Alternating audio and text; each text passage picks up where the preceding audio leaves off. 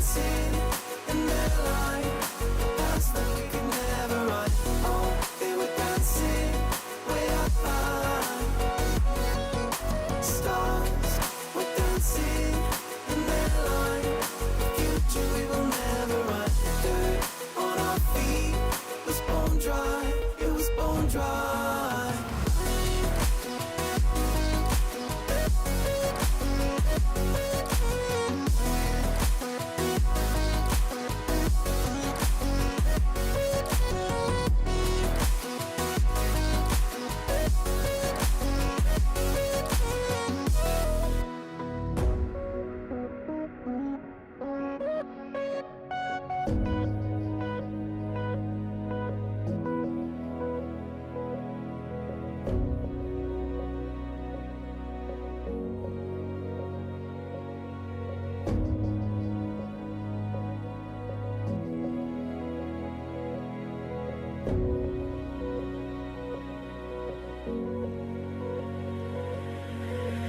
Thought another goal is all we needed.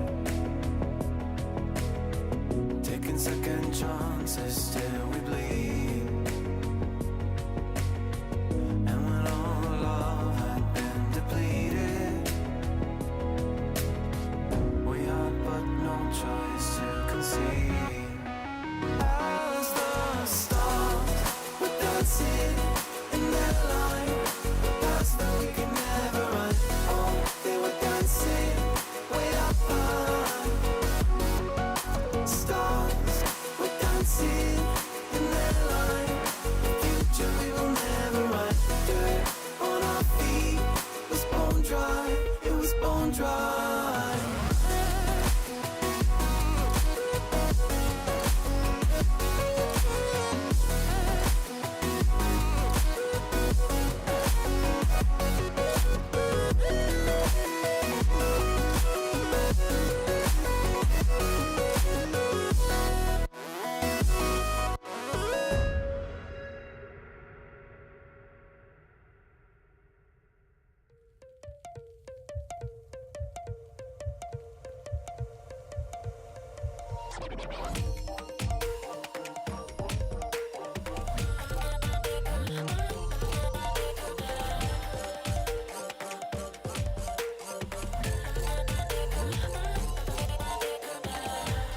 Go on myself.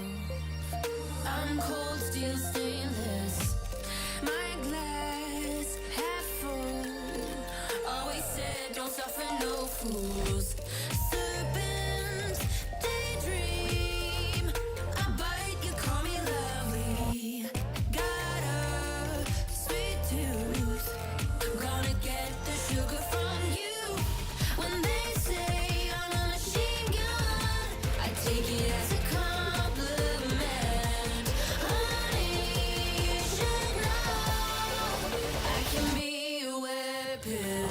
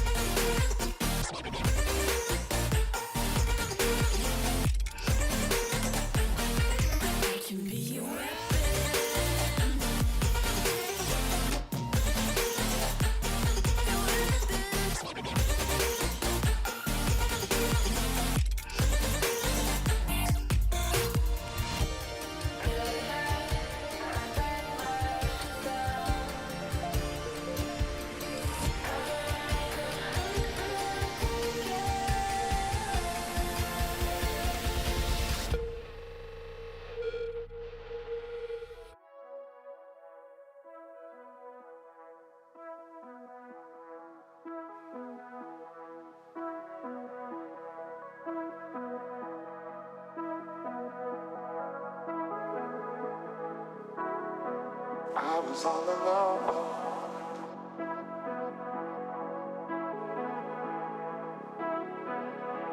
Then you showed up under my umbrella.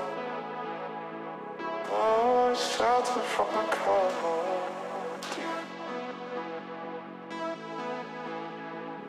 Where do we go from here? Where do we go from here?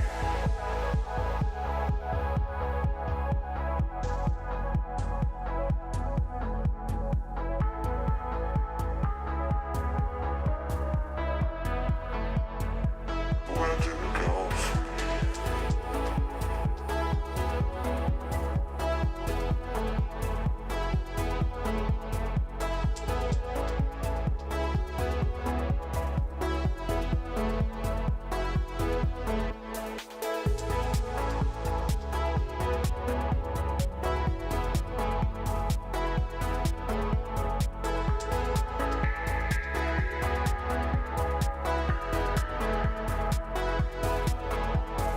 strangers found, lost in time with one another?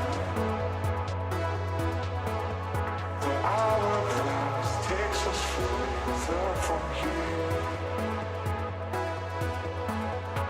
Strangers found, lost in time with one another. The hourglass takes us further from here.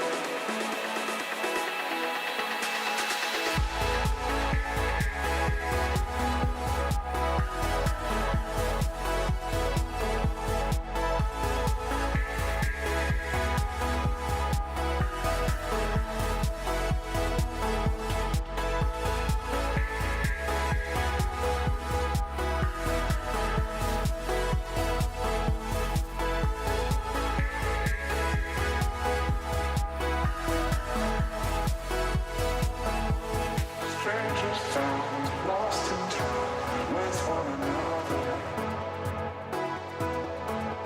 The hourglass takes us further from here. Strangers found, lost in time with one another. The hourglass takes us further from here.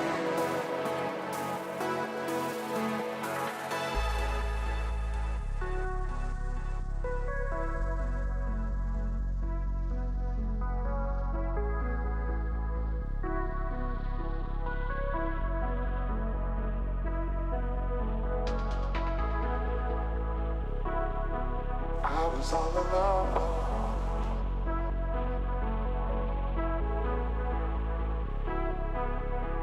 Then you showed up under my umbrella. Oh, shelter from the cold.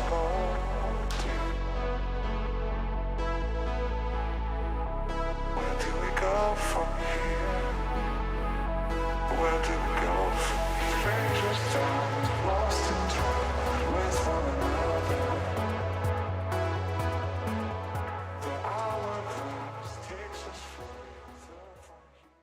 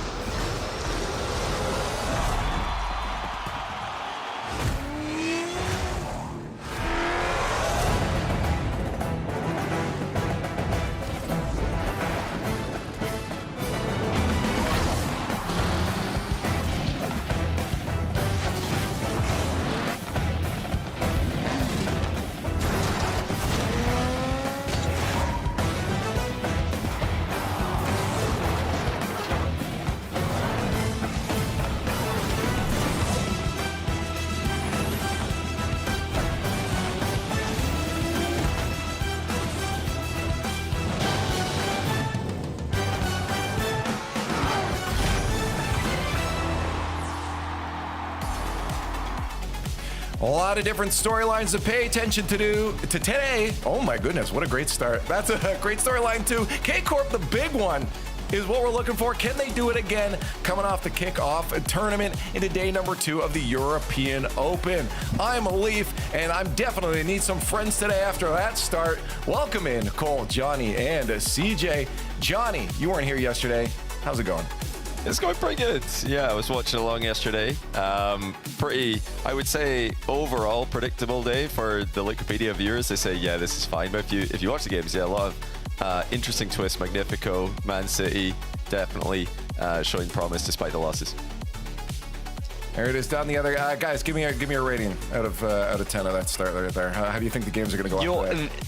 As in your intro, that was one of the worst things I've ever witnessed ever. I think that you might need to put down the old show reel, Leaf. Honestly, that needs to go straight on. It's going in.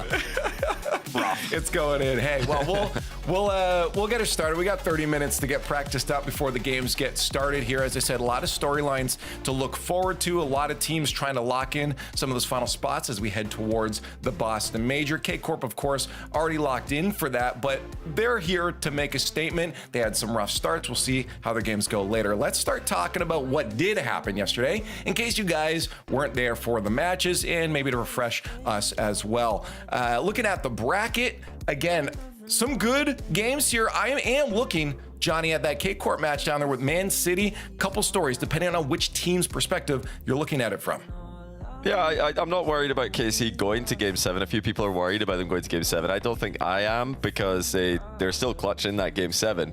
But yeah, for Man City, it's another disappointing Game 7 loss. They've had a couple of these now. They're still very much in the running for the Boston Major, but a lot of work to do with that loss to KC.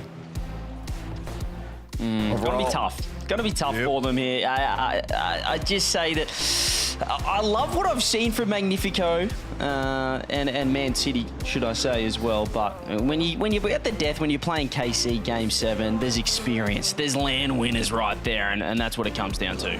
Yeah, I mean, we discussed it in the cast. I was casting with Gibbs, I think, this match. And we were saying that the way they play can get you to maybe a top 6, maybe a top 8, maybe even at a LAN. But it's not going to win you any events. But I think for Man City, that's sort of okay. You know, they're building their way up there. They're getting more and more experience of being in this stage of a competition, in top 8s, in top 6s. And from there, Johnny, that's when I want to see Man City just explode that little bit more, but not quite yet. Yeah, it's a good position to be in, though. I think if you looked at this team at the start of the season, tried to guess where they would be, it probably wouldn't be this close to Boston. Most people would have them further back, but they're very much in the mix, and the other teams that are winning are actually good for Man City, because it's the same teams that seem to be winning every single time. So if that continues to happen, if NIP and KC win today, then Man City will be able to hold on to that 5th spot, which is great going into the 3rd event of the season so far. Well, I guess a question I'd have for you then, Johnny, do you feel like that's going to happen? I mean, Man City's going to some strong games here. They're just continually falling a little bit short. I mean, it must be hard mentally for them to continue to lose like this. I think it all depends on the bracket they get, because, you know, looking at their losses this event, they might just end up losing in 8th place, 7th, 8th place to both of the best teams in the competition. Can't say that for certain, because they're both on the same side of the bracket, Gentlemates and KC. But at the end of today, we might look back and think KC, Gentlemates look like the best 2 teams, depending on what we see from Vitality and NIP. Right. So those are the 2 teams that Man City lost to. Not bad teams to lose to. If you could dodge one of them, maybe they can make a top 4. That's the key thing, is not having to play those teams in these brackets, but that's the way it goes sometimes. Let's jump to another series here. CJ, you were mentioning Magnifico as well. Let's talk about them a little bit as well. They faced off against Vitality. We wondered if they could continue taking down some of the top ranks in the region, but they just fell short of this one. And it looked good early. They're actually 2-1 up in this series. Vitality called a timeout and then won 3 games on the bounce. So obviously Magnifico were the talking point of the event after that Friday, taking down KC, taking down NIP, your top 2 teams from Europe from Open 1, from the kickoff LAN. And they kind of kept that form, but Vitality off the timeout. Not sure what was said there, but something crazy happened, because then they just lifted, found something. Eversax clearly got the guys locked in, and Hugo as well. And Magnifico probably deserved the Game 7. It was close, but yeah, huge win for Vitality. I mean, it's one of the advantages that the big orgs have. Do you know what I mean? They have that established camaraderie with coaches and mentality coaches, with managers and things like that, where if you're struggling on the pitch, you have someone to turn to, you have players behind you sort of milling about. And Team Vitality use that well. You know, they're used to that now. Players like Zen, who's been with Vitality for years now, is someone who knows exactly who to turn around and see. And it's nice to see Zen winning again. Do you know what I mean? Like, he is a player that, you know, we saw him win at FIFA, and it's good to see the person who's probably synonymous, at least, with our esport at the moment, winning, doing what he does best. I think overall, everyone's... I haven't seen anyone complain about Zen. Everyone's always just like, yeah, Zen's he's great. He just needs teammates, around him. Now, the question, I guess, realistically, CJ, do you feel they're here? You know, Zen talked about in his interview that they had some things to work on. They had some adjustments over the break because we saw a little bit of a slow start compared to what they are on paper. Do you feel like they're here now, or a little bit more to go? I think the vibes are great. I know, obviously, Exotic and Zen are great mates. You could see Stizzy as well in the interview yesterday, Leaf just causing absolute chaos and havoc behind Zen. So I think the vibes are high. I'm still not fully convinced that this is the right group of 3 players to take a world championship out just yet. So I'm not fully convinced, no. But they look okay. Okay, well, let's talk about another team that was... Johnny mentioned KC Ninjas and Pajamas in a grand finals, but Gentlemates is a team that I think needs to be in that talk too, Johnny. They went up against GK yesterday and honestly looked phenomenal. I know everyone wanted GK winning, some fan favorites there, but talk to me through this series, Johnny. Yeah, very impressive stuff from Gentlemates. GK beat them in Regional 1, and at the time that was an upset, but now coming into this one, more of a 50-50 match, and Gentlemates just dominated. Game 1 was competitive, but game 2 and 3, just full control out of the Mates. Before GK could really get going, Mates had already ran away with it and had far too much of an advantage. And yeah, if coming into this event, if there's one team that we think we could maybe have a good crack at KC, why not these guys who beat them in the off-season? That's a good question. Cole, why not? Why not? There is no reason. Yeah, no, completely. They struggled a little bit after that. They've not been quite as flawless as they were in pre-season, but they're well into the flow of the Rlcs 2026 season now, Gentlemates, and it was a completely dominant performance against GK yesterday. A GK that they just sort of looked a bit sad, CJ. Like, it's a team that when they were put together, you're thinking this is the most likable, one of the most likable teams Rocket League's ever had, but there's not a lot of smiles there on their face cams. Yeah, I mean, I'm not sure. I'm not sure what I was seeing yesterday, but I saw some tilt happening for sure. And I think individually they're slumping, and as a player, it's pretty tough to work on team sort of, structure, synergy, play style when individually you're just not playing well. And I think that was very clear for pretty much everyone on the pitch. I think Joyo was trying to do his thing, get to work, but even he didn't have a fantastic game. And you could see Jack was pretty upset with how he played. So still trying to click things together, but a very likable team. We love them, just not on the pitch right now. I think that's the thing too. Come off a break and then get into these games, you're gonna have a little bit of rust to shake off too, and we saw that throughout the day from a lot of teams here. But there were a couple plays that did stand out. So why don't we jump over to our progressive top 5 plays of our European Open Saturday? Johnny, why don't you start us off with number 5? Yeah, we talked a lot about Man City there, so let's take a look at one of their plays. Demo off the ball, little delayed center coming out of tempo, but look at the tempo continuing to get the physical plays going as he centers it towards a teammate. He was getting a ton of assists in this matchup. A really big problem for KC. They couldn't figure out how to deal with him. But he's got the on-the-ball mechanics, he's got the off-the-ball physical plays. Good goal there from Manchester City. It's not about goals, though. Let's have a look on the other side. We talked about GK struggling, but maybe if they'd scored this, something would have worked for them. But Gentlemates just too strong on the goal line. All 3 players involved in getting that ball away, desperately scrambling it. And what a save that is. And then going with the 50-50, that is ridiculous. That's crazy. Why do you go for that? No idea how they've managed to do that. But we're back to Man City once again, and a little pass play coming through. A little reset across. Beautiful. Look, the extra touch was just for a little bit of style points, I'd say, at the end. The ball was absolutely in, but I love the reset. Rips it across left. One more, and a little 1-2 ping pong ball. Well, that's involving 2 players. Let's go solo this time. Nas all by himself. I mean, you could say Oski's helping him out, but nah, he had it covered himself. Full court, Diaz style. 1 touch. An extra on there, flip reset after a couple, and then so much power from that one. And then Seiko didn't stand a chance.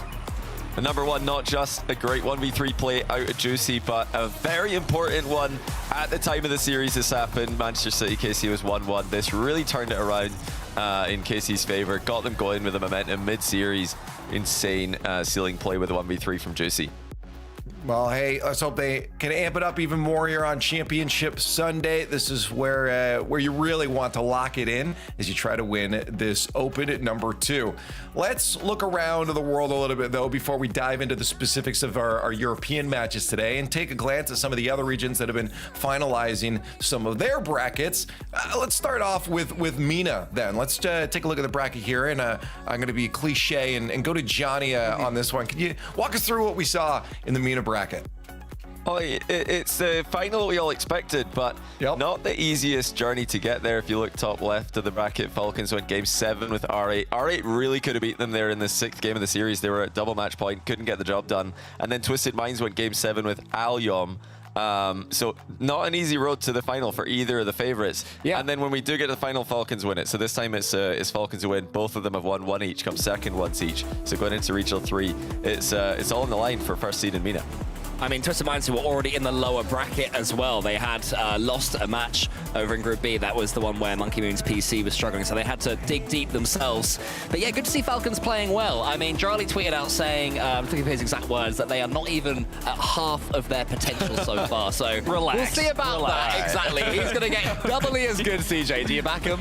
No, they're definitely not getting doubly as good. That is ridiculous. He's probably got 5-10% perhaps to improve on. But he did say FIFA that he's figured these guys out. They figured out their play style, Drali with the Twins, and he's locked in. And so far, I mean, he's come true to his word. They've taken down Twisted Minds, who really have had the better of them throughout the off-season and Open 1. And now it's game on. I love the fact that they're going for maximum entertainment as well, Johnny. They want the Open 3 to be for all the chocolates.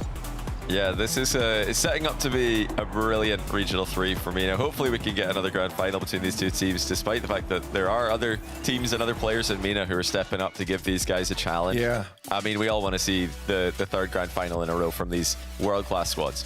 Quick question for you guys, and before we move on to the next region, is yesterday we did a World Championship contenders, teams we think we're going to send from each region. And Gibbs did this region, he did MENA, and his surprise factor was that he had Falcons as the number 1 seed. I don't think it's unreasonable, but do you guys also back that given what we saw from this bracket? Are there any objections? Saying number 1 seed at the moment is a bit premature. Saying that they've got the highest potential and that they could be number 1 over the course of a few weeks or a few months makes more sense to me, but I think that's jumping ahead. Maybe Johnny or CJ will disagree. Well, no, yeah, it's close. So I guess they're 1 now after winning, but end of the season, sure, why not? I think it's very, very plausible that they grow more throughout the season than Twisted Minds double. do. They'll double. Yeah, start. Yeah, double. They're going to double. Okay, doubly is good. I mean, I think they're playing terribly, so I'm with Drali. I think they've easily got 50% to go there. But yeah, we're predicting the world C, so I think it's fair enough. I think Gibbs trying to say that, he's going out on a limb and putting Falcons at 1 is probably more crazy, because I think it's pretty safe. We said he's going out on a limb. Come on now. Yeah. That's the coldest take of all time. I mean, the Falcons are going to win. It's rocking at a 15 degrees centigrade temperature on that take there. Let's move over to OCE bracket here, and I think our expert Cole, you know this region very well, right? It's CJ, right? Over here. We wrapped this up about 5 hours ago of our OCE Open at number 2, and it was the revenge, the return to the top 4 wildcard. Open 1, they dropped to Power in the grand final, which was a bit of a big upset considering we were talking about wildcard being perhaps the number 5 team in the world, or a 5 to 8 team based on the World Championships.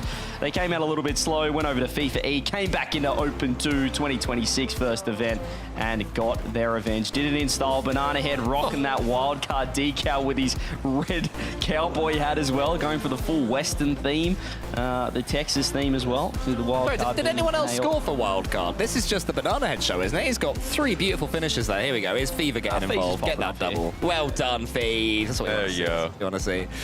But yeah, it's good to see wildcard back on top. Torsos continuing to win absolutely everything in his path. Are they still sort of favourites to be the OC representative, CJ? Wildcard, obviously they've just won this event, but they lost the one before. Yeah, well, you just never know with OCE. We were kind of joking on the broadcast. Obviously, Power now and Wildcard both level on points. Both of them have won an Open. And then probably Open 3 will have some 9th ranked team win the whole thing. Oh, yeah. Expecting it to be the Scrim's world. But yeah, very similar to the MENA region. All coming down to that final Open. But obviously the difference with OCE is that we've only got one spot. So it's not just the first seed for an international representation. It's the lone international spot we're playing for. So very exciting. Make sure you tune in a couple of weeks' time. Well, the last region we can look at here, I think they're all wrapped up now here. APAC and what went on there. Cole, I know you were watching so intently on this. Yeah, well, as you say, it wasn't too long ago. I was doing my rehearsals. Young Brody Leaf X Moore, thank you very much. You can see there, Project De La Cruz winning that grand final in the end. But yeah, close to this. Yeah, expected.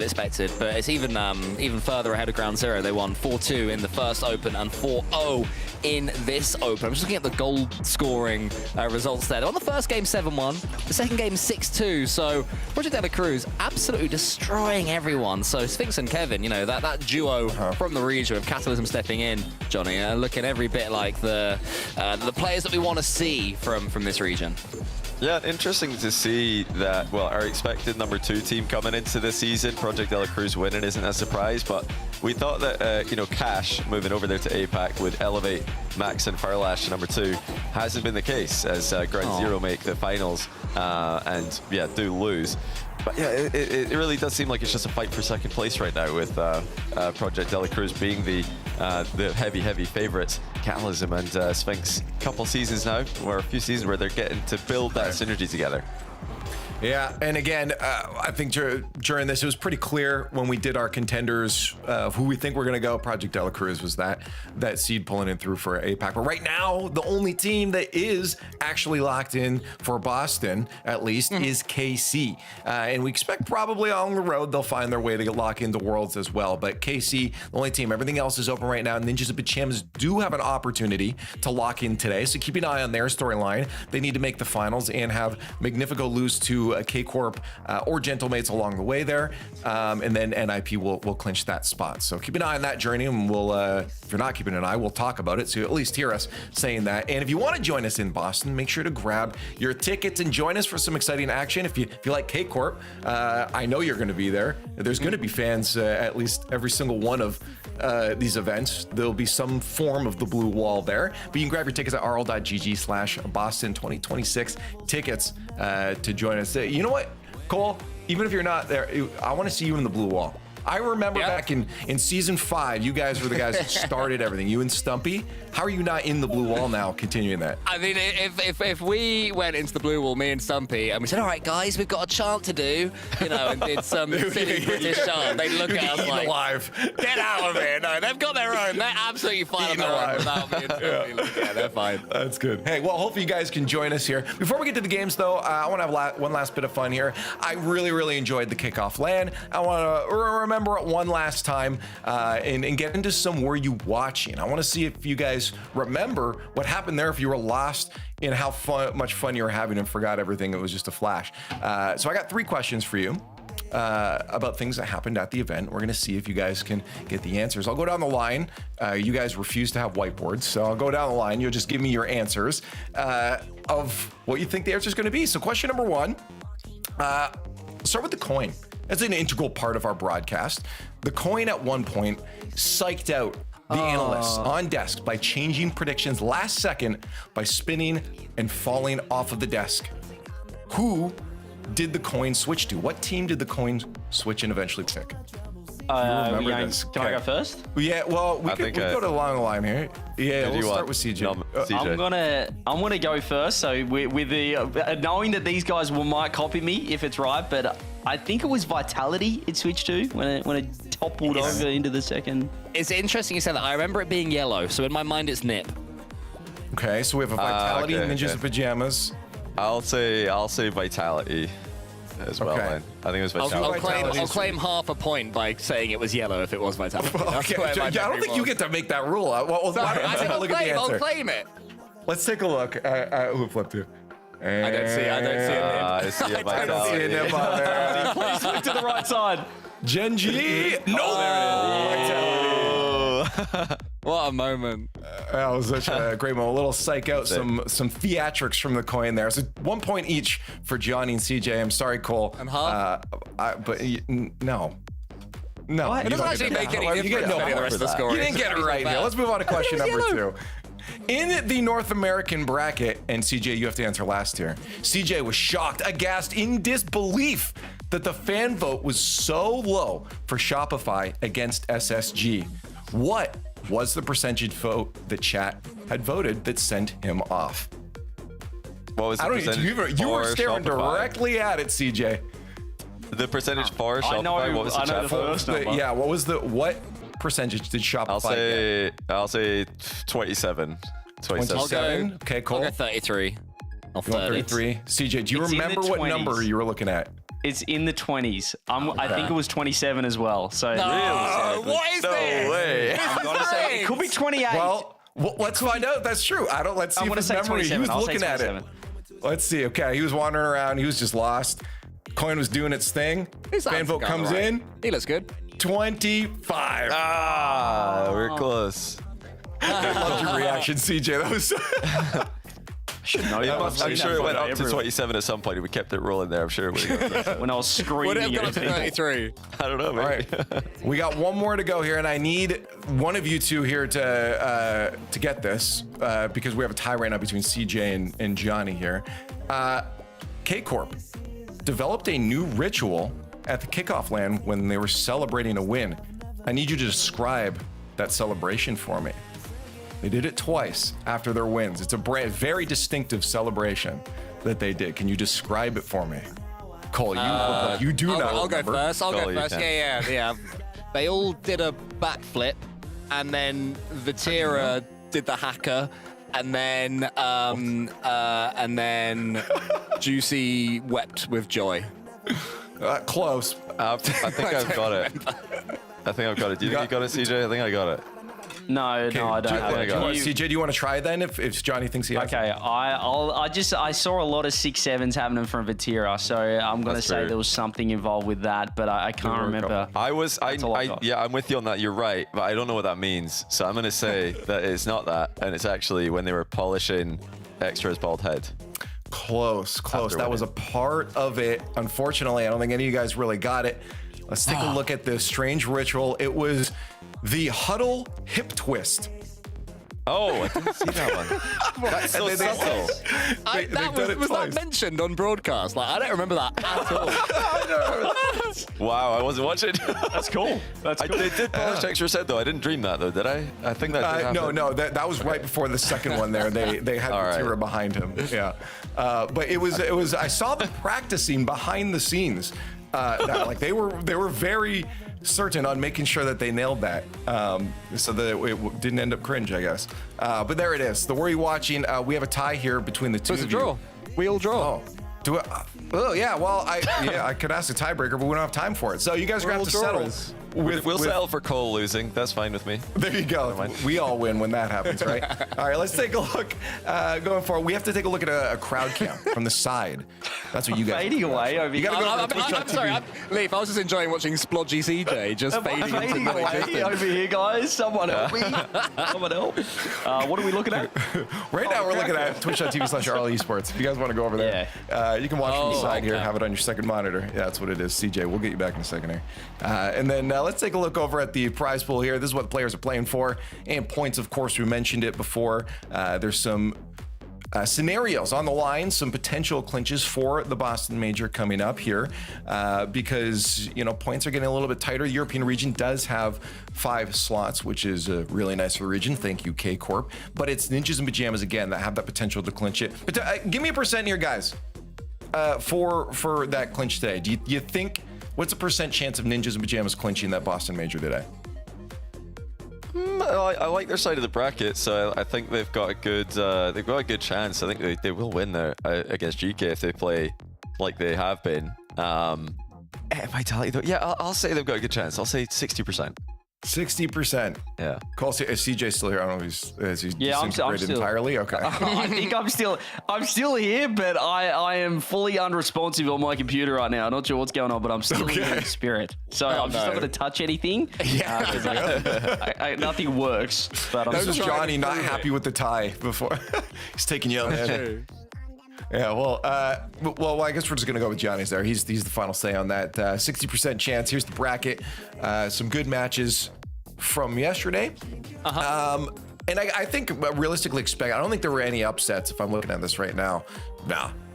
Yeah, this is pretty straightforward. No, As in upsets. from yesterday, do you mean? I mean, it was the big 4-3. That was the sort of the big game, wasn't it, between Carmichael and Manchester? That was our chance for an upset. Although, I mean, B and CJ were very hot on Whip versus Nip after they got their game. You know, we were pretty convinced. But then CJ was wrong, and that's why we got rid of him. CJ was so wrong. He's a line. His contract. He's a single line. On Whip. Why are you loading like that? Why? This is like dial-up. CJ, I don't want to say anything about Australian internet, but this is sort of what I expect. Something's happening. I could fix it, but this is kind of funny. I think is everyone happy? I'm happy. I think it's great. It expands. Oh, there he is. You're growing. You're already growing into the show, CJ. This is going very poorly. That's wonderful. All right. Well, I think Is everyone happy with my love it. resolution right now? Really good. you're looking great, CJ. Really good. Yeah, your New Year's resolution's going well. Oh man. Yeah, throw a graphic up. I've got to restart some things. Alrighty. Well, here's our schedule for the day as CJ figures out his life. Maybe he'll be here in time for the first game.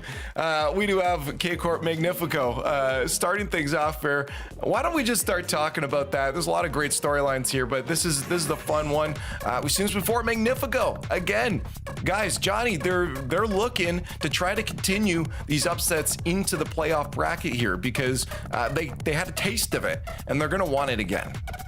Yeah, this is tougher though. I mean, you got him in the group stage in the best of 5, no timeouts. Now you've got to beat them in the best of 7. So a much more scary series for Magnifico, and this is also, you know, looking at their overall standings, it's a necessary win if they want to stay in control of their own destiny. But how hard is it going to be? It's KC. It's a best of 7. It's a Champ Sunday. Pretty difficult task. Yeah, that's what I was going to say, that they are currently on 8 points alongside Man City, and they are in that sort of joint 5th position, and we know how many times poor old Tox has been on that bubble of making a major or making an event, so he will be desperate to finally make use of the fact that, ironically, Johnny, it was Carmine Corp that made it so there are 5 qualifiers, so Carmine Corp may giveth, and Carmine Corp may taketh away from Magnifico here. There's one day where they're helping everybody, and then every other day they're trying to hinder them. But everybody else, you know, it's going to be the case whenever teams like Magnifico, GK, Man City are playing. Everyone else wants them to lose, because if KC win this, that's fine. KC are already number 1. They can have number 1. It's number 5 that people are fighting for here. All these teams on the bubble of making it in, making it. So they've got to, you'd be hoping for Magnifico to lose here. If you're a GK fan, if you're a Man City fan of any team who's on the outside looking in. Yeah. Hey, chat. Let us know what you think right now. Is Magnifico going to be able to continue that run? Are they going to be able to do it again against KC, or is Championship Sunday a little bit different for KC? That's what I'm thinking it might be. But the progressive fan vote is up, so keep spamming away those hashtags like you're already doing. Now, we got to talk about that a little bit. Do we think it's going to happen? I mean, like, it's Championship Sunday. I really feel like not many people realistically, Cole, think that K-Corp won't show up on a day like this. Yeah, it's always different. We mentioned it yesterday that Carmine Corp, they got through the Saturday. They made another Championship Sunday. Vatira is here again, and we all know that come Sunday, they're going to look like the best team in the world again. It's going to be the return of their kickoff selves. So I think the fact that Magnifico beat them in the best of 5 doesn't have too much impact here. Magnifico are going to have to completely get that out of their mind, because it'll be an entirely different blue wall up against them. Yeah, I mean, big favourites here, KC still. Oh, Look at this. he's here. Am I This back? is a surprise, CJ. Am I back? We're all good. We're all good. How's my quality looking? How's my you're quality? looking really? I kind of liked it better before. CJ, I but- think you cursed us because before this started, you said, "Oh, my T-shirt says the word green. Will that be a problem with the green screens?" And maybe that's what it is. Maybe that's been the It issue. turns out it was a big problem. It was a big problem with the green screen. Massive issue. But we're all good. We're all good. We're all good. Just a few Okay, all teething right. issues. I like it. Well, hey, you know what? Now that you're here, let's see if the brain's working too. Talk to me about the series right now. Magnifico KC. They lost to them before. Magnifico had their number. Will it happen again? Don't repeat what we said. Yeah, it's a great question. And the response is KC are just going to absolutely wipe the floor. This is just a Okay. 4-0. This Not is a even close. 4-0 coming up, ladies and Oh gents. my goodness. Wow. Hey, he doesn't even think it's going to be close. Well, let's put him on the boards then. I'm assuming that's what you predicted. I'm assuming that's what you're writing down then if you're saying it. Yeah. That's what I'm doing. That's fair enough. I think honestly, who wouldn't go against KC in a point like this? I mean, some people in chat are not. Some people in chat are not, but I'm expecting a nice little line of blue underneath our names here across the board. Johnny, I don't see a nod from you though. No, yeah, it's blue. Yes. It's KC. I think it is going to be convincing. I don't know about 4-0. I think Magnifico are good enough, solid enough team to get a game or two, but I think KC are going to be in control throughout. Well, Yeah, Magnifico, they started pretty well yesterday against Team Vitality. They got that overtime win in game 2, and then the game 3 win. They're going to have to do even better against Carmine Corp if they win the first game. Gives them a big chance. If they lose that first game, I can see Carmine Corp just absolutely, building on that momentum and going further and further. I guess the more realistic question here is, are they going to get games? CJ's going for the 4-0. Johnny said maybe a couple. Cole, where are you landing on this? I'll go 1. I'll go 4-1. But decent performances from Magnifico. I don't think it's going to be easy for Carmine Corp. I just think that, especially on a day like this, they're the better team. Okay, we're still waiting for the match to get ready here, but I do kind of want to see chat's predictions if we got a locked in, because I actually am seeing a lot of Magnifico. That's okay. I'm not surprised then. Let's get it to 50. Keep going, chat. I like what I'm seeing. Look, can you push him over the edge? Get him. Kometto Get him. in shambles. All the KC fans are in the KC view party, not voting in this chat. Oh, they're So hiding. you can get them. All the Magnifico fans, you can win against KC. Chat, the prediction. keep it Oh, going. it's so Okay, close. we're Keep about to going. start the game, so keep it going. Quick. With the game's about to start, I Quick, need it someone over. have a tick issue. Come on. It's not happening. Come on, they're going, please. They're really trying. Let's go. All right, let's get us into the series and see if that actually comes true. Magnifico looking to do what they've done before and shut down the blue wall, but it's Championship Sunday, and a best of 7 might spell a different story. Let's play some Rocket League and see if K-Corp pulls through. So here we go again, looking to try and crown ourselves another champion. We've got 5 matches for you today, all of them best of 7. Everyone's got timeouts, but we're only going to have one winner, CJ, and hopefully it's going to be your internet. Yeah, I don't know what happened. I don't even know if it was my internet or just, I think my computer's just been a workhorse all weekend long and it just had enough. It needed a momentary nap, so it had 30 seconds respite. We're back into it though, and we are back for Champ Sunday. First Champ Sunday for Europe of 2026, second of the 2026 season. A little bit confusing, I know, but great to be here. We'll see if Magnifico can keep this strong form up or if KC can go back-to-back today. Well, KC are the team that have already qualified. Magnifico have been very much dragged into that fight for the 5th spot. As a position now that, because of Man City's loss to KC yesterday, Magnifico are right on the cusp of claiming. GK out as well. I mean, this is all about, job done, really, for the weekend for Magnifico in terms of getting the points. Now it's about what can you get extra, and you've got to get through KC to do it. Yeah, I love this transition from KC, and what a pass from Vatira. Rips it across back post. It's a 1-2 punch. Vatira Atto combo, but a beautiful first goal. Vati's on form. And that's something that we're going to need to hear more of, because yesterday KC were not on form. Taken to 7 against Man City. Did not really look like themselves. There was questions about whether or not their qualification has maybe made them step off the gas a little bit. Atto, he's got options. He's got pre-jumping Vatira, and I was asking a little bit too much. Yeah, I wouldn't say that they looked terrible yesterday. It just didn't look easy for them. And usually when you're watching KC play, it's fairly automatic the way they're locked in. Obviously, Juicy's only just joined this lineup, but from what we saw at the kickoff land in Copenhagen, they just know each other's movements. They know that the synergy's going to be there. The play style's been ingrained in Vatira and Atto as well, in particular for now. But yesterday, didn't quite see that. Today, great start so far. Here's Atto again, but this time, the defense that we have come to know and love from Magnifico holds strong. Yeah, Tomic's going to be the key player, I feel, in this series. Got caught into a lot of defensive situations on 0 boost here.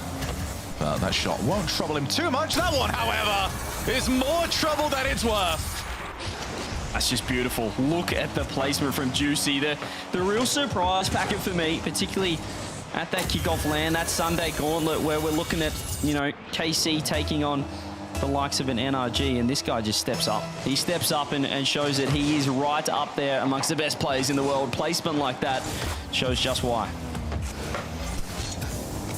It really has been an interesting start to the season for KC. Many, especially preseason starting, thinking that last season was their best chance at it, winning the World Championship. Vatira on the reset. Wanted to try and prove everybody wrong when it comes to that. Rlcs off the wall, not the start that Magnifico are after. As Vati comes in yet again, good shot, top corner. The good news here for Magnifico is they know where the shots are going. All of them are hitting top bins. I think I just mentioned before that, I don't know if it's my internet lagging in my brain. I said he played NRG. I'm just so used to them playing NRG in the final. It was Shopify, for goodness sake, CJ. And look at the shooting coming out. All three members of KC. Bang, bang, bang. This time, Atto top left. We had Juicy top right. Vati with a goal as well. Pretty smooth sailing for game one. This is some of the best striking I have seen in quite a while. Everything is top bins. 3-0. Comfortable so far for KC.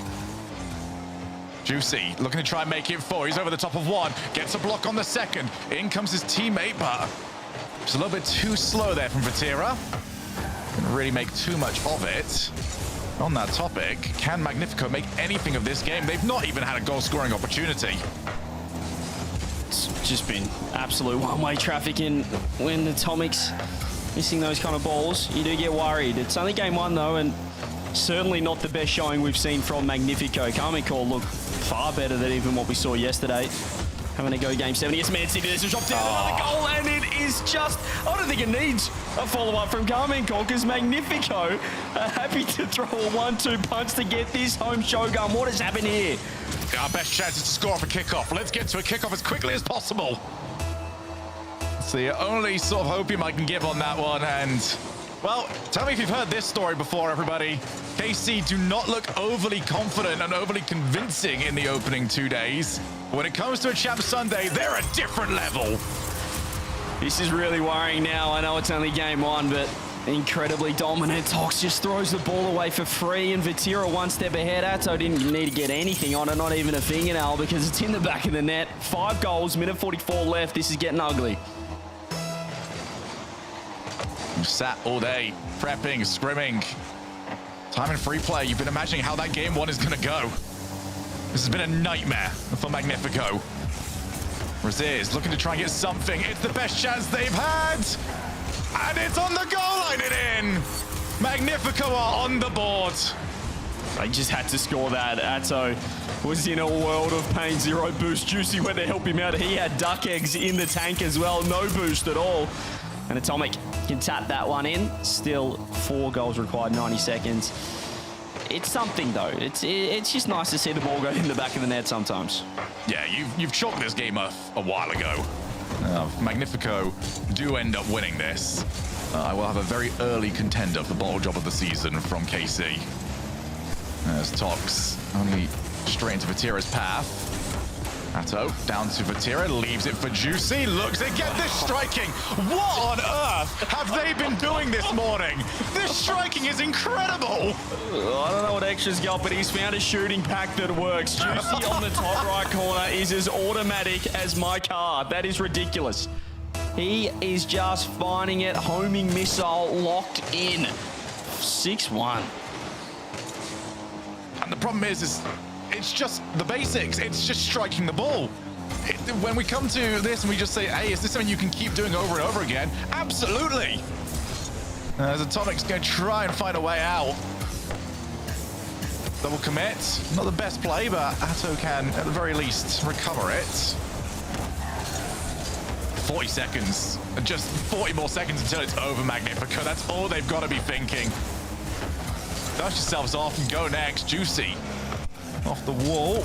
Takes the 50. Vatira will be the midfield option. They've got the pre-jump. They've got Vatira. They want to hit the pinch. Not quite happening for them, but they've still got the danger.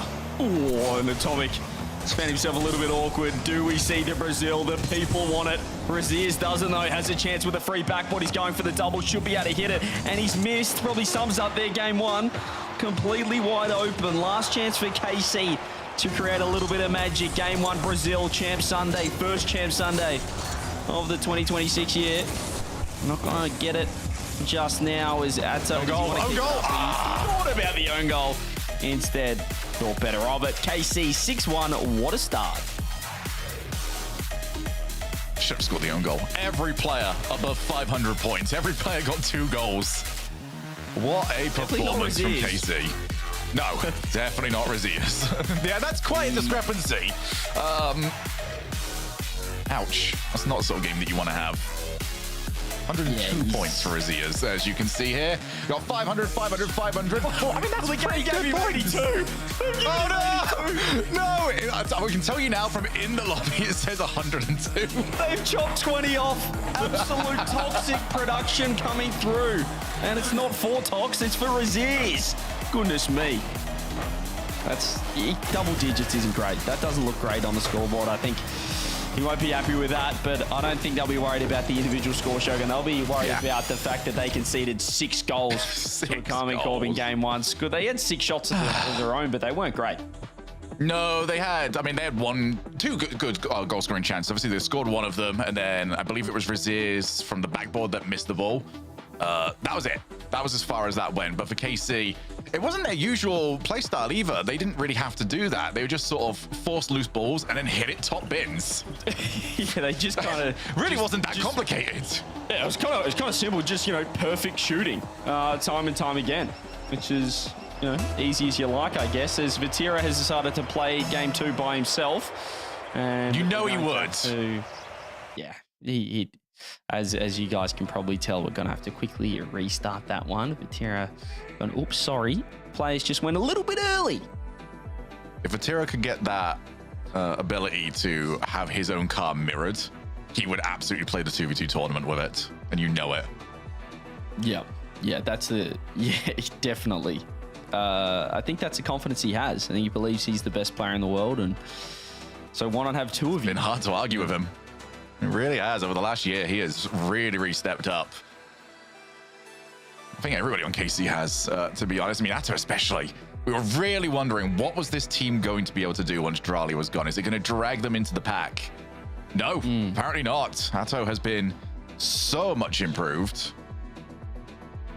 And Juicy, Juicy had some question marks on him. And by some question marks, a lot of question marks. He's doing great. Yeah. He's flying right now. He's just, I don't know. He's fit into this KC lineup better than anyone would have expected. Certainly better than what the majority of the community would have expected after Drali, the kind of noted best player in the world at the time, was departing, and well, he's flying himself. So this organization of KC, just if you can get in the system at any point, seems like every player that is a part of it just flourishes. Vatira, backboard, and he's off the crossbar. Great save. Atomic scoops it away for the time being, and Tox will escape. Great start from KC, but Magnifico, maybe good for their confidence, have actually survived an attack.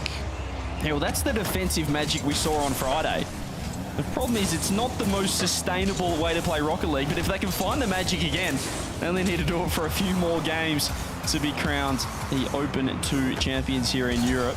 That's better though from game 2. And they need to find that defense. That's their one wood. That's what's going to ensure that they are competitive against one of, well, I'd say the best team in the world right now. We'll find out very soon.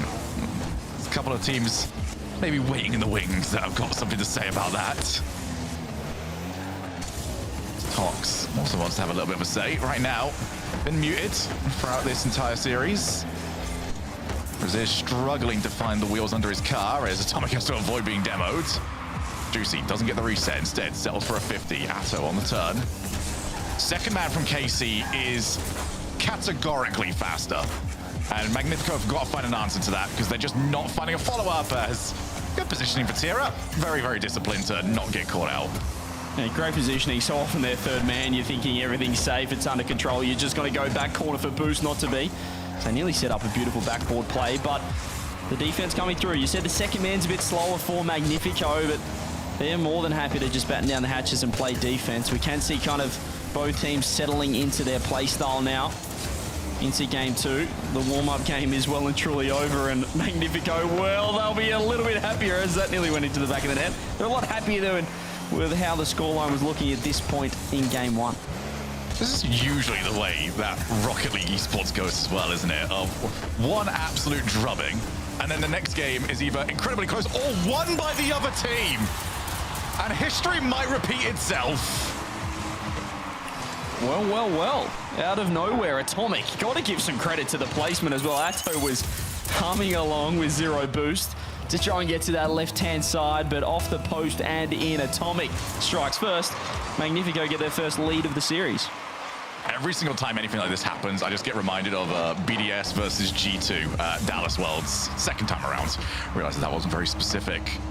Absolute drubbing from G2 in game 1, and then BDS bounced back in game 2. Magnifico looking to try and replicate some of that, but Vatira's on the way. Goes for a block shot. Almost went through 2 players.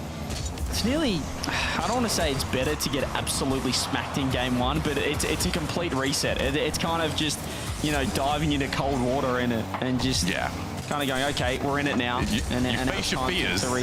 And you're not really overthinking that game 1 because it went so poorly, whereas if you lose by maybe one little mistake, you might be overthinking it going into game 2. They've just completely reset. They've got the lead, and they're looking like the Friday team that took all the headlines. Juicy, not the greatest touch ever.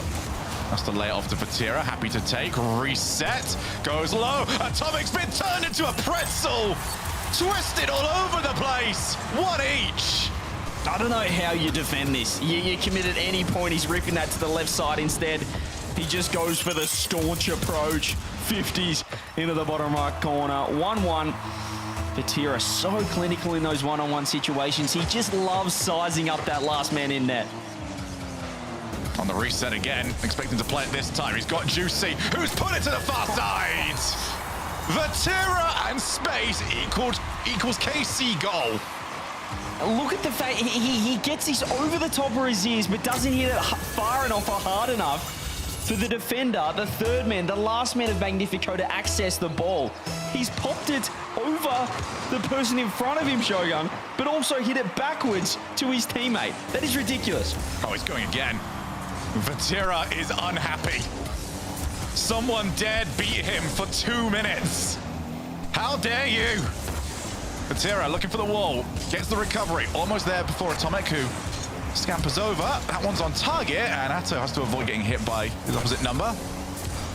Vatira's already got a demo. It means it's there for Juicy off the post, and for the first time, they've not got the shooting. Vatira looks to try and make something better of it, but he can't. Slubby's always thinking of that extra option. He wasn't going for the shot right there, was trying to look for that low 50, the pass down to his teammate. 1 minute left, KC in the lead, which is crazy. 30 seconds ago, we were saying how Magnifico are right back into this series. 50 seconds now. Tox can't control this one. We're not really seeing time on ball for Magnifico. They're just kind of hitting the ball away. Just going to make it tough to score a goal from here. Atto just finding the angles, getting the gaps. Straight into the middle. Atto going to just try and turn around. I would not have been shocked if he back corner barried, and maybe he should have done. Team's a little bit of trouble, but it's hard to create in this sort of position. Magnifico at least trying for the time being. They've got 20 seconds to crack the lock. Yeah, feels like they need a bit of magic right here. 15 seconds left. Vatira goes to the 50. He's got 0 boost. There's a nice shot coming in. They are low here, KC. Braziers, I want to see the infield there. He went the straight back wall, and he had 2 members of KC. No. And now the infield comes. It's so far backwards, they're not ready for it. Atomic tries to go for the flick. One last chance, perhaps. Atto too quick. He's just hitting the ground. KC off the back of a Vatira. Pretty much 1v10. Doing everything. Yeah, Vatira played fantastic in that game. He really, really did. Dragged KC back into it. And it is going to be a timeout for Magnifico. Rlcs had the timeout out before Atto even said GG. So they were more than ready with that one. I think Rlcs needs that especially. I think he's really struggling at the moment. It was a better game, but 2 games where you've hit, what, 102, 145? He's just not in the rhythm. Yeah, it's, dare I say, I don't want to rag on my own region, but this is a bit more like the Rlcs I saw in OCE. And there were question marks in there, how on earth the Friday version of Rlcs, this Magnifico team, didn't perform in OCE when you're seeing him take down KC, take down Ninjas in Pajamas. But you know, we're starting to see just the signs of inconsistency, I'd say, from Magnifico. But you're playing a KC where I think Vatira would have done that against pretty much any team in the world. He was just, it looked unplayable, his solo attempts. But it's all about reducing the amount of times Vatira gets space like that. And right now, Magnifico are happy to just sit back, which is probably not the best strategy. Yeah, KC did a great job of switching up their playstyle midway through that. Obviously, had a lot of success just taking the 50s, letting the ball bounce out, and then taking a shot in game 1. This time around, they realized, okay, we've got a bit of space. You know, they're going to try and defend this 1-goal lead with their lives. Vati just said, all right, well, I've got time then. Let's see what I can do with it. And, well, you saw the results for that. The Magnifico, though, this next game is must win. Cannot go down by 3-0. It's a team like KC. Gotta find some answers. They gotta find the Rlcs from Friday and Saturday. It'll be a fantastically successful event for them, no matter what the result here. But they won't want it to be like this. Yeah, this is a Karma call that looked completely different to yesterday as well. And so far, it has just been Vatira. You mentioned before him looking like the best player. He could be the best player in the world. He's playing like it right now. Magnifico with no answers just yet. I mean, they had the lead with 90 seconds left. It could have been a completely different story. But there's one man on KC that just hates losing. I feel like you could play him at rock, paper, scissors, anything, and he'd just treat it as seriously as this tournament right here. He's going to be reading your micro expressions. He's got a book, How to Play Rock, Paper, Scissors. You know what? There's probably a theory crafter out there for that. Oh, definitely. We'll get that going at some point. The internal rock, paper, scissors tournament, a league, something or other. We're not inviting Vatira, though. He'll just win. As that is an off the backboard. Toxic to get rid of it, because I knew somebody was going to be lurking if he didn't. Here he is, pops it up. Juicy not going to be ready for this one. Zato's just sweeping through, looking for bumps, grabs mid boost. Nice ground pinch from Atomic, but this is kind of the story. They work it down into the KC half, and then they just hand them the ball. And it's very similar to what we saw in OCE, a team known as the Bulldogs. We said they play like a Bulldog Shogun because they like playing fetch. They go grab the ball and then give it straight back to the other team. And this is what we're seeing right now from Magnifico. They want it, and they're happy to give it straight back to KC. This is very awkward. Triple commit coming through. Oh, hang on. Almost an opening. For Rlcs was quick enough not to be, but they found a little mistake, a little overcommit there from Carmencore. Yeah, Juicy did a great job of retaining at least a little bit of momentum with a 0 boosters. Oh, what a shot! Oh! Okay, Atomic!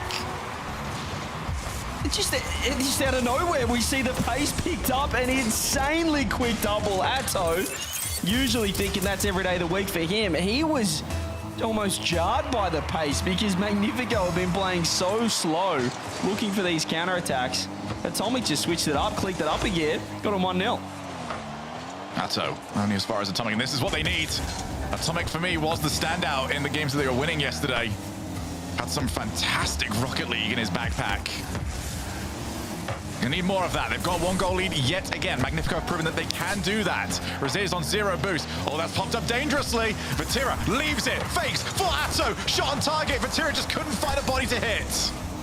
I like this from Rlcs as well. Just rotate on the ball, look for those counterattack chances. Try and eliminate the risk of the third member of Karmen Corp delivering the killing blow, the crushing blow. As Atomic finds a demo on the danger man. Here's Atto. Does he get space? Atomic, oh, he's whiffed off the backboard. He couldn't reach it. And the reset double was superb. It's a difficult spot. Atomic, it's an awkward angle because he can't go the direct route. If he goes that way, he gets bumped, he misses the ball. If he tries to avoid the demo, he misses the ball. It really was not a good choice for him. So clinical. It's incredible watching KC when they do get a window like that. You miss, it's in the back of the net. It's a reset double, which is such a difficult mechanic to execute, especially off the reset, just not knowing how high you're going to pop the ball. Magnifico in even more trouble straight off the kickoff. Half the game remains Vatira. Look at him sweep it across back post, looking deadly. Rlcs just finds a pocket, a window to get out.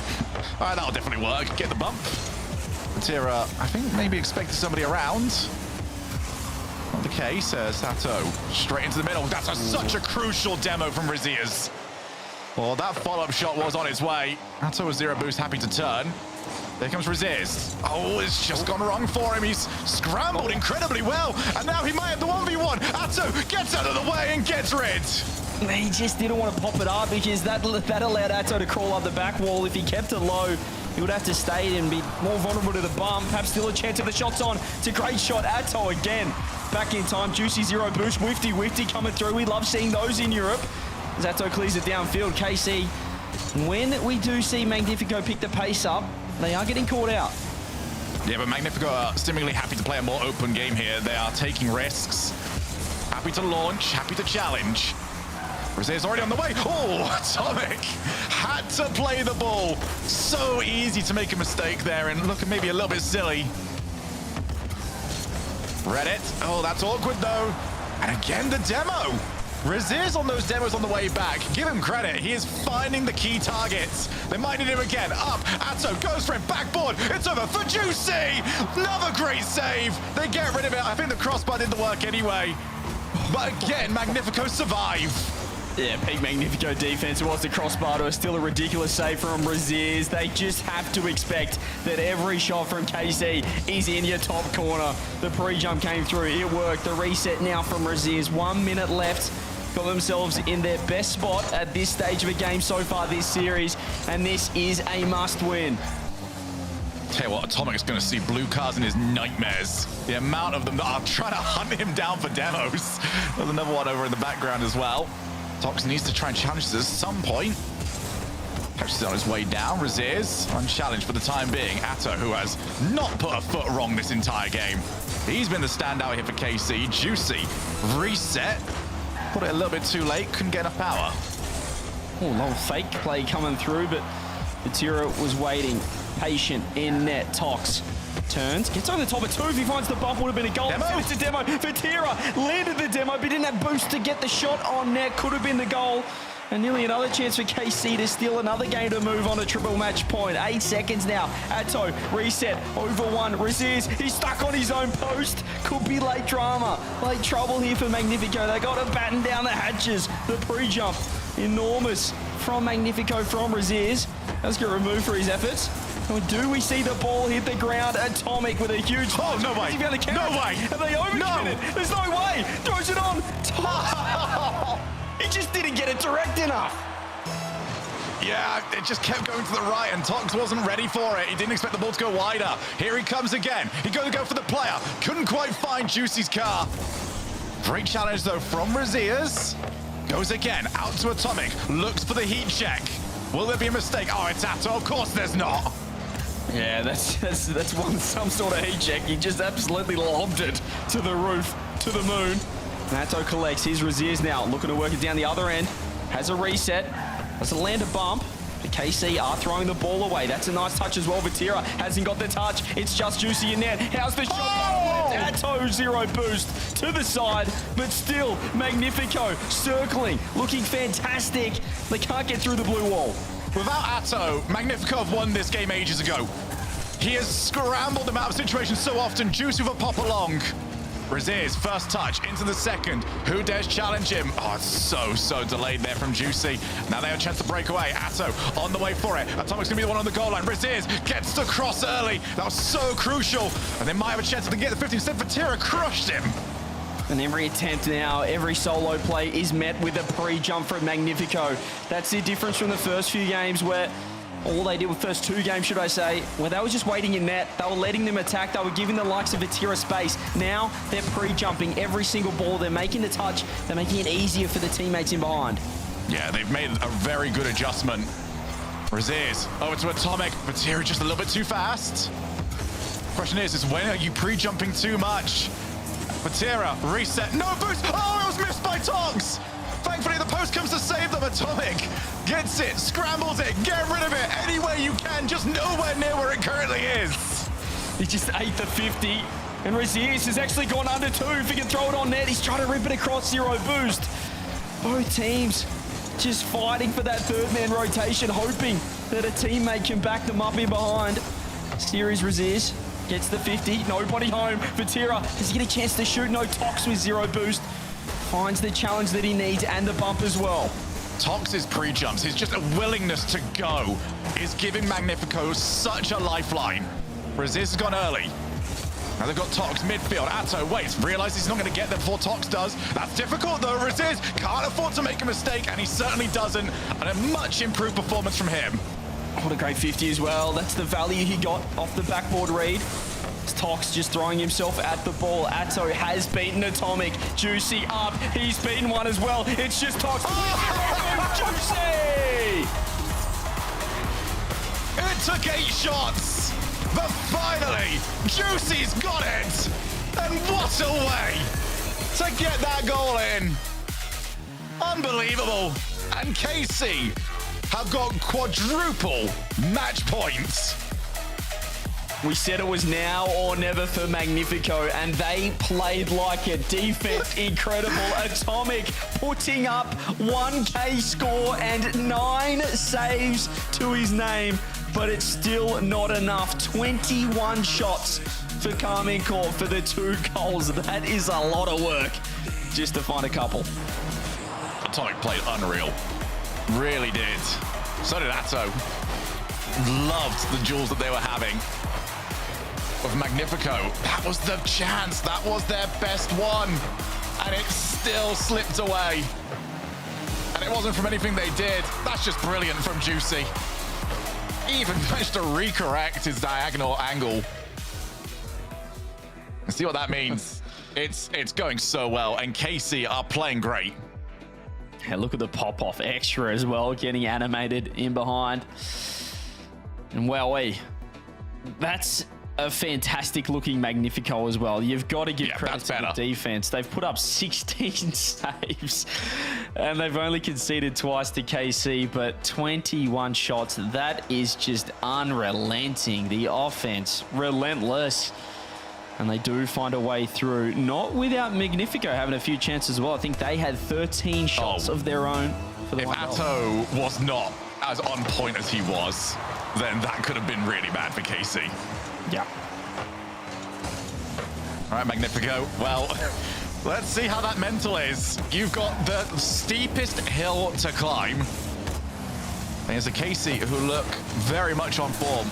Might be taking the title as tournament favorites. Also, a few teams that might have something to say about that. Vatira on the way. Good bump onto Tox, so it's now 1v1 Vatira against Atomic.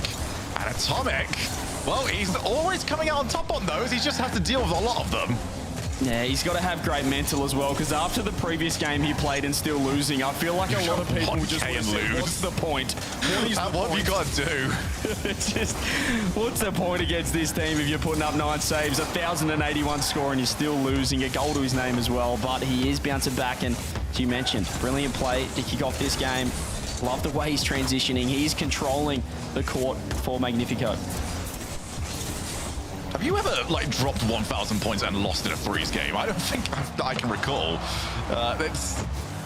You feel like if you drop that in threes, even with an OT, which that one wasn't even that long, you get a win. But it's not the case. I think you can at least sit out of the replay review session of that game. Oh no, I'm too vindictive, mate. I would be in the replay review. Hey, so that's my save, and then I got a save. Oh, and look, and here's how I got a save. Yeah, clearly, I don't think you'd be good on the team then, Choga. No. I think this is maybe Johnny and Stumpy can tell you that from Paris. Shogi, stick to golf. Well, the individual sport. Minute 35 gone. Minute 45 gone, should I say, into this game. And, well, no damage done. Magnifico probably happy with that, but they know at some point they do need to find a way through this blue wall. And at the same time, KC at some point need to find a way through without scoring 20 shots perhaps on net. As Vatira try to wedge it in. More saves coming through. The wall is being built. It's not blue, it's orange. It's actually going to go in, and it's Atomic who first denies Vatira, then he puts this one in. He's already on 432 points. Atomic is unreal at the moment, and he might get swept. Just for comparison, his teammate Tox is on 42. Atomic has more than 10 times the points of his teammate. Atomic's got more than all of KC combined. What? He does too. This is ridiculous. He's still down by 3. Oh dear. Full sympathy, to be honest, as demo comes through. Atto realizes the pass to Vatira probably not on. Decides to go for the low challenge off the reset. Juicy reset himself. No real options, so just keep taking the 50s. Seems to be Casey's way through at the moment, and Atto, time to go for the back corner Barry, and a respawn for Vatira means that he can take claim. I mean, interesting seeing that the KC going for the demo on Atomic. Get rid of the danger man. There's a reset, and Atomic hasn't got it yet to make this. He's playing the series of his life. Have you ever seen a man be dominated 3-0 in more exciting and dominant fashion of his own? Get that man a game. He deserves it. He needs it. Off the wall, here comes Atto, sealing reset. Atomic's already waiting on the backboard. This time, only needs to get rid of the clear. Maybe not the best one, actually, is Juicy claims. Atomic on the way. Is he going to go for Atto? Is he going to go for the ball? It's still dangerous. Both of them rise, and no one really claims a dominant win, but 100 seconds left in this game. Magnifico's still got a lead, but these leads have not held. He's Tox looking for the double. He's got the double, but it's not on target. A half chance coming through. Still with the lead. Minute 20 now. Juicy. He's got 0 boost. Raziers finds the 50. Tox just rolls through with the Octane. Strong as an ox. As he does get the reset now. Rips it over the top. Atto just going to take it patiently, but he has lost that corner boost. Yeah, Magnifico have also not gone for that play. That's sort of a sign of their mental. They're going to try and hold on to this 1-goal lead. They will not want to commit the second player. Are they going to regret it? Tox on the way, tries to read the back corner. Well, he steals the boost, and this is awkward now for Juicy. Tox sort of understood the play. Oh, yes! Resist makes himself known. And finally, Atomic gets some help. Tox does so much work. He just funnels the ball into the back corner. He knows Juicy wants the boost. He steals it, finds the bump, gets the demo, and Raziers with some precise shooting. He might have only had 40 points, but that goal has got them their first game win, unless something crazy happens. Atomic on the way. Can't get there in time, and this is definitely not done just yet. Seeing what KC can do, although this might be a chance for another breakaway. Tox grabs the 100. Back into the corner, 2 players available. Atto's on the break, and now it's 2v2. Atto on the way, wants the bump, gets the bump, and Vatira scores! Definitely went early there on me for Magnifico fans. 29 seconds, plenty of time. The air dribble bump. It's the Atto Vatira combo, a combination as old as time, or as nearly as old as the open era. They are looking to end it now. They don't want to give Magnifico a game. Oh, Atomic's not had the greatest challenge! Saved by Raziers. Vatira just couldn't get there in time to put it away from him. Atomic will breathe a sigh of relief. He's not punished. Vatira pre-jumps, and he's put it wide. Raziers with another touch as well. KC going for it, throwing the absolute kitchen sink. 10 seconds left. Just hold on. You deserve a game, Magnifico. Do it for Atomic at least. 3 seconds. Now they just need to find the ball down. Juicy, does he get one last chance? Go. You've got to challenge him. Decides to sit back, batten down the hatches, and here he goes. He is otherworldly, as you would say, Shogun. And they get their first game win. Oh, deserved. And he's dropped 572. All right, 565. Raziers on 572. I tell you what, Atomic, for the first 3 minutes, best player in the field. But once they were needed, that second goal from Raziers and Tox was incredible game reading. Just, hey, you want that 100 boost? Well, I'm already over there. I know what you want. Gonna keep on harassing. Wow. They deserved one at least. They do. I'm so happy for him. And his teammates have stepped up, so it's a long road. Let's not try and sell you on an absolute dream. Oh, here, my bias is now gone. You've got your 1 game win. I'm back to neutral again. Yeah, I think they can lock it down in 5, should I say? But yeah, 5 shots. They just got that freebie, didn't they? A rare positional mistake. Atto pushing up, Vatira third man, and he was across on the other side of the pitch. So just a little miscommunication, not expecting the net to be open. Rarely do KC leave the net open, even though they sit so high up the pitch. But yeah, they pounced on that chance and in the end got their first win on the board. So game number 5. Magnifico have at least prevented a sweep. I've got to do that 3 more times. Yeah, good luck. And Razia is going to try and start off. I will say, I think, am I correct in that KC, at least on the official broadcast, haven't won a game on this map, though? I really want us to track the, at least, French-related teams throughout the season. Oh, is that just in? Oh, what a save from Atomic! Of course it's Atomic! What's happened? Check his PC. What is this gameplay we're witnessing? He's looking like the best player in the world right now. Raziz has found the demo. He's found the bump, but the ball just doesn't find its way to the bottom of the net. And here is Vatira with a shot on Raziz. Has to get back in time. Does just that. Yeah, we do need to track how the French teams do on this map throughout the season. It's sort of been the meme, hasn't it, of French can't win in France. Can they do it on the French map? Very awkward at the moment. Raziz looks for the backboard. But you give Raziz a clean shooting chance. He does not take a second look at it, does he? He always wants to go for the power shot. Vatira gets a demo on 1.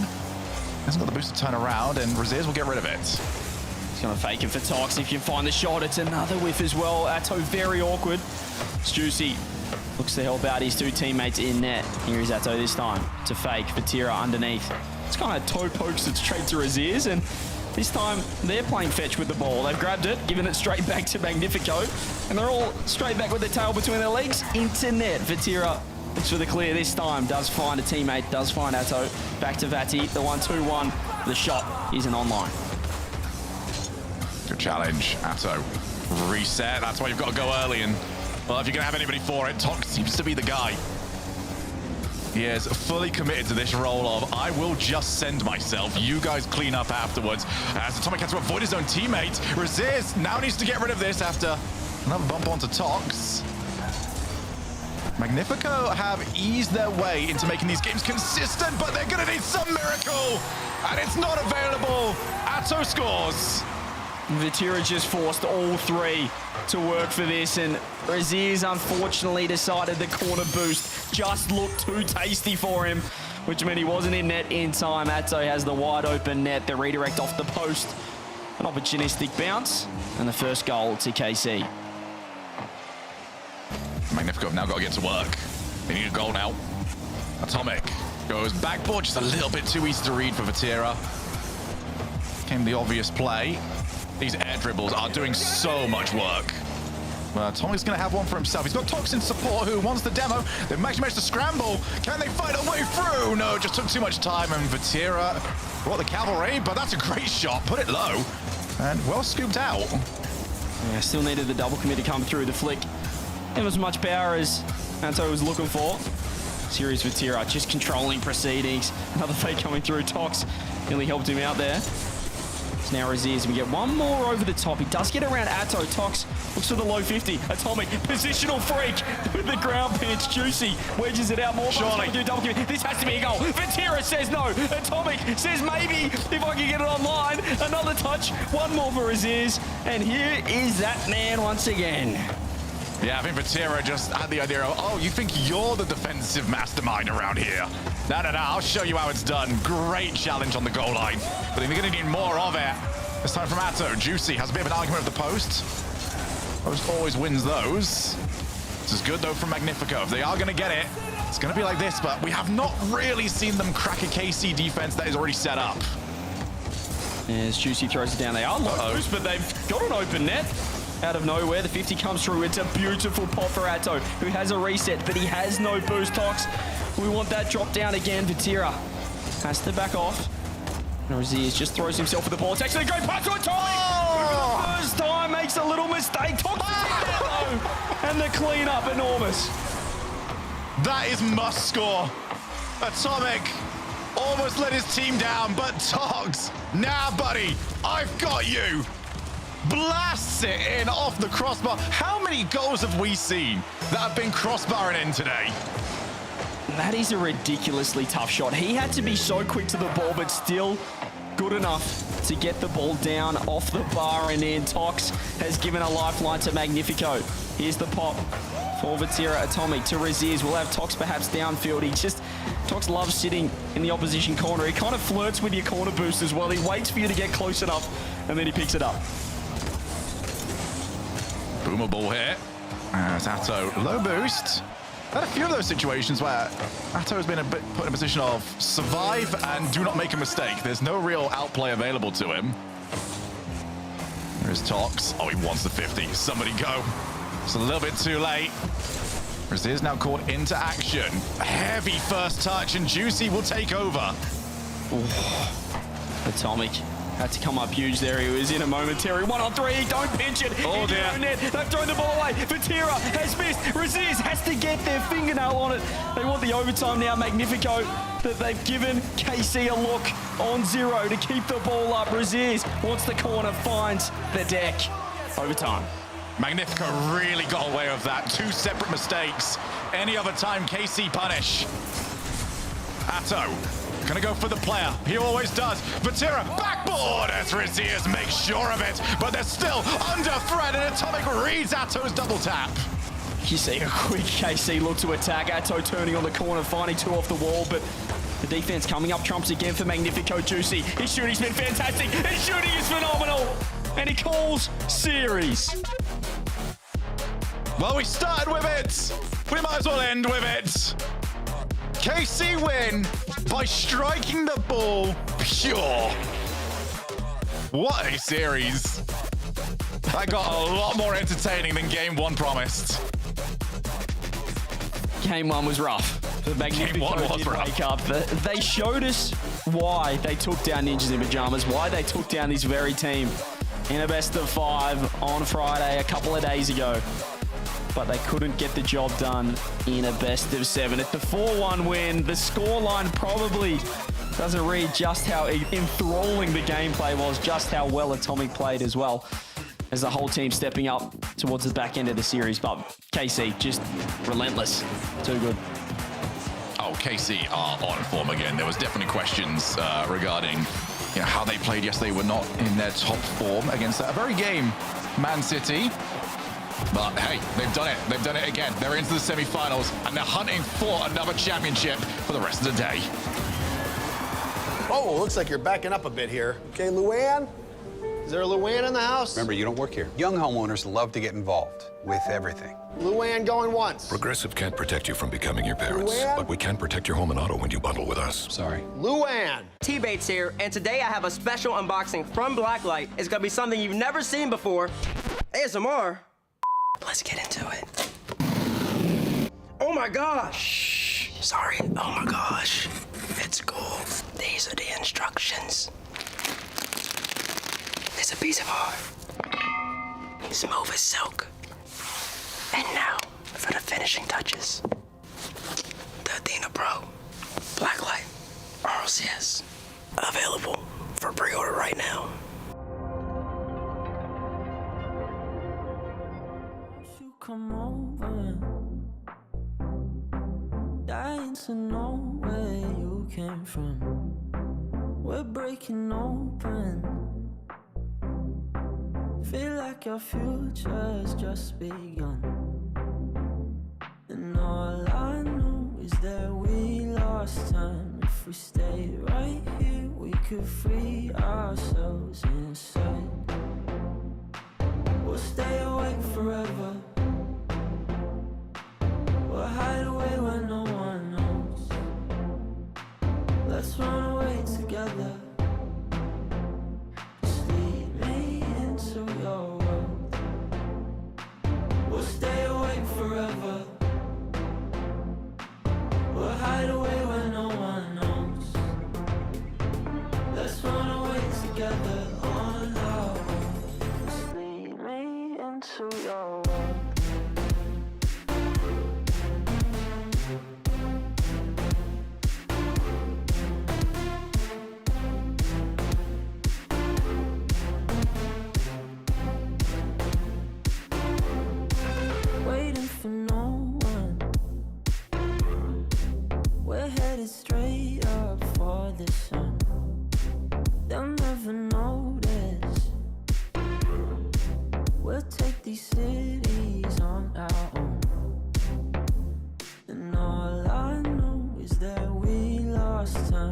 we stay right here, we could free ourselves inside. We'll stay awake forever. We'll hide away when no one knows. Let's run away together. Just lead me into your world. We'll stay awake forever. We'll hide away when no one knows.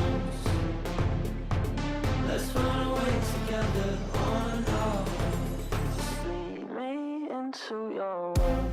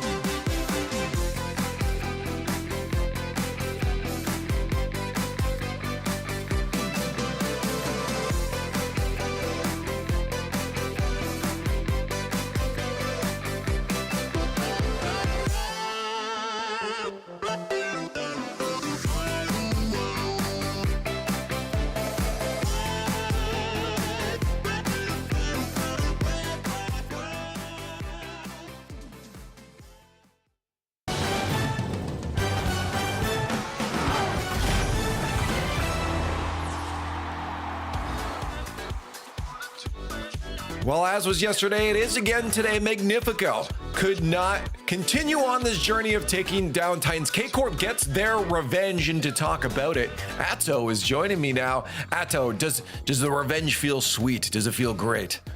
Yes, of course. I don't think we really. I mean, we just lost like 2 days ago. They did crazy saves. They did.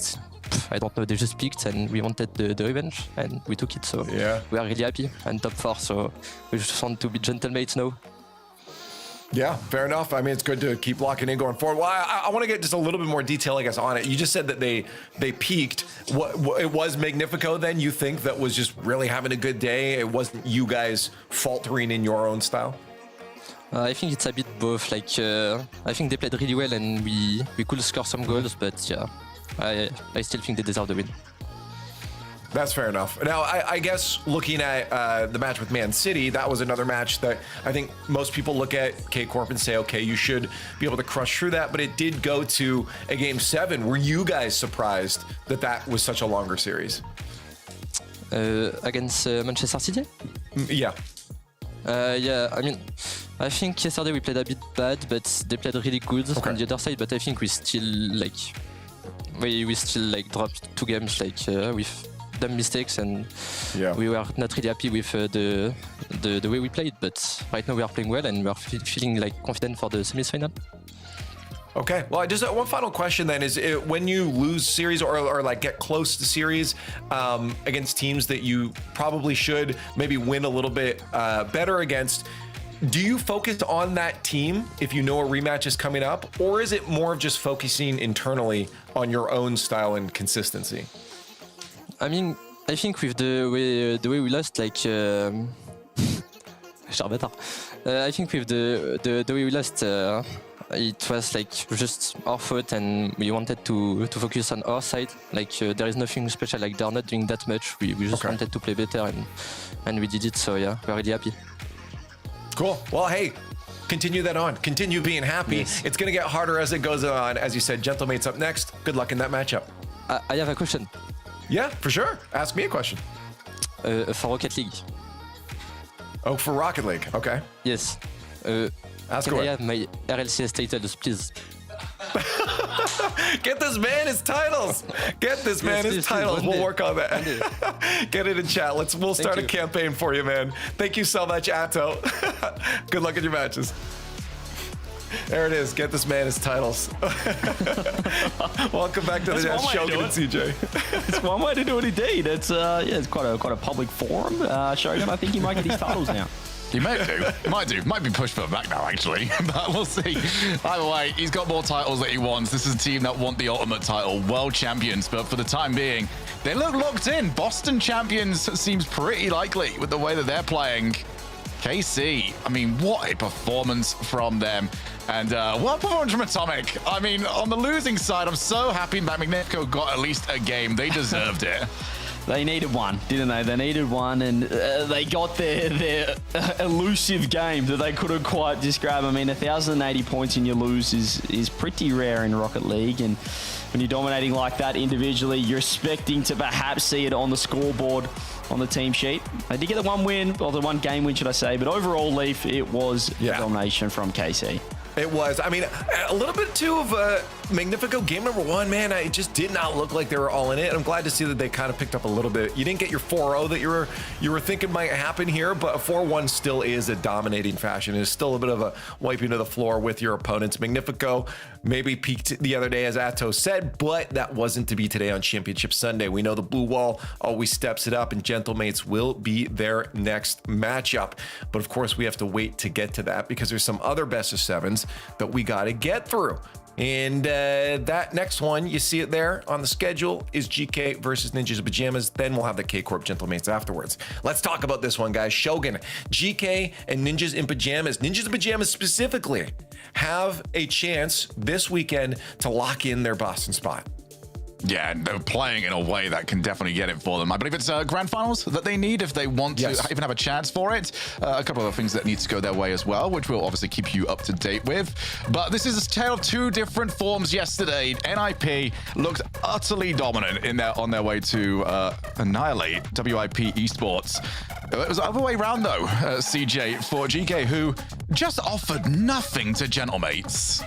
Yeah, look, nip, whipped, whip, but GK got whipped. It just wasn't the performance that you'd expect from them. We kind of went into it having I guess the desk was 50-50, perhaps even 60-40 to GK. In the end, Leaf, I think you were the lone ranger predicting Gentlemates on the desk at the time. Gibbs was pretty high on GK, and they were very flat. Individually, I mentioned it before, it's tough to work on team stuff when just your individual mechanics and kind of everything wasn't on form. Joyo put up a nice performance in Game 4 to deny the sweep, but outside of that, they got smacked. Yeah, no, today's definitely going to have to be a different day, Shogun. I mean, we say it time and time again, GK fan favorites. Everyone wants them to do well. They love the players on the squad. It just hasn't been clicking yet. The question, I guess, if you're just looking at it on paper, for you, are you ranking them highly? Or do you think they're maybe performing where they should be right now? Well, I've got them 5th in the region. The problem is whether or not they can get any higher than that. And all current form seems to indicate that maybe not. maybe scrambling in for that 5th spot that KC1 is the best they can do. They need these points, though. Put it like this. Magnifico have matched them. Obviously, Man City are right up there for that 5th spot. GK, despite obviously the situations that happened to them during the last open qualifier, have put themselves in a bad spot. Top 6 helps, but it doesn't help enough. It doesn't scramble them back into those spots. That's very true. Progressive fan vote is up, though. What do you guys think's going to happen, chat? Back that GK if you think they need it. As Shogi just said, they need those points right now, but so does everyone. Ninjas in Pajamas are looking and I feel pretty chill. I'll be giving that. Yeah. They really, really want to make it to that grand finals because locking it in would be nice. Having that off your back, you don't have to stress about that going forward. The question is, what do the analysts think right now? Is GK going to be able to get those points, Shogun? I would have had NIP as the better team coming into this match, even if I hadn't seen them play yesterday. With the form added on, this is an easy NIP pick for me. Right. Yeah, I think with the form, I think the best thing for GK is the fact that they didn't have to play again yesterday, and the fact that this is a new day. Because yesterday, I feel like there was a fair bit of head noise after that. The mental would have been absolutely in the bin as well. You could just see how tilted they were. So they needed a good night's sleep. They can be a completely different team. We've seen it before in Rocket League. It's a funny sport like that. You can kind of wake up and all of a sudden they might be feeling it today. Good. But even if they are feeling it, Leaf, I still think Ninjas in Pajamas are the better team in general. So give me Nip. Yeah, no, I'm going to have to land with both you fellas right now. I think Ninjas in Pajamas are the stronger team. Again, I'm actually not even going to be surprised if they do make that grand finals and lock in today. I could see them having a great day and passing even Vitality at this point in facing down either Gentlemates K-Corp in the finals there. And chat is going to give GK a little bit of an edge here, but that's 2 close ones in a row here, and I'm hoping maybe it's a little bit of a closer series than we saw in that last one with K-Corp Magnifico. Let's play it to find out why don't we. GK Esports really want these points. They really want to make up for their performance so far, but Ninjas in Pajamas looking to clinch that Boston Major spot. Let's find out who takes the dub. Thank you very much, Leaf. And yes, as Nip could make the Boston Major if they make the grand finals, GK, Johnny, are just struggling to survive, really, in contestment. Let's see if they can do it, as Game 1 is brought to you by Progressive. Yeah, this is going to really decide what kind of event the next one is going to be for GK, because if they can win this, then they're really in a good position. But if they can't, they're way back in the points. They're relying on other teams to lose. Never a position you want to be in as a Rocket League pro. And it was a really disappointing performance yesterday from GK. You know, you're going to get some losses, you're going to get some underperformances, but it was the individual errors they were making. They seemed completely flat. CJ said a good night's sleep would have helped him out, so I think we have to see something earlier on from GK to suggest to us that they are the real version of themselves. Absolutely, and I want to see some energy. Oh dear, it's almost a terrible start for GK. I want to see some energy in the face cams from them.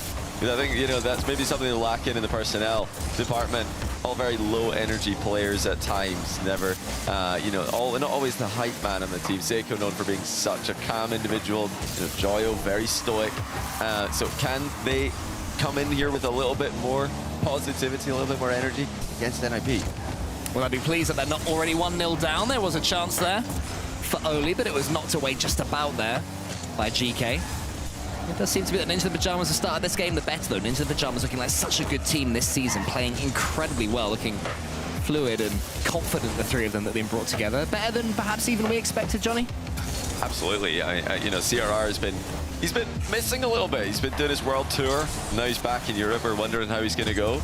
But he's really still such a good player and working so well with these guys. But here comes Joyo, guiding the ball the whole way across the pitch to the air dribble bump threat, and Oli didn't fancy jumping for it. I don't think it would have mattered if he did. Yeah, Joyo just sits on his head. And Joyo walking that ball all the way forwards, and after surviving the early scare, it is GK that managed to get that first goal. And you know, we talk about how 24 hours can make a big difference, but one goal can make a big difference. You know, you take the lead in a series and suddenly you think, oh, hey, look, we're feeling this. You go behind after 10 seconds and you feel sorry for yourselves again. So we'll see if GK are able to build upon that one. Keep a close eye on their face cams, but here comes CRR trying to get the immediate response there for Nip, and he was close. Good save from GK. You know, in the previous play to that, Joyo was looking for a very aggressive turn up field and bump. They're showing a lot of trust in each other defensively, GK. third player upfield, willing to lurk, looking for those redirects, look for those bumps. It's something that Joyo would, I think, do really well to add to his game. Oh my goodness, that's almost gone in. Apparently Jack Duncan, only big time. Shots are just, they're just testing NIP, checking to see if they're paying attention. Everybody's got the ball back in orange territory. Have GK looking fairly comfortable today, as apparently Jack almost finds Seiko in the center, who's just calmly waiting. As you said, he is a stoic presence. Apparently Jack keeps the attack going, again tries to push that one into the center, but CRR is the only player there. So that was one infield pass too many there for apparently Jack. But GK going to come forwards again, and they're looking a lot more like themselves as long as CRR doesn't score this one and completely take that away. And he actually puts it wide. Jorius can't score either. Huge chance, goes begging for Nip. GK remain 1-0 up. That's a big surprise. CRR had the entire goal to aim at pretty much, but he's hit the post with a double tap. He probably had too long to think about it, because it was almost open with how much of the goal he had to shoot there. Anything top shelf is in. Any hard shot, even near the goal, he's probably a goal. So big opportunity wasted there.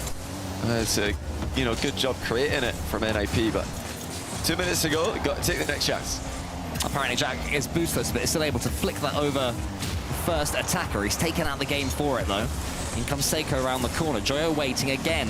GK trying to find that ball into that central man, looking for these infield passes, which so far they've been dealing with pretty well. They do get the ball over the top where Seiko was waiting.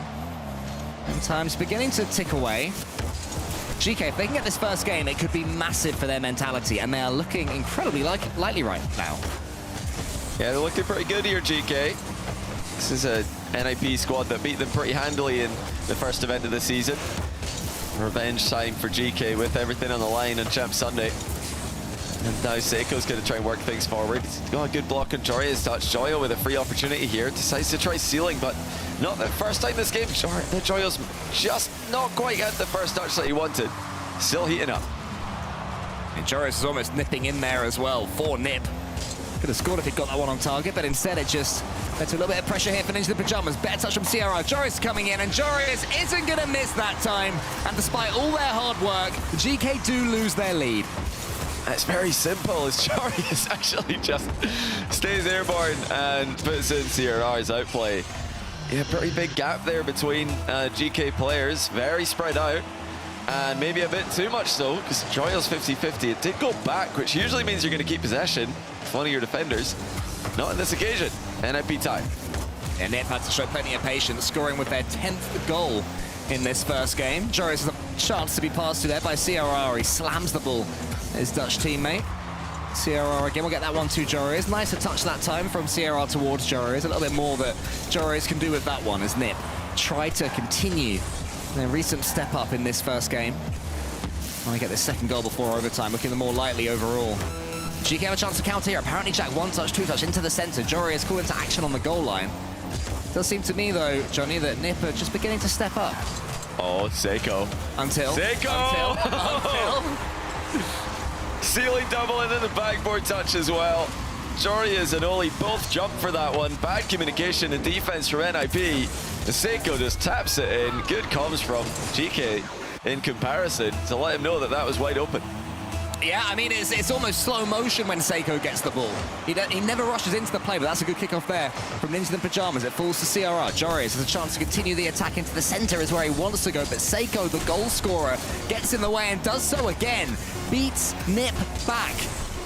Can they get something going in the last few seconds? Oli in front of the play. CRR finds Jorius, who's pre-jumping, but apparently Jack is too quick. Joyo slams home, and GK do take the first game. A very interesting game. You mentioned the NIP were the team with more shots. They did finish the game with more shots than the totals. Not all that many, clear-cut chances. We had the goal they scored, and of course CRR's missed double tap. That, for me is the standout in this game for NIP. You have to score that one at this level. But as for GK, they were just trying to play as carefully, as cautiously as possible. Very spread out in the pitch. It actually cost them in the one goal they conceded. They were too spread out. But they were more clinical with their chances. Joyo scoring one solo play, Seiko scoring a solo play at the end as well. Yeah, it's lovely to see Seiko doing that as well, because he is such an inspiring player with his cards, you know what I mean? He's never going to be somebody who is leading the charge into battle, is Seiko. But when he gets his goals going and when he gets scoring, that's when Joe and apparently Jack feel so much pressure just release from them. And it's definitely a way that GK can do this. I think it's fair to say they look better than they did yesterday, Johnny. Yeah, I do think that there's a lot of positives to take away from this game for GK. You know, the benefit of playing this spread out in the pitch is that double commits are far less likely to happen. So it's very easy to know whose ball's which and to play off each other's touches. But what they're going to be looking to do in this game is up the pace a little bit, because if you are playing spread out Rocket League, if you're getting all your players in different parts of the pitch, you want the ball moving quickly, you want every 50-50 to be as volatile as possible. Because if you get dead ball 50s and you're this team that's spread out, you're just giving away possession.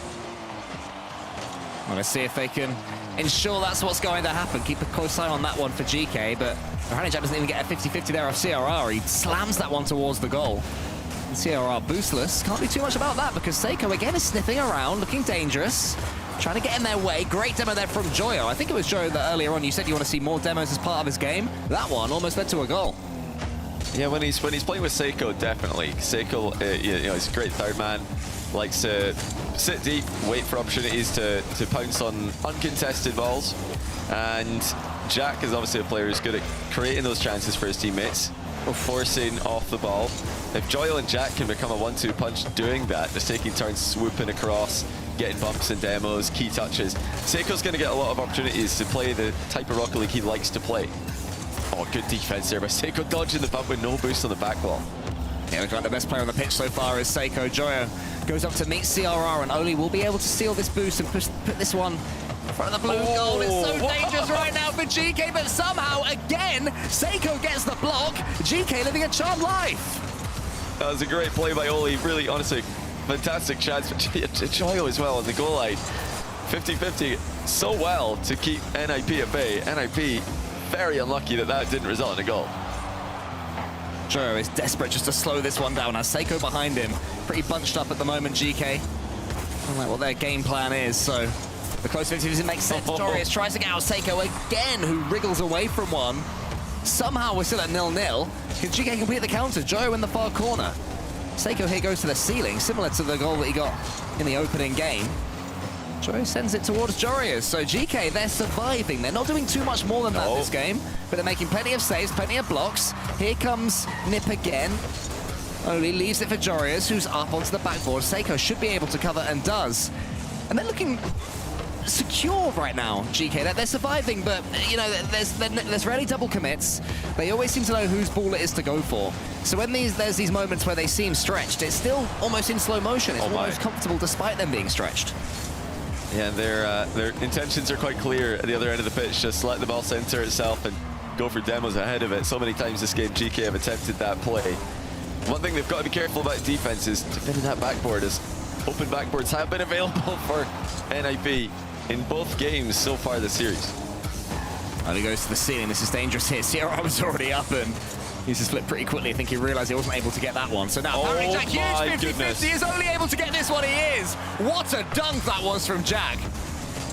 Great 50-50 mechanics. Now Joyo bumping, opening up space for Seiko. Controlled the game in game one and then took it himself with a solo play. Looking like a similar game plan. There's that backboard again though. Jorius with a huge play. Leaves it on the line for CRR. What a goal. Jorius denying the clear. He had to do so much work there, Jorius. The ball cannoned into him, gave him a reset, and that's enough for him to slow the ball down on the goal line. So CRR coming in was just able to nudge it home, and finally, the GK defenses are breached. Oh, CRR and Oli. I'm going to be careful there not to get in each other's way. It's a critical goal there for NIP. They've already had a couple of times in this series where they'll feel like they should have scored. The ball's been on the goal line. Some crazy saves are coming out. Oh, Joyo's in the middle now. Oh, it's gone in. CRR went too high on the backboard. Couldn't get back down to it. Yeah, it's not the best defending there from CRR, but credit to Joyo. What a first touch that is. You said in the first game, Johnny, that Joyo's first touch wasn't as good as it normally is. He tried to go for the ceiling once or twice and it hadn't worked, but he kept on trucking. And that's because Joyo knows what he is capable of, and that is exactly it. CRR caught by surprise, but here comes Jorius. End-to-end stuff right now. All these players going for solo plays. The beautiful game of Rocket League to watch. Oh, he slams it home! One of the best dunkers in the game. Reminds us why. Just not careful enough there, Seiko. Trying to go up and over Oli. Dangerous route to take with Oli committing to that same angle. Just let a little bit of a gap open up between himself and the ball, and that gave Oli the chance to ceiling pinch it on target. I mean, crazy shot. NIP lead again. Oli is not a man that you want to be creeping off your goal line for when a 50-50 is coming in, because he's so good at manipulating the ball in those situations. But GK coming forwards, even though they're losing, again, looking like a team who believe in themselves right now, despite Nip having a 2-1 lead. Seiko has a chance here to get this one to the corner, gets the reset. Oh my. Gets it around the corner all the way. Joyo almost forces it in. Apparently Jack shoots. Joris is there able to save. There was no one from GK getting a bump or a dunk. Apparently Jack loses that one out to Seiko. Joyo has no boost, has to head back. So Nip, 45 seconds left. Now the team that are having to do all the defending as Joyo comes forward, gets the reset, and CRR sends it to the side. That's really good defense from CRR. Frustrating for GK to go up against this in the closing minute. Joyo and Seiko pretty much taking turns with the solo plays. Jack is trying to get something started here. Air double butt pass, low one, gets two to jump. CRR again able to get the end of the loose ball though. Joyo to the ceiling, can he use it again? He's got the reset, you know. Apparently Jack's already up. Apparently Jack tries to take out a couple of his bumps.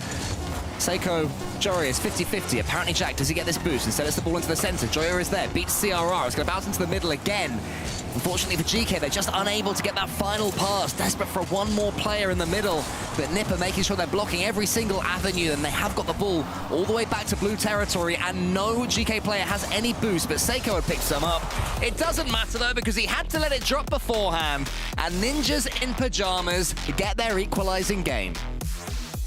A very close series here. It's an inverse of the first game where NIP had more shots and lost. Now GK have more shots in the tallies and they lose. But it's all about the quality of shots in this matchup. NIP come in very close to scoring on several occasions, and they do score on two. GK's quality of opportunities not as good in the second game, despite some impressive aerial mechanics out of Joyo. Defensively though, you know, you can see the plan is there for GK. They're not panicking. They're letting NIP come at them, trying to hit them on the counter. But you know, that can only take you so far. It's not you need to do something else as well in Pro Rocket League.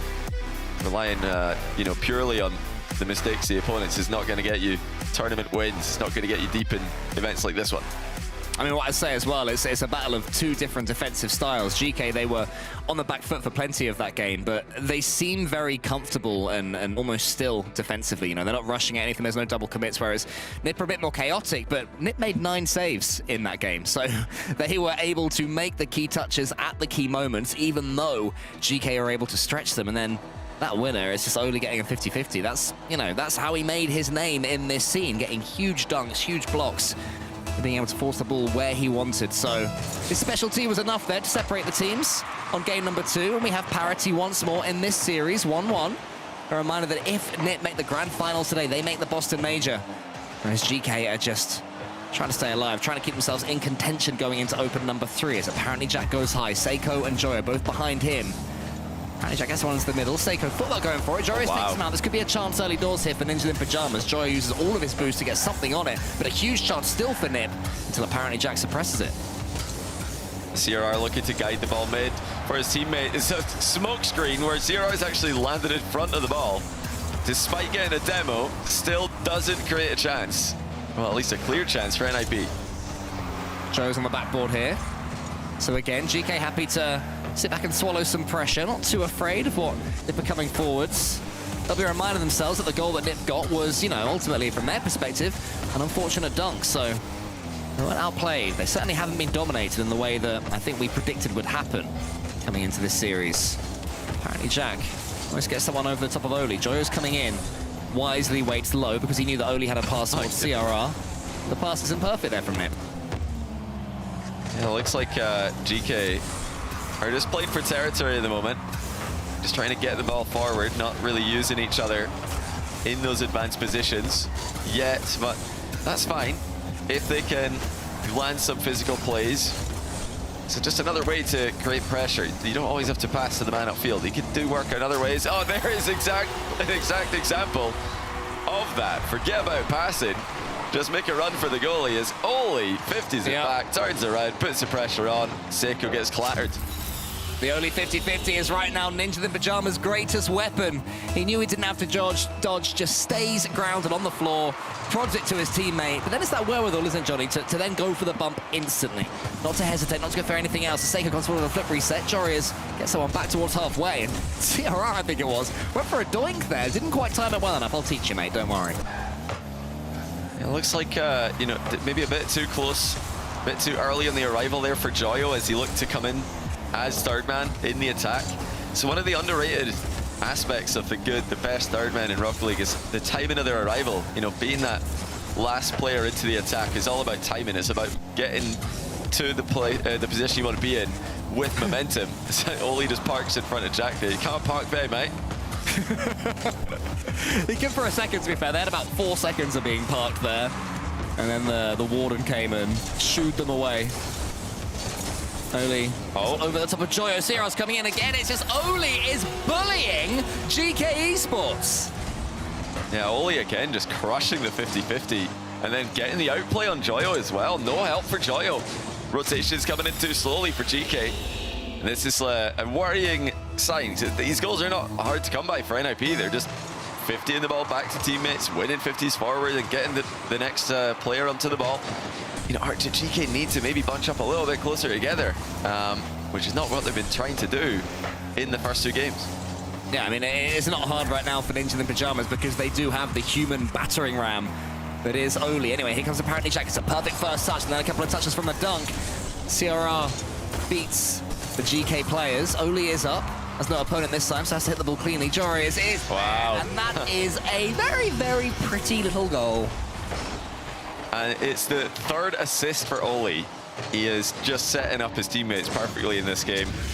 Love the redirect from Jorius, of course, but this has been Oli's game where he's just quietly taken over and been the creator of every single goal in what's turning into a comfortable win. 3 assists. Yeah, you don't see that too often, a hat-trick of assists. Let's see if Oli can get any more. Apparently Jack needs something for his team here, but CRR, this is the game is strong, and then Seiko had to finish, and then it's saved after as well. GK may well look back at that moment and rue it, because that's a huge opportunity. Oh yeah, that was just wide open. It was completely uncontested, free shot. It was a slightly awkward angle, but at this level, you absolutely have to score that. He had a bit of time as well, but Seiko couldn't put it in. It wasn't even close. It went hard off the post, not even posting across the goal. And nothing's working out for GK now. They've fallen prey to Oli's 50s, and now, will they lose a 4th goal? Not with Jack defending it like that, they would. And their problem's been at both ends of the pitch in this game. Yeah, it's tough. Seiko doesn't get the flip reset there either. Looking a little bit awkward now. Apparently Jack gets the crossbar. And just right here, it seems that GK are having the same thing happen to them now that happened to them yesterday. Just bit by bit, thread by thread, beginning to fall apart. Good news for them is it's a long old best of 7. Plenty of time to fix it. I think a tactical timeout may be coming after this one. If they indeed go on to lose this game. But Seiko snaps back to life. Just when you think it might be FF go next, Seiko hits him with the ceiling shot. He had to be on point with that dodge because he actually jumped off the ceiling there, so that's not an unlimited time dodge. He managed to get it right at the end of the 1.5 second timer. Snipes the top corner. Still time to make something of this, GK. Yeah, masterful timing there from Seiko. Far from easy, even for players of this caliber. Apparently Jack, a slightly simpler pre-flip setup there. Joyo, who does he go to? It's Seiko on the side. Seiko puts it home, and CRR, brilliant save. Not for the first time this game. Snaps into life on the goal line. Apparently Jack gets the reset now. Can't get over Jorius. GK fighting all the way to the end. Joyo, backboard. This is the double tap. Seiko's in. Could he have just shot? No, he didn't need to, though, and it is 2-3. Seiko again. This time with some help from Joyo, who just annoys CRR with his presence. He just lands in front of him. And then the distraction pays off. Seiko flicks it top corner. 18 seconds to go. Winnable for GK. Oh, and it's a fake kickoff as well. Apparently Jack Gets that one onto his own backboard. Seiko has to win this race and does. Joyo now has a chance. Doesn't use the ceiling, uses his car instead. Jory is there to meet him. Seiko can't win the next one. Oli puts it away. It's been Oli's game. And who else but him to pull it away just when it seemed that GK had given themselves a chance. Yeah, not a bad try there for GK with the fake kickoff. Double diagonal fake, and it actually got read by NIP. They predicted it, and Jack still managed to make something off of it. Managed to get a pass to a teammate, so not a bad effort there. They're going to continue with the kickoff strats. This one What is it with different swept away. kickoffs? Same thing happened yesterday when they had, they had a 2-goal lead with 3 seconds left against Whip, and only saved that one because Jorius was very rude and stopped all of our dreams coming true. Today, it wasn't far off either against GK Esports. But he did the right thing, Jorius. He didn't run into the corner for the boost. He just stayed in that little pocket where he can make a save on any immediate shot and confirms the win. So, you know, good defense there from NIP. They've read GK's kickoff game pretty well at the end of the game. You have to expect things like that with only 18 seconds left. GK trying to make the comeback happen. You know they're going to pull up some kind of physical play or mind game. Or maybe just a normal kickoff is the mind game. I was going to say, that's when the double bluff comes in, right? Yeah. That's what they should do next time. Just don't do anything, no fakes, nothing weird. Just play a standard kickoff strat because clearly NIP are expecting tricks in those situations. Well, yeah, but then they're expecting them to think that, and then expecting to go for the normal one, and then you do the tricks, but then they're expecting that, and then it all goes all the way down. Everyone gets very, very confused. It seems that there has been no tactical timeout called, so GK going to keep on rolling. I guess the momentum at the end of that game was enough to think, do you know what? Let's just see Utopia. I think so. They did have some good momentum going. They lost the game, but they scored the last 2 goals before the last, final goal of the game. Doesn't really matter because at that point GK are fully overcommitted. They need to score. So 3-2, 4-2, it doesn't really matter if you lose by a bigger number. You have to go for it. And that's why they've decided not to take the timeout here. Well, let's see if it was the correct decision. Apparently Jack has early possession off the kickoff. And Joris is at least able to get it away. I've been keeping a close eye on the GK player cam so far, and they're, you know, starting to crack a few smiles, looking a little bit more comfortable than they were earlier on. But this isn't going to make it feel any better. CRR misses another double tap, but only this time was expecting it. Yeah, CRR's, he's a good miss there, though. That's a good miss. Agreed. On the goal line, away from the goalkeeper, just didn't want to get that saved. Knows if he can get it close enough, it is going to be wide open. And it looks like they do just have a little bit more sting in their attack as they read another kickoff. CRR predicting that one going off to the side. Very interesting kickoff mind games between these two teams. Yeah, but not really too effective so far for GK at least. But again, I respect the fact that they're attempting various things. They have to be offering up some new ideas because their general gameplay has not quite been up to scratch by their standards so far this event, or at least so far on the main broadcast stream days, so top 8 and beyond. Joyo goes to the ceiling as well. It's been a harsh friend of his, Joyo, the ceiling in this series. It's worked a couple of times, not worked a couple of times, but CRR has Oli in front of him. Oli, the bully, isn't quite able to get the nudge that he wants, and that is very well defended by GK, at least for now. Apparently, Jack finishes the job. That was a horrible position, and they've scored from it. Yeah, great play. It looked like NIP just pushed a bit too hard for this one. Everybody advancing. They're really trying to force the goal. Thought they had an advantage, but they've been hit on that counter. It's something that GK have looked for in every game this series, and this one it does work out. Joyo had a lot of the goal to aim for there, but he slotted it well past Oli. Here comes Oli, 50 mid to CRR. Jack recovers quickly enough, but the ball's still in the danger area. Jory is first to it, and it's 2-1. Yeah, good pace there from Ninja and Pajamas. It seemed that Seiko had done enough, got away with the 50-50. Apparently Jack can only find Oli, who read what apparently Jack was doing, and that was the key moment. Jorius slowing down, not standing on ceremony, not allowing Seiko the chance to reverse and get that ball away. And once more, Johnny, as soon as GK make it look like they're getting back into this game, Nip have enough just to score that next goal to push them straight back down. Well, good demo there by GK. Can Joyo do something with this? Yes, he can. Drops it down for Jack to tie the game. Perfect response for GK. All from Seiko's diving demo and Jorius. Joyo and Jack both getting involved in the assist and the goal. He had a big cheer there from Joyo as well, starting to get into this one at GK Esports. That's what we needed to see, this life from this team. And I think that Nip have to be wary here because they have to be like well aware that GK have a chance to go up a couple of gears. If they let them, if they allow them, it's exactly what's going to happen. And GK will improve. Oh. They have to try and prevent that happening, but it's looking more like a chance for GK. Jorius uses the pinch from the save, gets it as far as Oli. And Nip, I think, have survived this one with Jorius using the rest of his boost to find Oli. Might even be able to counter. That's good positioning though by Seiko. Just sitting back, covered in any high ball.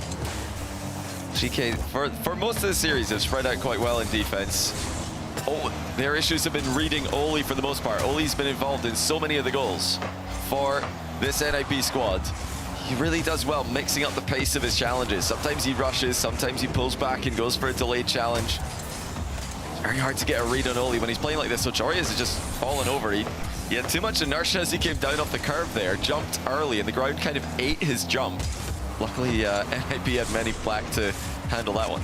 Yeah, it was Oli again who was behind. He saw that one coming. I wonder if there was a quick call from Jorius or if Oli just saw it coming. Either way, GK keep on coming. CRR gets a huge clearance all the way back, but that's all it is. Apparently Jack should have been able to do a bit more of that one. His first touch wasn't ideal, so his second one was a recovery rather than a continuation of what could have been an attack. Joyo pinches that one into the center. What can Jorius do here? Can he bundle his way through? He's through that slightly shaky moment defensively. His team have got away with it. CRR tries to skim that one into the middle. And once again, all three GK players back. You know, they're happy to defend GK. That's been working relatively well for them in this series for the most part. But there are key moments when Nip break through. Well, NIP not coming that one early enough as Jorius dive bombs the ball and it just takes it away from Oli. But they're right back into a good position. Slight lack of accuracy in a lot of their touches, though. I think if one thing NIP could improve on massively today, it would be precision. As we've seen a couple of missed double taps and a couple of missed takeoffs, just jumping too early, not getting the right angle. Zero just pings it forward. Okay. He's going to follow that one up, easily saved by Joyo.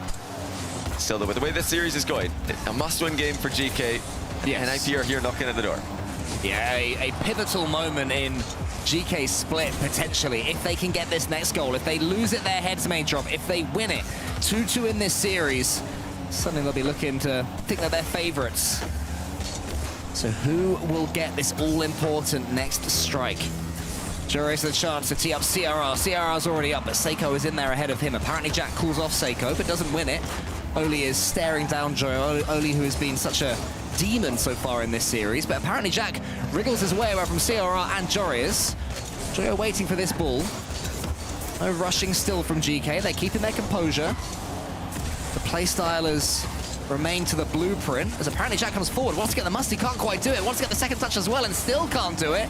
Joyo was chasing CRR, but CRR, the Spaniard, once more does enough defensively. Yeah, 25 seconds to go. GK finally into attack. Joyo ceiling double attempted, doesn't land it. Now it's final 20, but again, GK have just backed off. They've conceded the whole midfield. They'd rather defend closer to their goal, which is dangerous, but leaves some space behind their opponents for those counterattacks. Jorius now with CRR in front of him. The bump's landed, Joyo stops one. Oli coming in, backboard is open, but Joyo just gets up to it. Yeah, that could have been the heartbreaker. It still could. Oli is trying to snipe this one out from the air, but Seiko won't let him.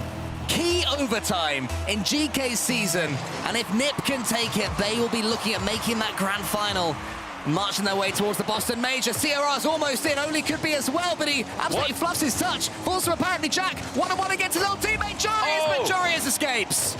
Well, Jorius has had a lifetime of dodging air dribble bumps from Jack, or at least trying to. That one he does avoid. Jack's still in his face, though. Jorius, once more, solid defensively. CRR to the side. Finds Jorius, but there's barely any boost here for Nip. CRR has 100 at least, but he's dunked. Boot on the other foot as far as Nip and GK are concerned. Oli and is challenged by Seiko. Great block from Seiko up against Jorius. Apparently Jack is in, and apparently Jack scored nearly. Jorius is up. Oli using all of his boost, gets the block. Falls to Seiko. He's put it wide again. Seiko again nowhere near, and he's cleared the ball. It's still going offensively for GK, but I don't know how they've missed that one as badly as they did. Seiko had such a good look at it. Oh, man.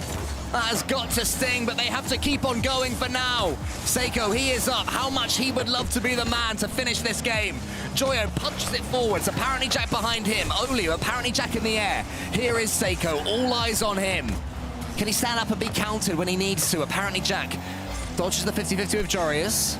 Into the corner it goes. Apparently Jack in the middle takes out CRR, but there's no one there again! What? There's no one there! Hello? GK's center ball coming through. Anybody want to hit it? I guess not. They're just going to let it go across the box again. Wait for an even more open center ball. Seiko's been... Oh, man. The pre-jump doesn't do much, but Jack's got him covered. But yeah, somebody's got to take the shot there. Listen, if I'm in ranked, I don't like when people spam take the shot, but that's probably a good opportunity to do that, and it's fully justified. Now Jack with a chance to take the shot. Jorius stops him again. Man, so many chances for GK, but they are not taking them this game. Here is Seiko, though. Maybe more difficult chances what he needs. Something to rely on is just his muscle memory instead of thinking too much about it. CRR versus apparently Jack. Jorius has a chance for a clean touch. Nip must be thinking that anything from here is a bonus. They should have lost this overtime already. If they can take it, it would be massive in this series. Oli, well, watch this one. Tries to tee up a teammate, but there's nobody there. It's just Joyo in the air.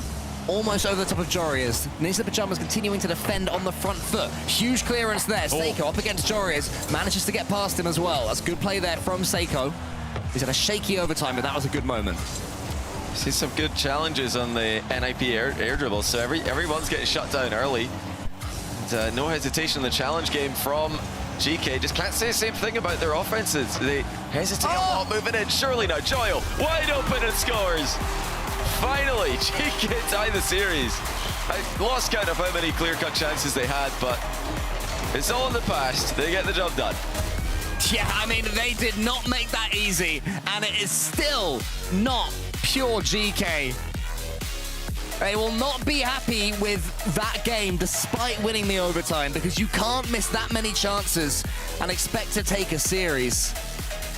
But for now, they've got the monkey off their back.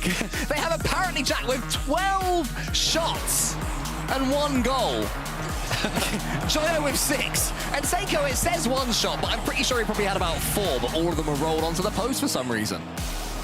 You know, a lot of those shots were not expected to be goals. I think that the problem here for GK wasn't the shooting accuracy, except for that one time that Seiko hit the post. In all honesty, maybe one Jack crossbar as well, I can remember. A lot of these shots are just to put pressure on, but the following touch is just nowhere to be seen. There's very often just a free ball, it looks like, in the box, in NIP's box, and just nobody's there for GK. They've got no second man. They're just playing first man and then two third men in Rocket League, which doesn't really put a lot of pressure on the opposition, doesn't give you a chance to score when the ball goes into those key positions. So yeah, they've got to be a bit more aggressive here, GK, I think, if they're going to take this one. Still did enough to tie the series 2-2. I mean, and as for Ninja in Pajamas, I mean, we haven't really seen too much from... Jorius had that one lovely goal where, well, it was CRR that got the goal, but it was Jorius who got the flip reset into the top corner in game 2. But apart from that, we haven't really seen any mad moments from Jorius, and CRR, who's had such a good season so far, has been pretty quiet as well. So Ninja in Pajamas, they'll be reminding themselves that they can step up from here themselves. You know, that was a tough overtime, and they probably could have lost it 2 or 3 times before they finally did. I want to see some NIP players stepping up mechanically here. That's for GK. Will they now have breathed that sigh of relief and play with confidence? Because it's still severely lacking despite this series being 2-2. It's a better start for there. Seiko always takes out a couple. Big save. Then it's missed by Ninja in Pajamas. Only with no boost, just stays grounded and does the right thing. That was a great try there for GK. You know, better to see that follow-up coming through quickly, nearly resulting in an opening goal.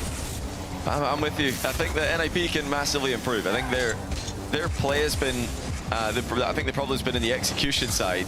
They've had a better game plan, I think, in terms of creating winning chances in the majority of the series. Game 3, not the case, as GK had more, but yeah, it's all about execution for NIP. They've got to make better on their touches, got to make better on their opportunities, the double taps, wayward.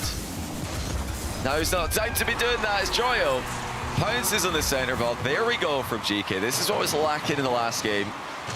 Not this time, as Joyo's immediately into the middle as third. Jack was actually jumping over it. Yeah, and apparently Jack as well. Now he's the one who's, one, smiling, not seen that for a couple of days, and two, a real, explosion of come on. They're from apparently Jack and GK. They're starting to believe.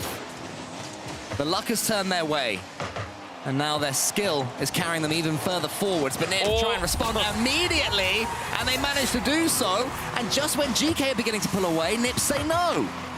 Yeah, Seiko tripped off the inside. He tripped off the post there, so it's a big mistake by Seiko. He had a lot of boost while trying to rush back into the goal.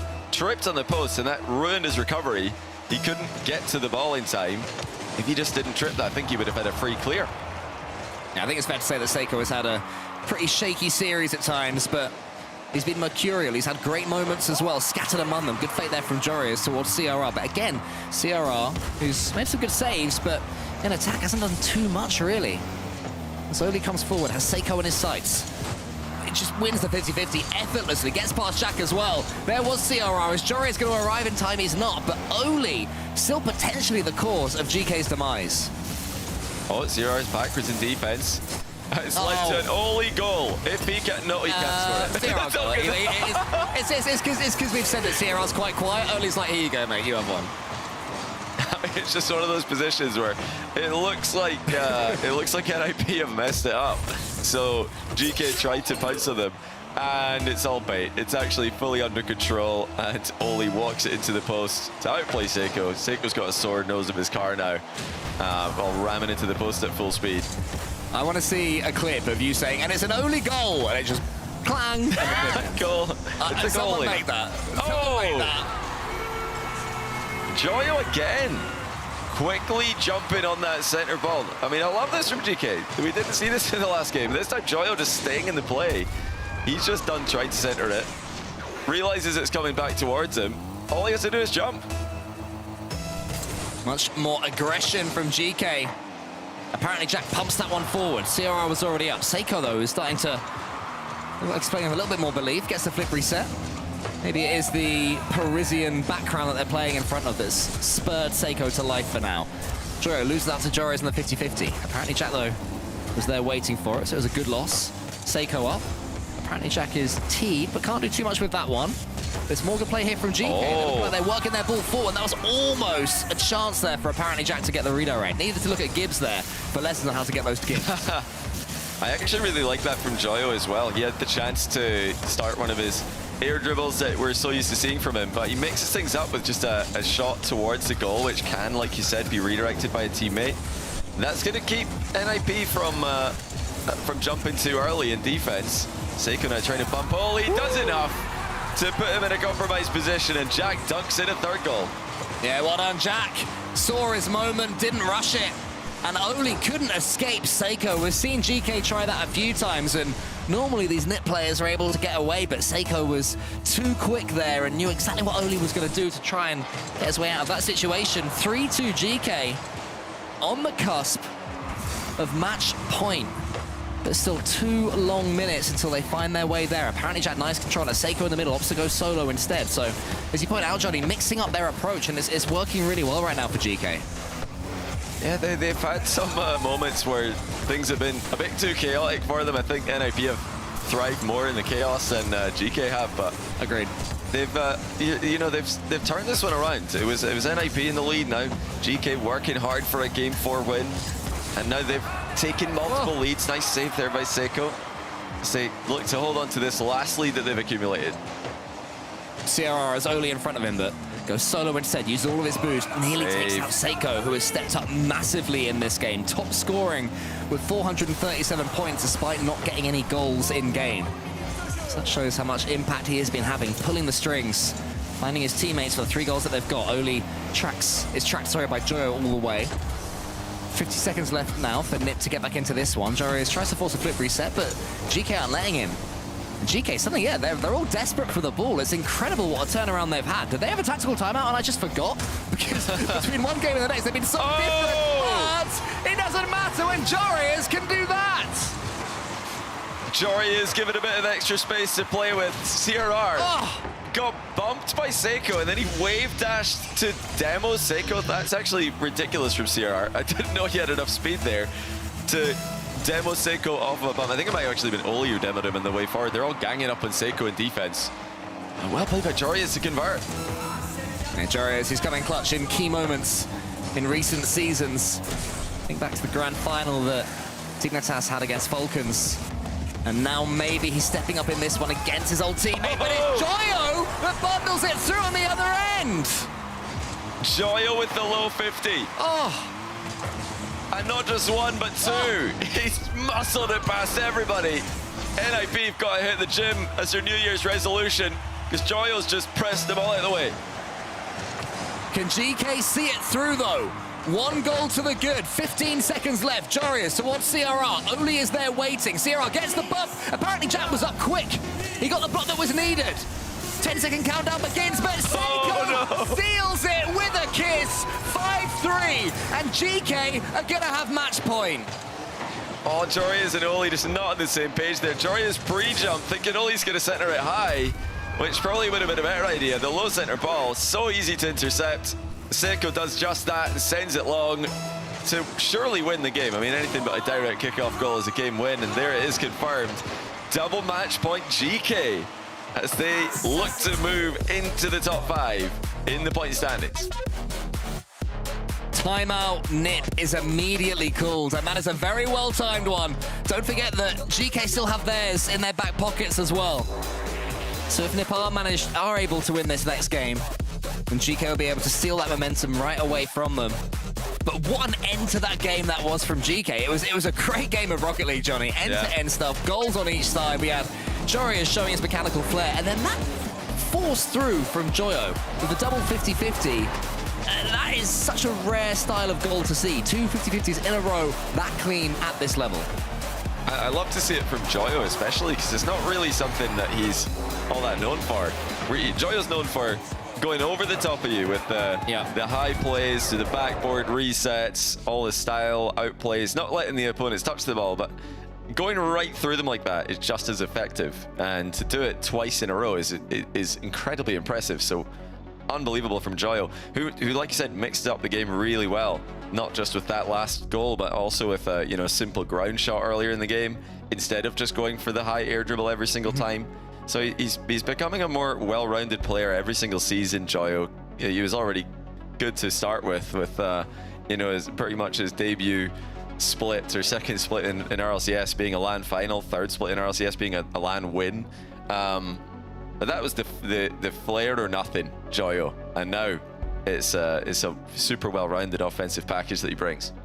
Well, this series is definitely coming to the boil. We've got Joyo, who is showing brand new sides of his game that we rarely see. We've got Jorius, who's getting his mechanics starting to strut like the peacock that he is.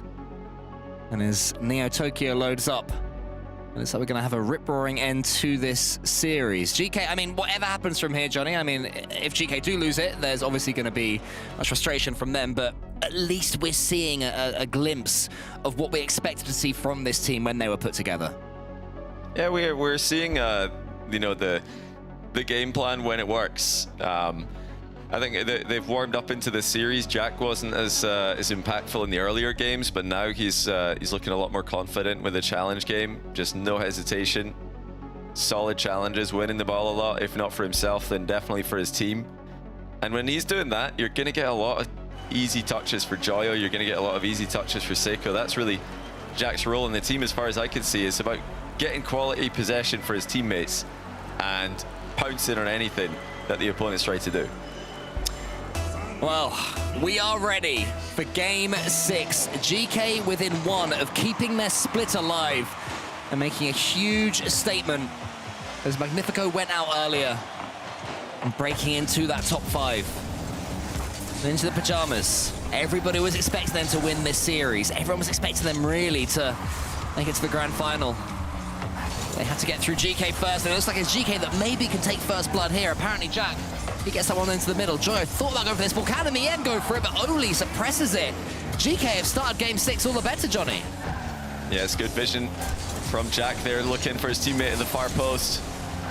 NIP in a bit of trouble, but Jorius does have full boost and possession in the back corner. He's done really well there to get past one with a mind game. CRR maybe a bit too eager to get involved in the play. Right now it should still be about trying to consolidate for NIP as they try to get momentum, try to get boost again.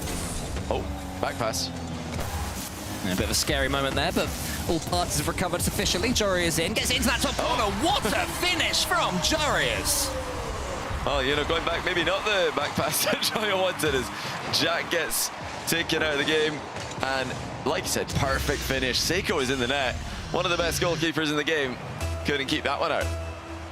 I know, and the strike is that clean and that powerful. But Joria's got nice goals in the last game. And Ninja the Pyjamas still managed to lose it.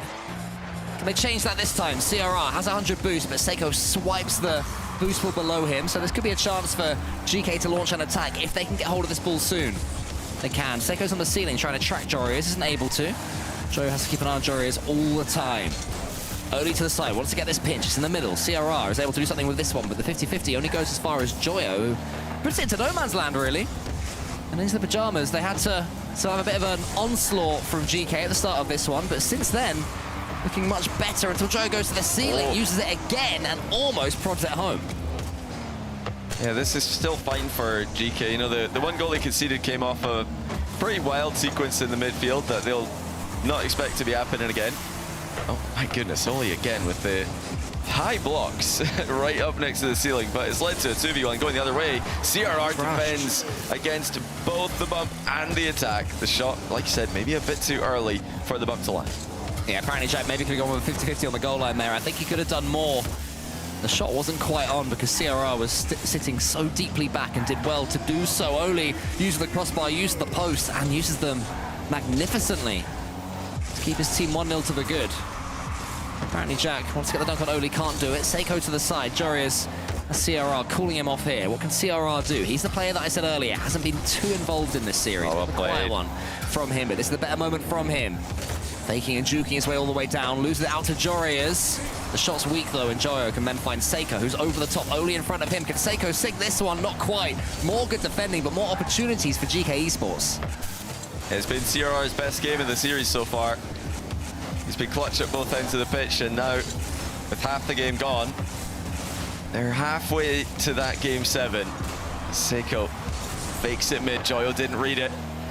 Oli gonna waste some more time as he advances the ball for NIP. More 50s into position that they can play. And Joria's wants to get involved as well. Gotta be careful with that though as third man. Seiko from the ceiling, almost gets that one forwards. Joria's a chance, goes for the shot again, so another snapshot here from GK. Gone for a couple of those recently. I wonder if they're trying to convince it they'll do it every time until eventually striking with an infield pass. We will see. CRR goes for a shot of his own, but apparently Jack is equal to that one. Takes a couple of touches for the dribble. Flicks it forward so far. It's going to hit the post. CRR as far as Joyo. The 50-50 into the middle. Seiko thinks about going in, but why? Still not rushing GK, even with 80 seconds left. NIP nearly getting caught out there by a simple flick from distance from apparently Jack. Getting very eager to clear the ball, NIP. Maybe over-eager at times. Trying to push forward just a second too early before it's safe to do so. Still, holding on to that one goal lead. Joyo had to loop back around. He does get to the goal line, saving time. Minute to go. GK still on that match point, of course, but Joria's is completely stomped Jack's air dribble there. Seiko is dunked there by Oli, but that's what he expected. Joyo gets it towards Seiko. Seiko again with the shot. Just rolling towards the goalkeeper. Nip able to get it away. It's a long time since Ninja the Pyjamas scored the only goal in this game. So far, it's still going to be enough to take us into Game 7. Joyo tries to take out the goalkeeper. He does, but it's not going to matter when the clearances are that solid. Are we going to see one more chance from GK? Or is CRR going to end it here? He knocks it back, and maybe this could be GK's moment. Yeah, they want to get a counter-attack started. GK are trying to use the physical game. They're trying to get the counters. Now Seiko to Jack. He's pre-jumped. Back to Joyo. You're joking! What a goal! Wow, it seemed like nothing was going to happen. The momentum was nowhere, but apparently Jack, who pre-jumped in Game 2, steers it backwards for Joyo, who bundles it home with 9 seconds left, and GK are refusing to go out in this opening split of the season, refusing to tear up their tickets to Boston. Can they see this series through? One goal away from winning it, making it to the semi-finals, and this could be it. Joyo shoots! Joyo hits the box, and then it's blocked from Seiko. Now a chance to counter is Jorius. Joyo with the end of boost, hit only, but he runs out as well, and it does go to overtime. What are we witnessing? Both teams millimeters away from scoring 0-second goals in the same 0-second play. But GK have more to gain from it. NIP need this and another game. GK can advance with just one more goal. And this could be it. Joyo shoots. CRR pitches it downwards and then chases that ball away. Seiko, huge dunk. Above now, the nip goal. They have to get hold of this ball. It's been all GK for the last 30 seconds. Seiko gets the flip reset. It's under and it's through. And GK have done it. GK have turned it around against all expectations. They make top 4. I don't believe Oli it. is perplexed. Nip they've are won. dumbfounded. They won off a double commit. Jack and Seiko both double commit there, but Jack immediately turns the double commit into pressure on the goalie, tries for the bump, and that gives Seiko enough of a window to get the reset on target. I said earlier on in the series that GK were, or rather NIP were thriving more in the chaos, but can't be said for game 6. GK just turned that one up to 11. They double committed, triple committed, pre-jumped, everything. And they look good while doing it. Why don't they just do that all the time? It's a good question, because I think it's because their confidence was completely sapped from yesterday, from whatever happened before. It had disappeared. They weren't even looking like a shadow of their former selves. There was no shadow. There was no light to cast a shadow. And then suddenly it's like they make it through to game 6. They make it through a sketchy overtime. And they think, you know what? Let's just chuck everything at it. I love it. They did look good doing it, Johnny. They did. Well, think back to when Joyo and Jack have both been at their best. There's been teams that do that. Teams like GK last season and Joyo who are just like doing crazy stuff every single game. Jack in the past with Gen G, pre-jump and everything. We want to see more from that from them. Yeah, we do. Well, there's more to come today. We'll be back in a few minutes. I'm exhausted.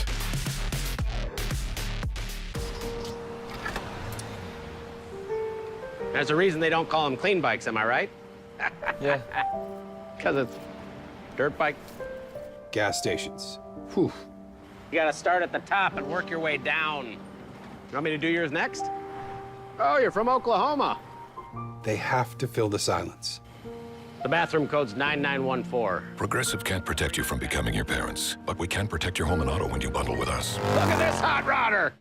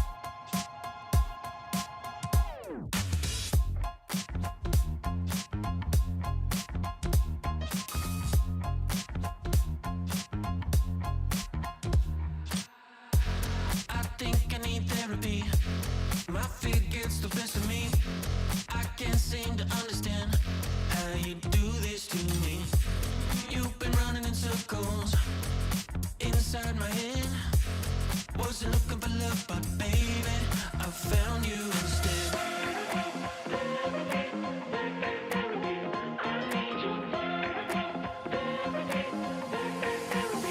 I didn't know I was a casualty until you stopped my heart and you made me see I need love. I need love.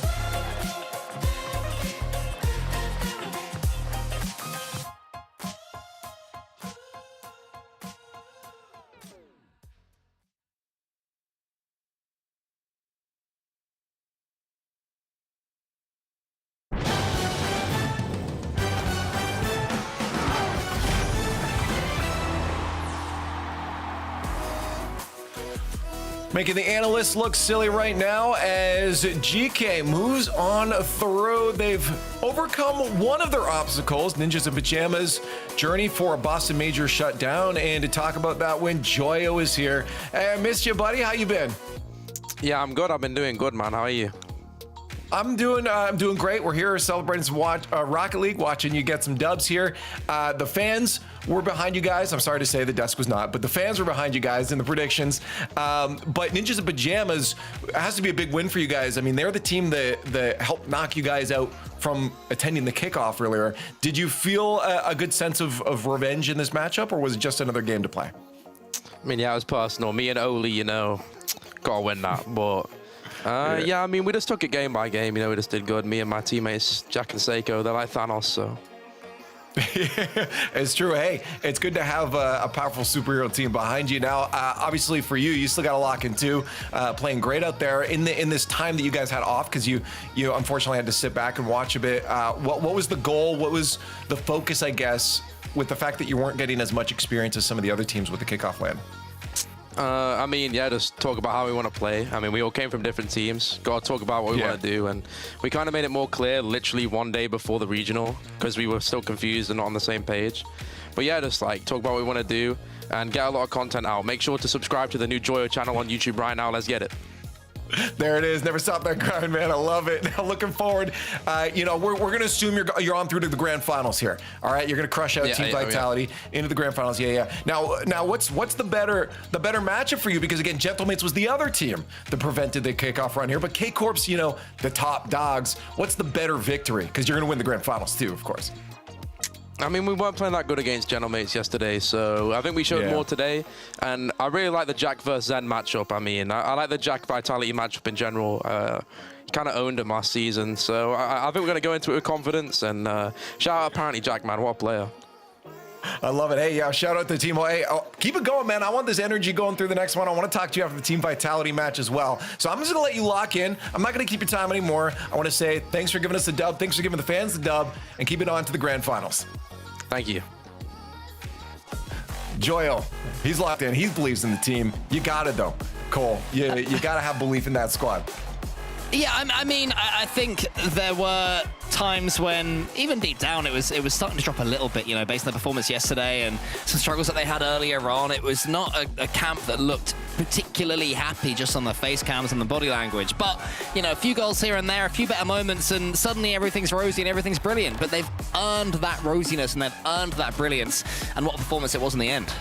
Yeah, that was scrappy. That was scrappy from both teams, but it's sometimes nice just to see a dogfight. You can see GK wanted to bounce back. They wanted to prove to everyone that yesterday wasn't them. That's not how they want to be perceived, the way they should be playing. And there were moments. We saw Seiko miss a few shots. We saw some whiffs coming through. The defense was questionable. Ninjas in Pajamas defense especially was questionable. But GK coming up clutch sleeve, so that's huge for their ranking and just for their standings at the moment.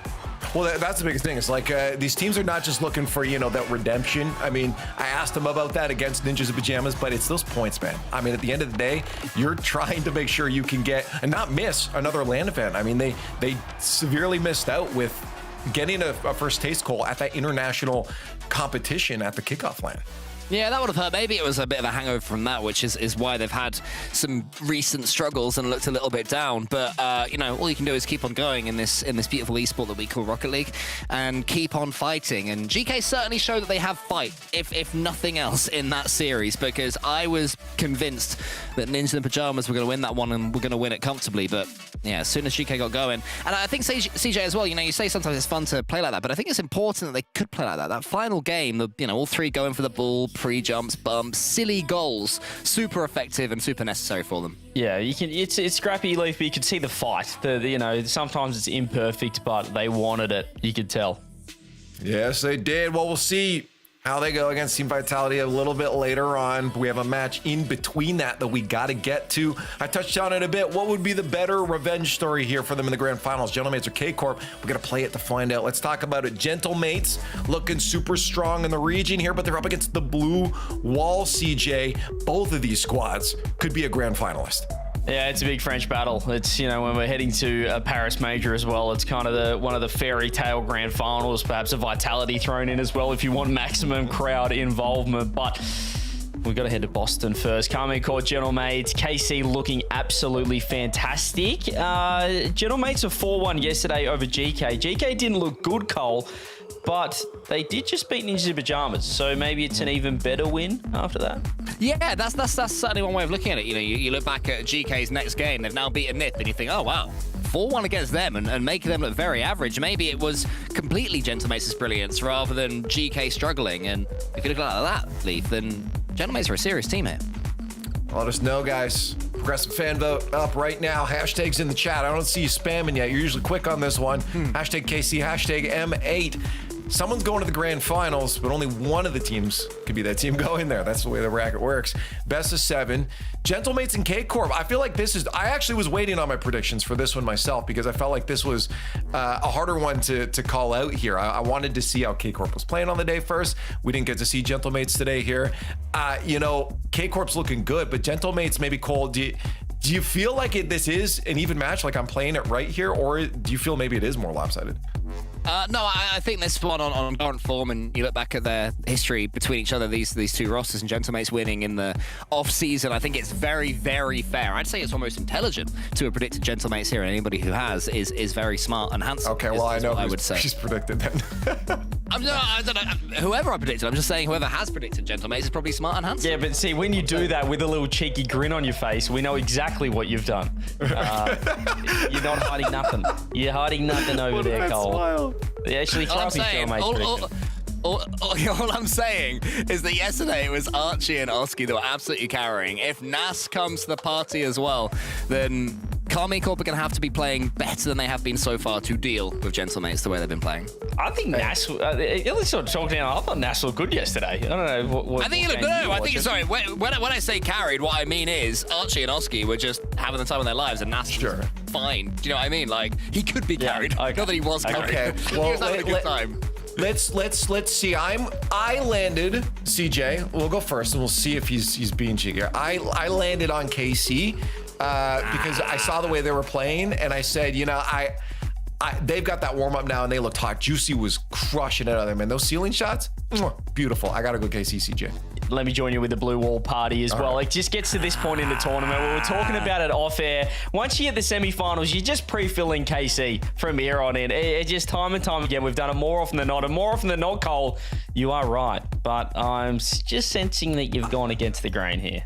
It's something I have gone against the grain. I'll reveal it. I went with Gentlemates all along. I've just got a feeling that this team is bubbling to their best right now, and I saw enough from, in particular, Archie and Oski yesterday, and I know how good Nas is, and I think that Carmine Corp, you know, going to Game 7 against Man City, sure, they won it. I think it was Johnny who said he's not too worried that they went to Game 7. I'm a bit more worried that they went to Game 7, because Carmine Corp online, they should be steamrolling teams, and they're not doing that so far, and Gentlemates can punish.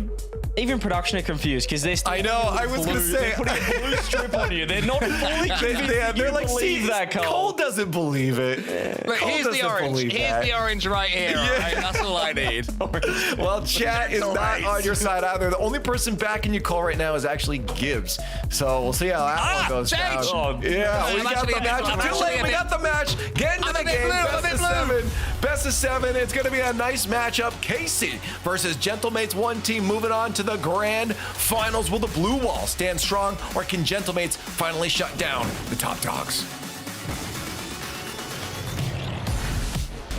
So it is the battle of the orgs that want to beat each other more than anything else. Gentlemates taking to the field. They have been second best. They have been looking at Big Brother KC for the last year plus, Johnny. But as we get into game 1, brought to you by Progressive, it's time for it to change.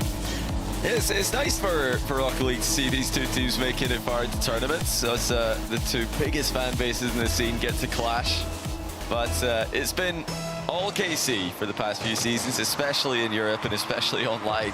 And we're seeing it today that it might be headed that direction again. So game 1, we've seen a couple of blowouts today. What are we going to get from these two teams? KC looked very good earlier on against Magnifico, who took a couple of miraculous games from Atomic just to get anything on the board. The Gentlemates crushed GK yesterday, did not make it a contest. Both teams are in imperious form. Juicy looks for the infield pass, no one's around, and Vatira's gotta get there, and he certainly does. That's good hustling back there by Vatira. Not bad. Hard clear by Gentlemates. Gentlemates already looking like they're up to the task. They're not getting completely blown off the pitch as Magnifico did at the start of their series against KC. Took a while for them to warm up to the pace and the aggression that KC were bringing to the table. Gentlemates, at least out of the gate, better match for them, but it only lasted so long. 59 seconds to be exact, as Vatira bumps Nas out of the way, and Atto does the rest. It's like, you know it's gonna happen as well. KC have made no attempts to shield, air dribble, bump, and the second man comes and finishes off the play. It is their bread and butter.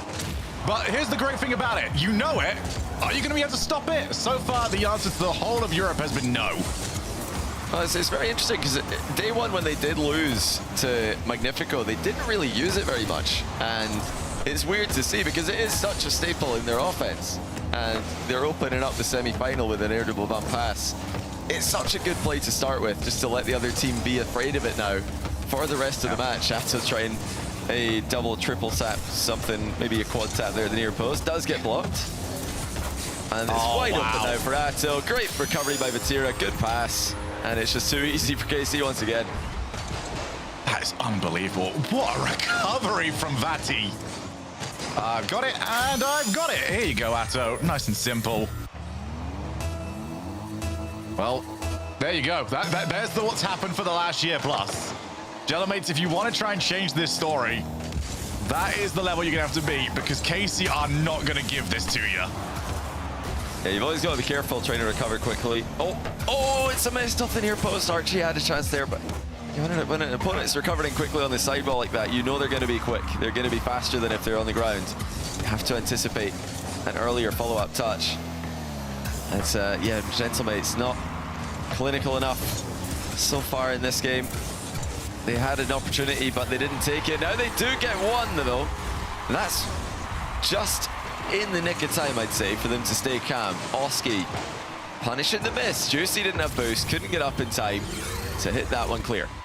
Yeah, Juicy got caught out with the timing of him jumping off the backboard as well. He landed, and there was just absolutely no chance for him to get any action going to get over to the ball. So a good response there from Gentlemates. Gonna need it. It's a storyline that we've seen often where KC, you know, different players, same org, don't necessarily look good for the tournament is. Juicy gets there just in time. But we've seen bad Swisses, we've seen bad group stage, we've seen bad Saturdays from KC. Sunday, they don't play bad. Yeah, they always know how to produce the goods when the pressure's on. I think that just the style that they play is very good at bringing the worst out of their opponents, as well as making the game easy for themselves. And how are Gentlemates going to respond here? They've already got one back.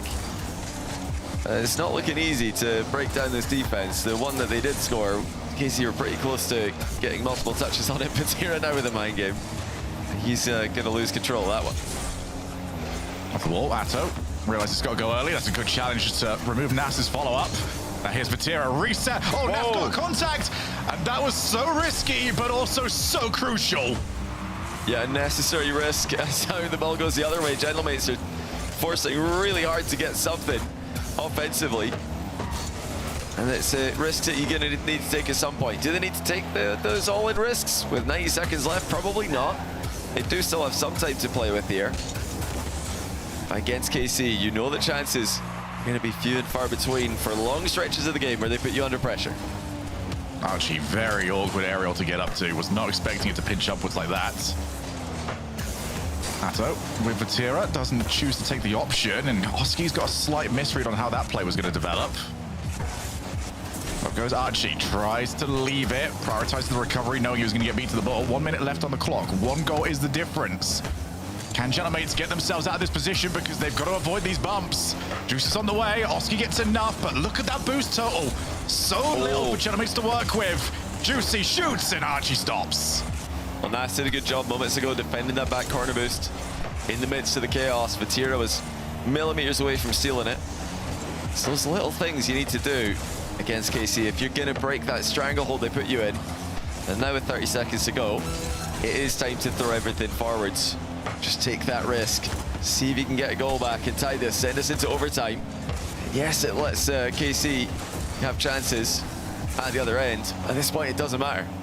No one's challenging Nas at the moment. Good little turn at the end. Juicy's on his way up. Just gonna slow play. Dade to take the 50. Not overcommit if you're KC. You've got the goal.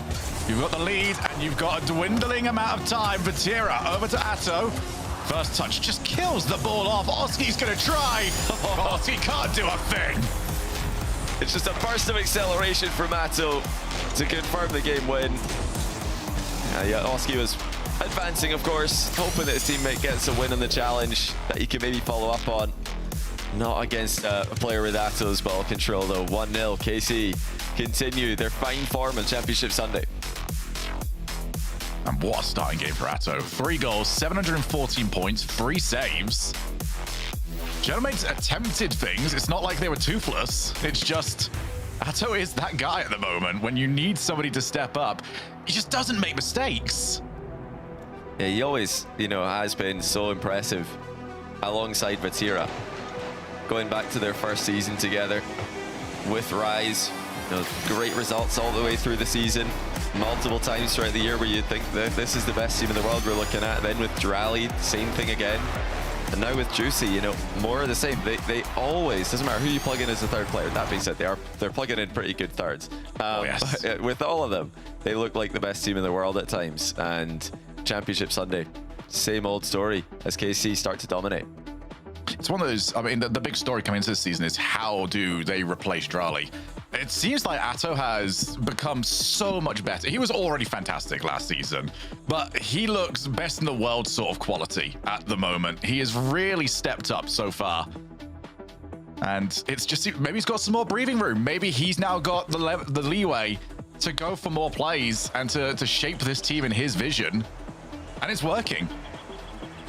Yeah, clearly Rlcs' particular player, the way a player is very good at the game, but he's a player that takes time getting used to, as we're seeing now with Falcons and Mina. They took an event and a half to get used to playing with him. BDS took all season to get used to playing with him when they won Worlds a couple seasons back. But yeah, Juicy is just immediately synergizing so well with Atto and Vatira. But it goes to show how easy this system that Karmine Corp have created, how easy it is to plug into and be such an effective player. Oh, well done by Archie. And he's got Oski on the way, but Atto just crushes the challenge over to Nas, who might have an angle as Archie drops it down, but just so much to ask to create anything from that kind of angle. Nas might be able to just take this one, but Juicy's shadowing him. No point playing the ball when I can get your car. Oh, they've done it again. Oh my goodness, it's automatic.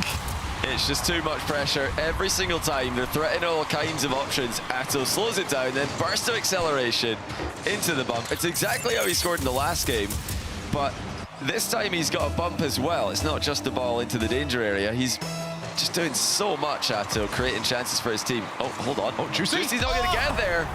It's gone straight through. Juicy thought that angle is covered because they had Atto cheating straight up the middle. Oh, it hit Vatira again. That's a bit unlucky for KC. They don't want Vatira to get a second touch on that. They just want it to go straight back to the corner. It's the one angle that Atto can't cover from that position. But gets them back into it. But you need an answer. I think this, if you're going to beat Casey, you've got to find an answer to these air dribble bumps. If you can't do that, you're going to struggle an awful lot in this series, as Atto does not have the reset, has to take the 50. Moski's going to go early, might fake it. Oh my goodness. I don't think even Nas was expecting that touch. Yeah, it's a nice skim, but doesn't lead to much. Oh my goodness, a bump onto Archie. He's getting bumped into clearing his own center. This is the other aspect of KC's game that we don't get to see all that often, but it's their defense. They're very good at just staying calm in defense and making the right touches. Just don't get to enjoy that very much as they spend most of the games they play in the offensive half. It's their 50 game, but I just always find so impressive. Oh, as here comes Atto, he pre-jumped it. Maybe a little bit unnecessary.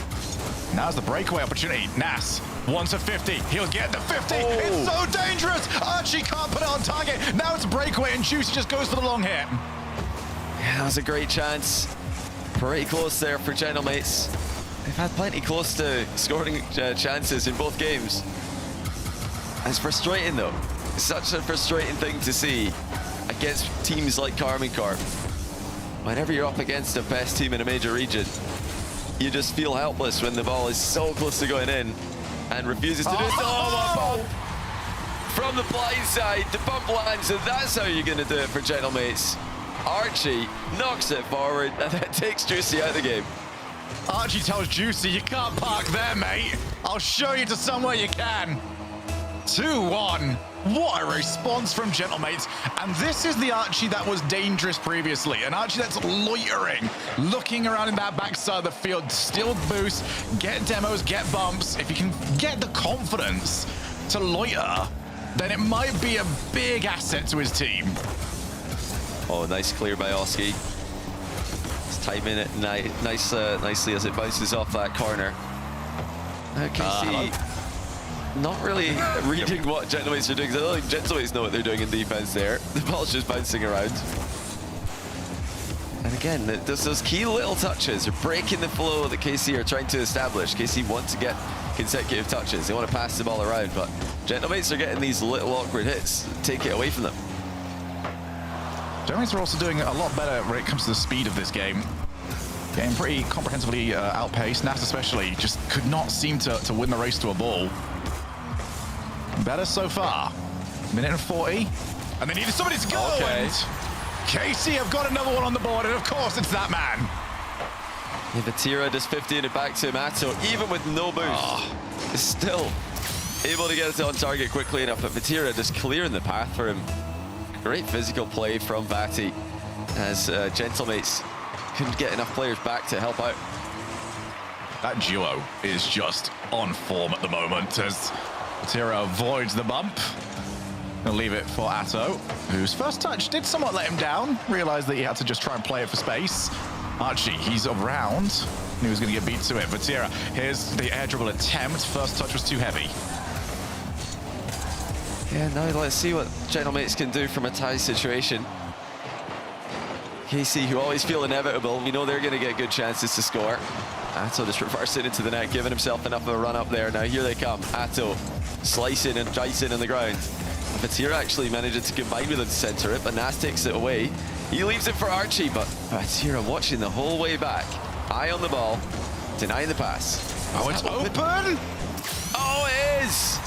Nas gonna respawn quickly enough. Atto just scores. What an incredible spot though from Atto. Realized it quickly. Let's not waste time. Let's hit it.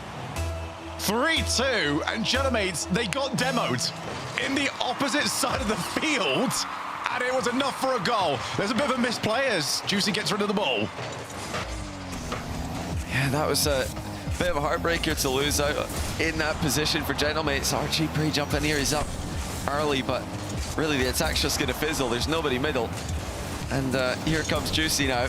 Plenty of solo plays from him this weekend. Didn't get the power slide landed on the ceiling right, so he lost his momentum. Still all good for Karmine Corp. 25 seconds to go, and they're up by that critical goal. That shadow defense from Vatira working a wonder. Atto, first touch there. He goes for a bump. And it's saved by Oski. And you know it's happening. It's just so difficult to stop.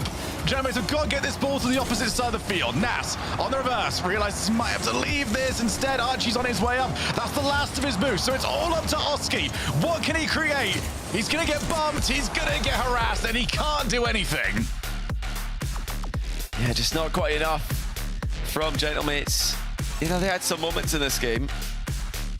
The timeout is called, as you would expect, when things are headed towards the very predictable Karmine Corp in the grand final for another Championship Sunday. I mean, Vatira as an individual, his Championship Sunday record is astonishingly strong.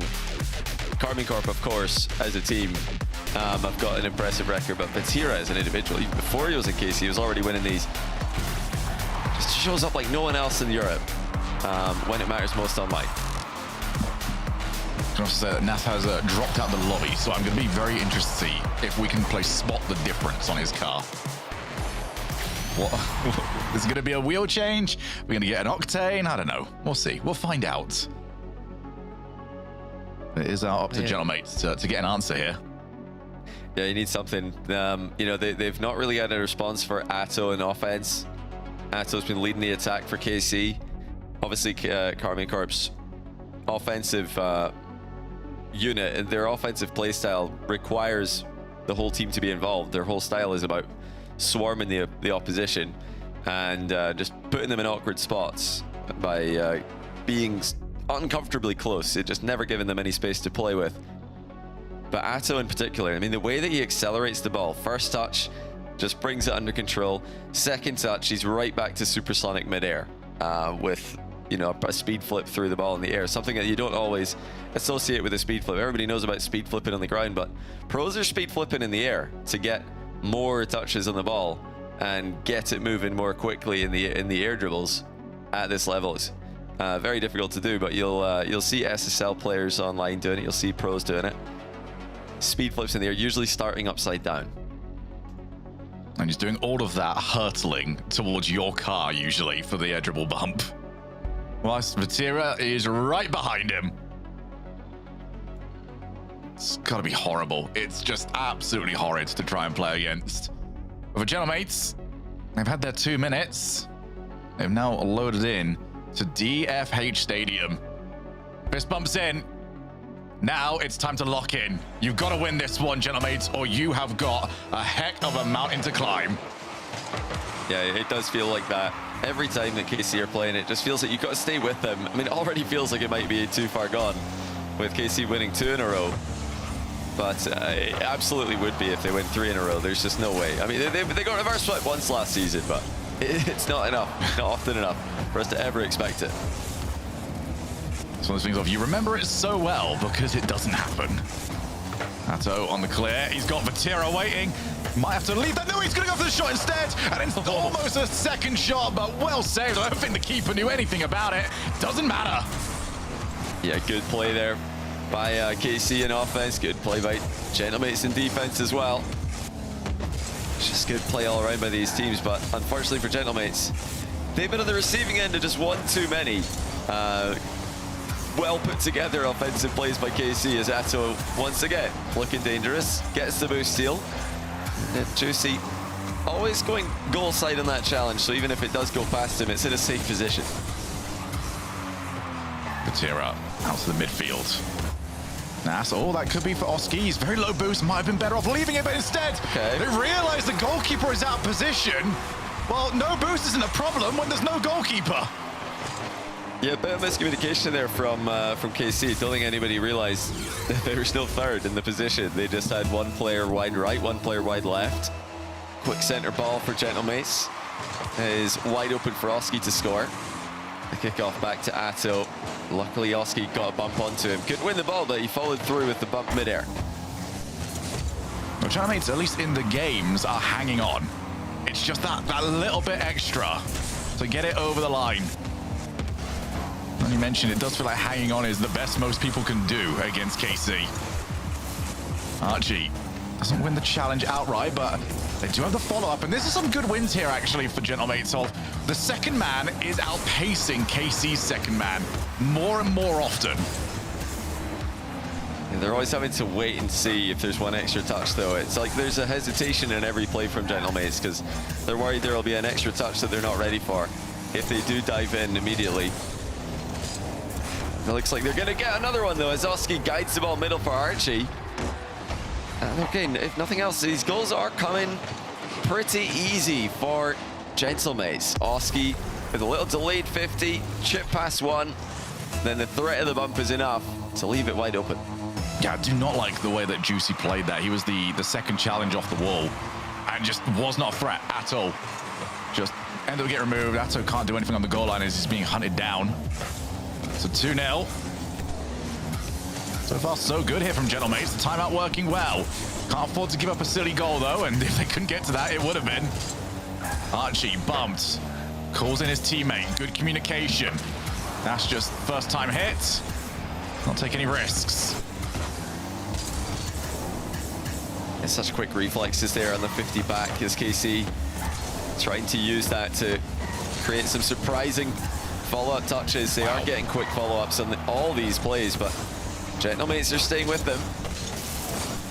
This game's gone past pretty quickly. Still into the we're already into the second half of it. Gentlemates don't feel like they had to work all that hard for it. I'm sure it feels very different on the pitch. I'm sure it feels like hard work having to play against KC. Like I said, that timeout seems to have worked wonders for them. I do. Drastically improved. I have to agree with you. I don't think getting the lead was all that difficult. Keeping it might be something else entirely. Open net for the first one. A bit of an easy corner play for the second one. Unlike KC to be giving those up. Here goes Atto. Looks for the air dribble bump. And finally, Gentlemates have stopped it. But the offense is still on the way. Archie on 0 boost. Combines with Nas. They're still keeping it out. They're still getting bodies in the way. But for how much longer can they do it? Here comes Vatira. He's at a boost. Atto, he's not got the angle to work with. And Juicy has to scamper away. Gentlemates have survived.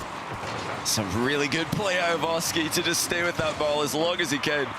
Trying to buy time for his team to get boost, but they still have almost 0. Now Archie does steal one away. Will they have a chance? Oh, yes, they will. Archie scores it. Gentlemates survive the sea of pressure. And then they get a goal in the first time of asking the other way. Oh, that's unbelievable, Archie. That is unreal. He falls with style to make it 3-0. And Gentlemates very much in the driver's seat of this game. Atto prioritizes the 100, gets challenged for it. Not the greatest decision. Vatira has to avoid getting hit. But what an improvement here from Gentlemates. That should be 4. It is. Yeah. That's going to be 4, so Gentlemates all but confirming the Game 3 win. A crucial Game 3 that they had to win. At least it feels like they had to win this to stay in the series. And they have won it if they can hold on to a 4-goal lead with just 54 seconds remaining. It's been clinical in offense, but I think the most impressive thing for Gentlemates this game is surviving that one offensive onslaught that KC put onto them. Really felt like that was going to be KC's opening goal to make it just a 2-1 deficit. Gentlemates had other ideas. Yeah, that might be the crucial moment. That's making sure that the crossbar doesn't have to do all the work for him. Back out. Atto, who has not been at his best in this game. KC will look at this as a game that they didn't quite show up to. Opening 2 goals especially, they will be deeply unhappy with. But for Gentlemates, I mean, they've been given hope now. They've been shown that KC are beatable, and they're beatable by quite a margin. Yeah, it's obviously a series, you know, where KC are quite comfortable playing aggressively for one game. Maybe we wouldn't have seen them be that aggressive if this was Game 6 or Game 7 and they're down by 2. But already leading the series 2-0, I'm not surprised to see KC just throwing everything forward and just trying desperately to get a goal back. Not like we were in the closing minute of the game or anything though, so I mean, it was totally reasonable for KC to do that, and then the floodgates open. No big deal. Yeah. But I mean, my worry is those 2 goals that started it. There was no good reason. Those were just out misplays. It's easy, yeah. So, I mean, KC will no doubt have the ability to level up and to improve between games with or without a timeout. But how quickly though? Because yeah, the first goal was very careless, just like leaving it open mid. Second goal, likewise, just a simple center ball. And then of course we had Archie's wonder goal. Yeah, no complaints on the third goal. That one's, we'll let them off with that one.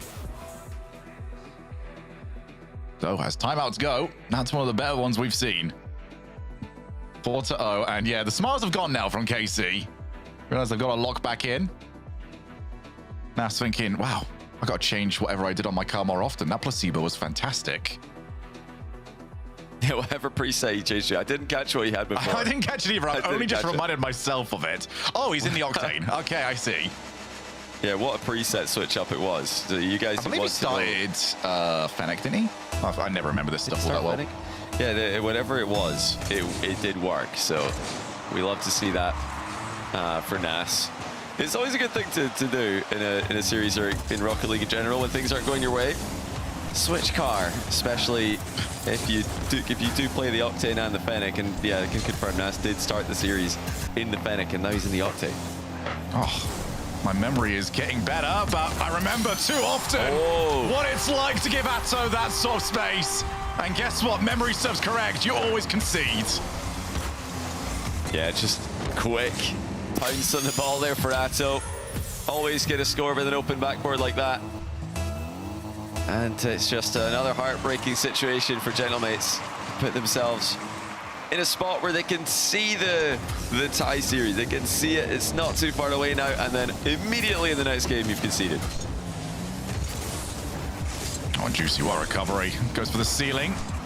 Oski did very well to track that. That could have been bad if Vatira and Natto didn't quite get the communication right. Both of them looked like they wanted it. Good demo. Oski has to just take the 50, realize that you can't afford to lose it in a very wild way. Archie's already jumping to avoid getting more demos, and that's just always the case here. KC are going to be permanently looking for cars. NASA's got it down. Oh, okay. And that's actually caused a hassle. Oh my goodness. Vatira landed on Atto and it ruined the clear. Or Atto landed on Vatira. Yeah, he landed on Vatira. That's outrageous. I mean, I'm sure both of them had a good idea there, but KC, with an unusual mistake, they completely lose control. Not only do they fail to clear the ball, but they hinder each other's recoveries as well. Well, that's not in the playbook. That's not what you expect to see from those two, especially with the synergy that they have shown. Nas, good pace, gets rid of it. Oski's now on the chase. Wants a 50, gets it. But Nas is on very low boost at the back. He's going to need Oski's help. Oski more than happy to provide as his teammate gets the boost back up. Air dribble, yeah, that's probably a good idea, Oski. If you see the air dribble or an aerial from Atto, I'd be sending as well. Oski, chance to take the lead. Doubles it in over Vatira's head. I think Vatira might have got a touch on it as well, but he had to do something. Oski was scoring it. And yeah, it's gone in off Vatira's car, but I don't think it would have mattered. No, I don't think there's anything Vatira's doing to stop that one going in. He gets spectator seats, the absolute best tickets in the house, as that's on target, saved! It's a close call for Gentlemates right off the kickoff. They're starting to gain some serious momentum in this series now. Juicy fires one back though, and out of nowhere, Karmic Corp have tied it. Looked like Gentlemates might be able to keep control of this situation, but yeah, Archie just didn't get enough on that. Oski couldn't cover the shot. Yeah, well played on the setup. Just to get it away from Archie before he arrived. It's one of those ones where if you're Atto, you get that right, you've got a great goal scoring opportunity. You get that wrong, it's pinching maybe into your own net. Those ones tend to be pretty horrible. Oh my goodness, Oski! Oski! What a play! And he deserves more! Yeah, they're looking great offensively. Oski in particular really coming to life here for Gentlemates. They all need to show up big. And now it's KC pressing again. KC just defending that halfway line like it's their goal line, as they so often do. Nas always in a bit of a tough, difficult spot, but he does survive it. Leaves the ball for Archie. Juicy, back to Atto. First time clear, realized he was under a little bit of pressure. Here goes Oski again. It's the hot hand at the moment. Might as well keep getting it to him. That one doesn't quite work. But he's downfield, and he's going to be the first one to this. Goes for net. Might have been better going to Archie. If he is going to go for net there, I would like to see him shoot near post. I feel like shooting across the goal is too speculative. It just makes it easier for the defender to clear it. But definitely an attempted mix-up there from Oski. He knows there are defenders in net. He's hoping they're overcommitting on an interception. It's up. Vatira gets a good challenge. Atto picks up the 100. Avoids getting demoed, but opens the ball up there for Nas. Comes a scramble on the wall. Atto's on nothing now, so he's going to have to leave this. Goes for the bump. It always works. It creates some hassle. Now what can Casey do with it? Not quite enough. And that's nearly put Gentlemates in trouble there with his touch to the backboard, but Casey couldn't do much with it. Atto going to try and leave this for Juicy. Nas goes past both of them. And Oski's clearing the path. Somehow, Vatira gets in the way of the shot, despite being harassed by Oski. I swear, when you try and demo Vatira in his own side of the field, he just becomes a ghost. You go straight through him. One of the most difficult players to beat. One of the best 2v1 defenders on the planet. As Archie will clear. Nas looking for Atto, who's already jumped. Juicy's got a bit of space. Chooses not to go for it. Oski can't read the angle. There's a whole bunch of orange cars. None of them are making contact. And now they've got to get back because here comes Atto. He's got options, but none of his teammates got boost, so he has to sell for a block. Yeah, Atto, he wasn't covering the defender's access to the ball there. Usually he'd be goal side of the ball. It's just threatening bumps. That time he was in the outside of the ball, actually blocking his teammates from accessing it. Gentlemates in a rare position where they don't have to defend too much against an Atto attack. Well, that's across the face of goal. Atto on his way. 100 does not spawn for him, so he's got to now pass it off, look for the bumps. You know the story by now. Juicy. Oh, not the best touch from him, but it does open the ball up. Here comes Atto again. Goes backboard. Oski clears. Might be a chance. Yeah, Vatira realizes do not give Nas a chance to challenge. It's going to be on target. Not overly dangerous. Vatira looks to try and create one more. Can Oski get to that? No, not quite. Yeah, Vatira fancied it twice in 0 seconds there. With the ball on the offensive half. Delayed kickoff now for Gentlemates. Leads to Oski getting a free ball. He's unable to bump Vatira, who just continues to dodge aerial bumps, dodging bumps on the ground. Like you mentioned before, he's just a bit of an elusive player when you're trying to take him out physically. To the wall. Here comes Vati. No challenges. Is that something they're going to regret? Off the backboard. Juicy leaves it for Atto. Bounces off very menacingly. Oski does well not to read that he can maybe go and pounce in the midfield. Has to be available for the shot on target. Whose total is very low for the offensive Gentlemates. Nas not too worried about it, but this is crucial right now. Can Gentlemates tie this series back up? Archie doesn't want the reset, maybe couldn't even get it. Nas got to get there quickly, and he gets there just in time before he's turned into scrap heap. And Oski gets rid of the ball. The Gentlemates now with the ceiling pitch is just a bit too far for Nas to reach. He flashes it across the box. Vatira doesn't own goal. Really, all he had to do there was nothing. And that was so unlucky. If that ceiling pitch went a bit further back into the midfield, Nas would have been on it. Juicy just pops it, realizing his boost is too low, so is Vatira's. Nas on very little boost, does not seem to mind it all too much. Oski eliminated. Archie does well. His team's got time to get the demo player back into rotation.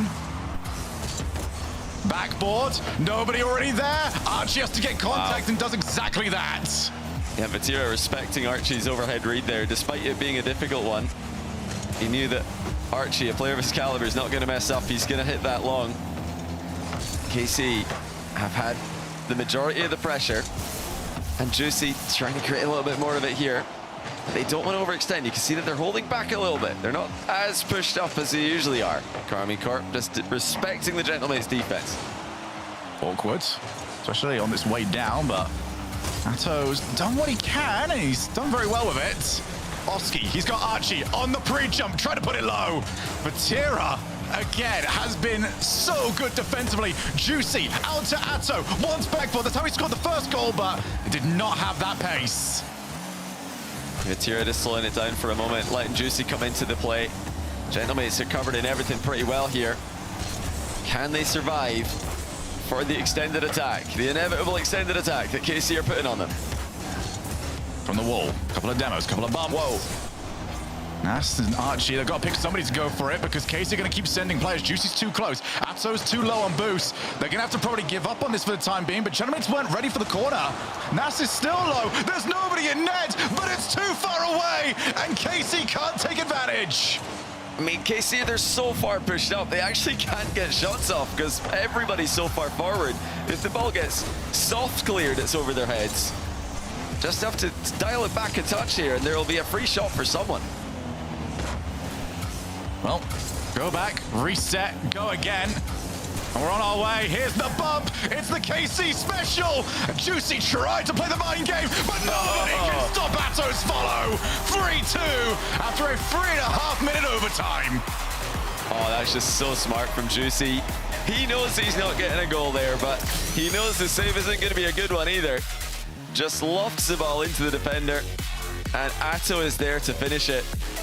Although, you know, dare I say it, he was very close again. They were nearly too close to react to the play.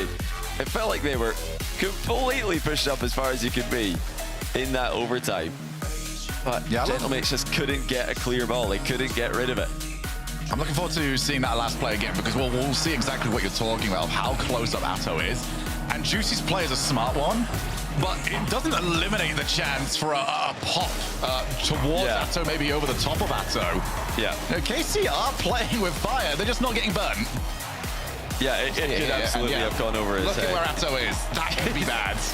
He is very close, but obviously in a slow play like that, when the ball isn't moving very quickly, there's more of a chance that it doesn't go very far. So if the ball is moving slowly in Rocket League, if there's less of a chance of a volatile 50, playing really close to your teammates is more viable. If that was, you know, a supersonic play where two players are accelerating into the ball, I doubt we'd see Atto that close. But he's really done well with the pace changes this series. You know, matching the speed of the game really well. Game slows down. He's right up close and personal. Game's moving faster. He's farther back, respecting the volatile clear. Oh, Atto's been player of the series, bar none. That is not to say that his teammates are playing bad at all, but the S tier belongs to Atto. And they now get this across the line. It's not out of reach here for Gentlemates. It's unlikely. It's very unlikely.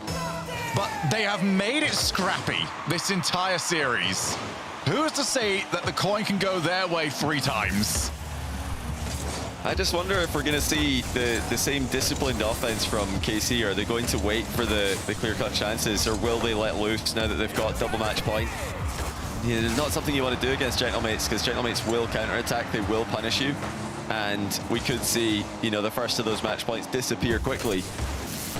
So far, KC with measured aggression as they finished off in game 4. They still look like the team with far more control where the series is headed. Oh, I say that. Archie does open the scoring. And KC all bunched up in defense, looking up at the ball. Yeah, a little bit too much being kind to each other, to be honest. And then wasn't too kind to bump into one another. KC have had a few of these this series. It's not consistent, but you go back to the game that they lost, the opening goal especially. KC have had moments in that corner as well where they don't quite get it right. Yeah, they're definitely confident in each other's 50-50s. Maybe to a fault. You know, not every 50 is going to be good for you. You have to cover the mad option with one of your players, or you might as well, I feel, when you've got everybody back in defense. Positivity at that point. This is what Gentlemates needed, just a little bit of hope, because they've had to do so much defending at the end of the last game. You almost forget what the other goal looks like. Oh, NASA's got a close-up view this time. 2-0 in that new Octane. Little cut in field. Past one. And yeah, good control. Challenge didn't really force him to lose control of the ball there, Nas. He's able to 1v2. Yeah, a little bit of a reminder. Nas knows how to play ones. He's got that ground game. Did not need much of a gap as he's now on his way up. Tips the ball on as Oski goes up. Nas called back into the action. Oski Oh, he's found the corner. I don't think he quite liked his view. Maybe a few too many players forward for his team. We have a 2-goal lead. I mean, Gentlemates do not need to take the risks. If we're talking about org reputations, teams with the name Gentlemates attached to them tend not to throw away 2-goal leads. Yeah, Gentlemates in their best iteration of the roster, winning the first Copenhagen LAN.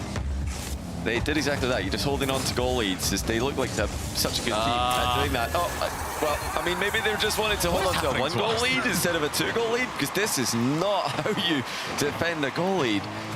Archie not playing the ball at all there. Not sure what he was trying to cover. Archie, you know, looked great doing it, but he looked great seeing the ball going into his own net. 3 minutes, 1 goal. Not nearly as comfortable. Archie looking to try and make up for it. The ball's on the ground, so he has to take the 50. Again, 2 players committed there from KC. You can usually get away with it just because how good their recoveries are. That's Oski. Oh, he's over the top of one. Vatira's on low boost. Still gets to it. It's a great save. Half the game to go. Both teams have had pretty lackadaisical defending so far. And now KC are getting right back to the work that they do best, and that's putting pressure on their opponents. Oh, careful, Oski. That's the wrong goal. Does guide the ball into the corner. Actually gets a really good hit on it. Atto almost didn't get up to it. Oh, Vatira does it again with the help of good old Mr. Post. Atto looking for the breakaway. Oski's waiting for the 100, and of course it only spawns the moment he leaves it. Vatira, ball goes low. That could have pitched anywhere. And thankfully for Gentlemates, it's not near their goal. Yeah, that's exactly the one place they want to keep the ball away from right now. Just anywhere except in front of the net, because they know that KC are going to pounce on it if the ball does go in front of the net. We've had some teams not really capitalizing on the centers today. KC are not going to do that. They're not going to be a team to let a chance go begging. Nice second touch there from Archie. Couldn't quite get behind it for another challenge. Archie again. He wants somebody to go for him. That's off the wall. Almost found Vatira's car. Well, almost found Vatira's car is about as good as most people do. How did Gentlemates go about this? How did KC go about this? Vatira, option in the midfield. Can he get to it? Just didn't quite have the boost, but still a lot of players committed to it. Juicy with a massive dive in. That was so risky. But they have got away with it, and they've now retained possession. Reset for Atto. 2 players needed, but Oski gets rid of the danger. Yeah, boost steal from Atto is critical, though. Archie, the only player Gentlemates with boost, but Nas manages to fake out the challenge. And that's huge. Gets them out of defense. They would have been stuck for a while there if Nas didn't get that mind game.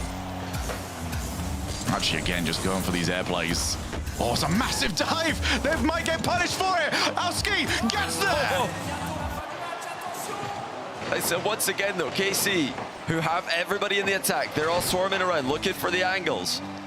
Just 50 in the ball back, mind gaming it back into position. Archie manages to stay with it, though. You've got to do that. You have to follow through, just in case KC are losing it on purpose. 10 seconds to go. Still that 1-goal lead for Gentlemates. Oski on the way down will get the 50 he needs. The attempt for the outplay. Nas fakes out the original one. Good bump. Archie's got to get there. Still so dangerous. Oh, wow. Here comes Atto. Goes backboard. It's out to Juicy. Vatira wanted it as well. Now the offense for KC is all sorts of scrambled. Atto drops to Vati. Nas saves. Oh, what a try there by KC. They've still managed to keep this in the air. Can they really? No. Down to the ground it goes. To confirm the Gentlemates win. But it's never easy against this KC squad, creating multiple good looks in 0 seconds. But Gentlemates are hanging. That is the best way to describe it right now. They are sticking with them. And they might be 5 minutes away from Champions Field. Vatira had to put up 5 saves to keep his team in it. It's not like Gentlemates weren't creating their own opportunities. They played a lot of defense, but the offensive chances they created were so hard to deal with as well. And so much to gain here. The Death talked about it before the match. So much for Gentlemates to play for. If they can win this, they really do cement themselves in the top 5 by an even larger margin. But against KC, you're not just thinking about that, you're thinking about, well, if we could beat this team, we could beat anyone. This isn't just for this event, it's not just for their points, it's for their confidence. That will, you know, really boost them for the entire rest of the season if they can come back and win this one. And I'm sure they're starting to believe now after getting that one win, even though it was a pretty hard task to close it out. Going into game 6, Gentlemates just need the one more, and then it's game 7 and anything can happen.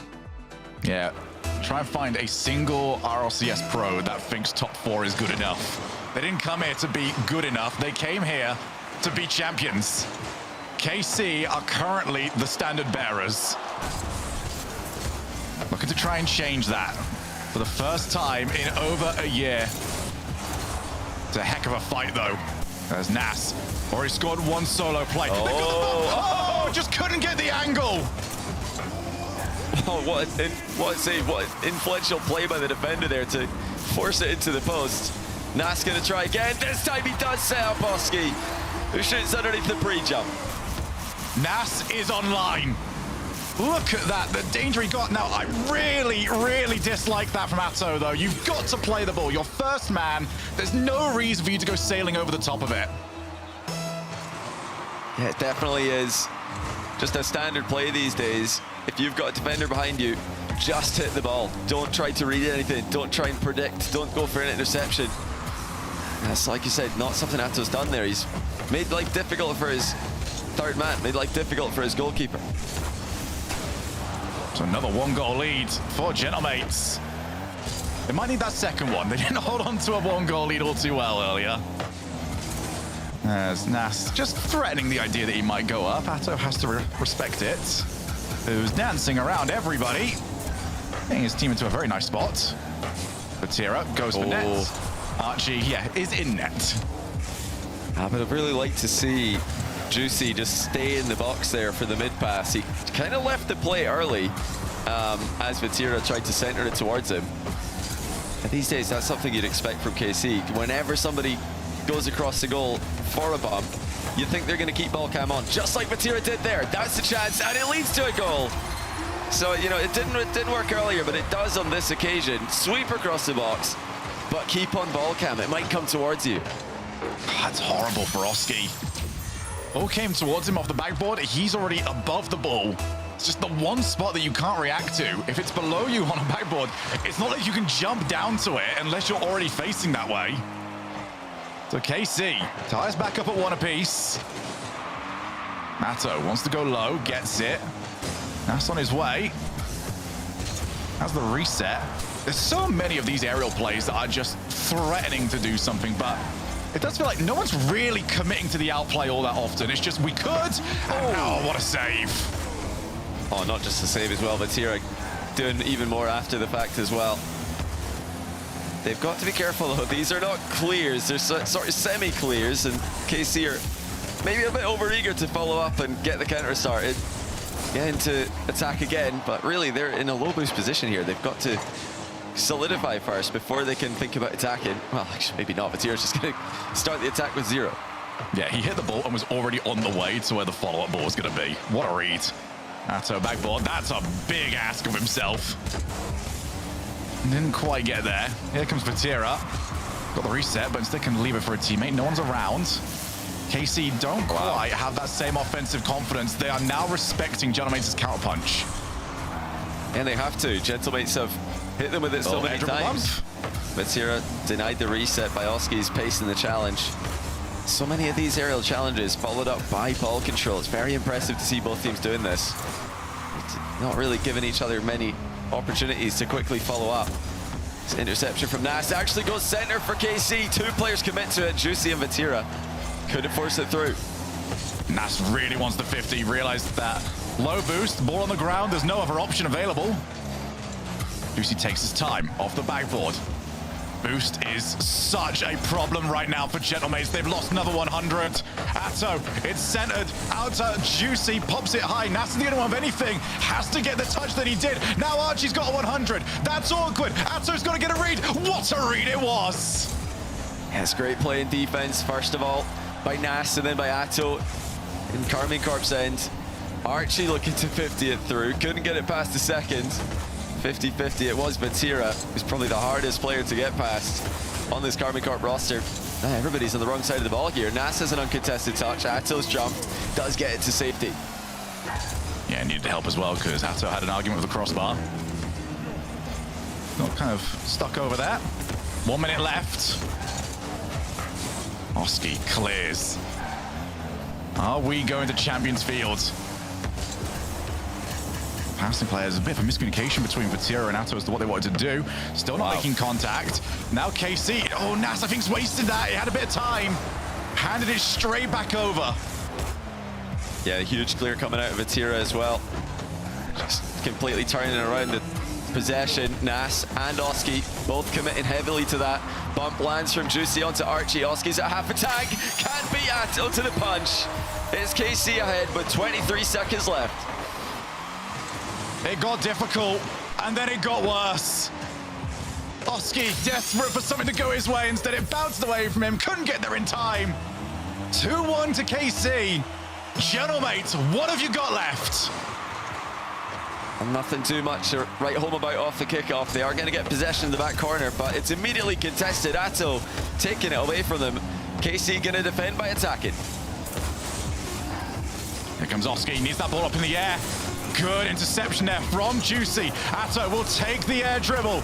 Get it across the side of the field. Archie has respawned on the correct side of the field as well. Pops the ball into the air. Yeah, I don't know how he's kept that one up, but it's not going to stay up for long. Karmine Corp are inevitable. It's another grand final for Karmine Corp and Vatira in an EU Champ Sunday. And that will not have felt too good. They got 2 games, but that would have been a pretty bad feeling series for Gentlemates. So much defense having to be played. Such an uncomfortable series for them. And it's all because of the Karmine Corp and the way that they play the game. KC march on to another grand final. They've had 3 grand finals they can reach. They've already got to the 3rd. And they've been dominant in those grand finals as well. NIP during the first one looked very good actually for the vast majority of it. Then just got brushed aside. Shopify Rebellion, well, they won't want to talk about that one too much. Are we going to be adding another victim to the list? KC are just that squad. Yeah, they really are. KC in the final. Vitality or GK going to play them in it later on today, but to find out first who's going to be in the final, we're going to need to play it. Let's go to the break and then we'll be back right It looks like you're backing up a bit here. Okay, Luann?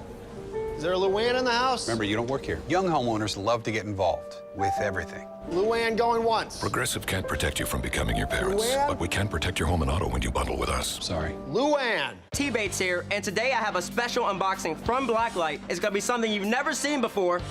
ASMR. Let's get into it. Oh my gosh. Sorry, oh my gosh. It's cool. These are the instructions. It's a piece of art. Smooth as silk. And now, for the finishing touches. The Athena Pro. Blacklight. Rlcs. Available for pre-order right now.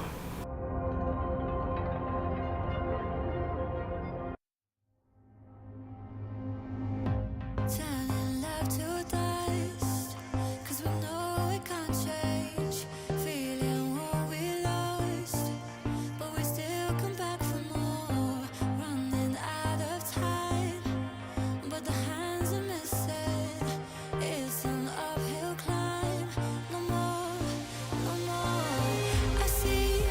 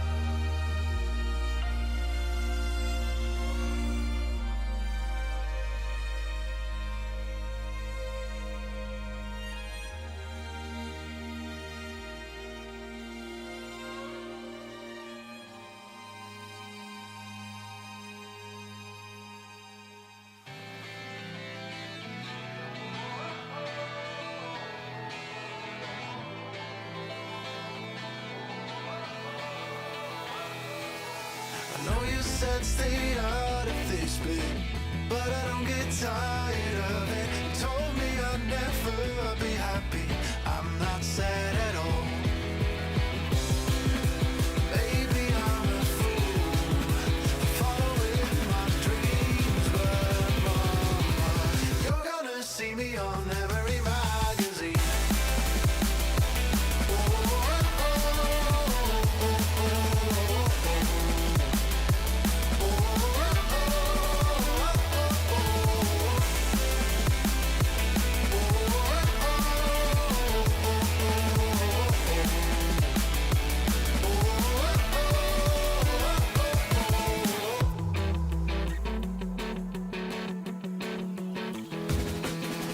Never meant to disappoint ya. Smart enough to be a lawyer.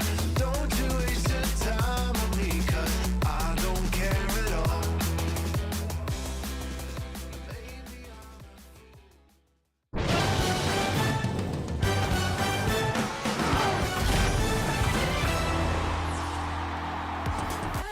We heard Joyo saying Thanos about his teammates, but I sometimes apply that more to K-Corp because realistically they are inevitable. Grand finals for them yet again as they take down Gentlemates.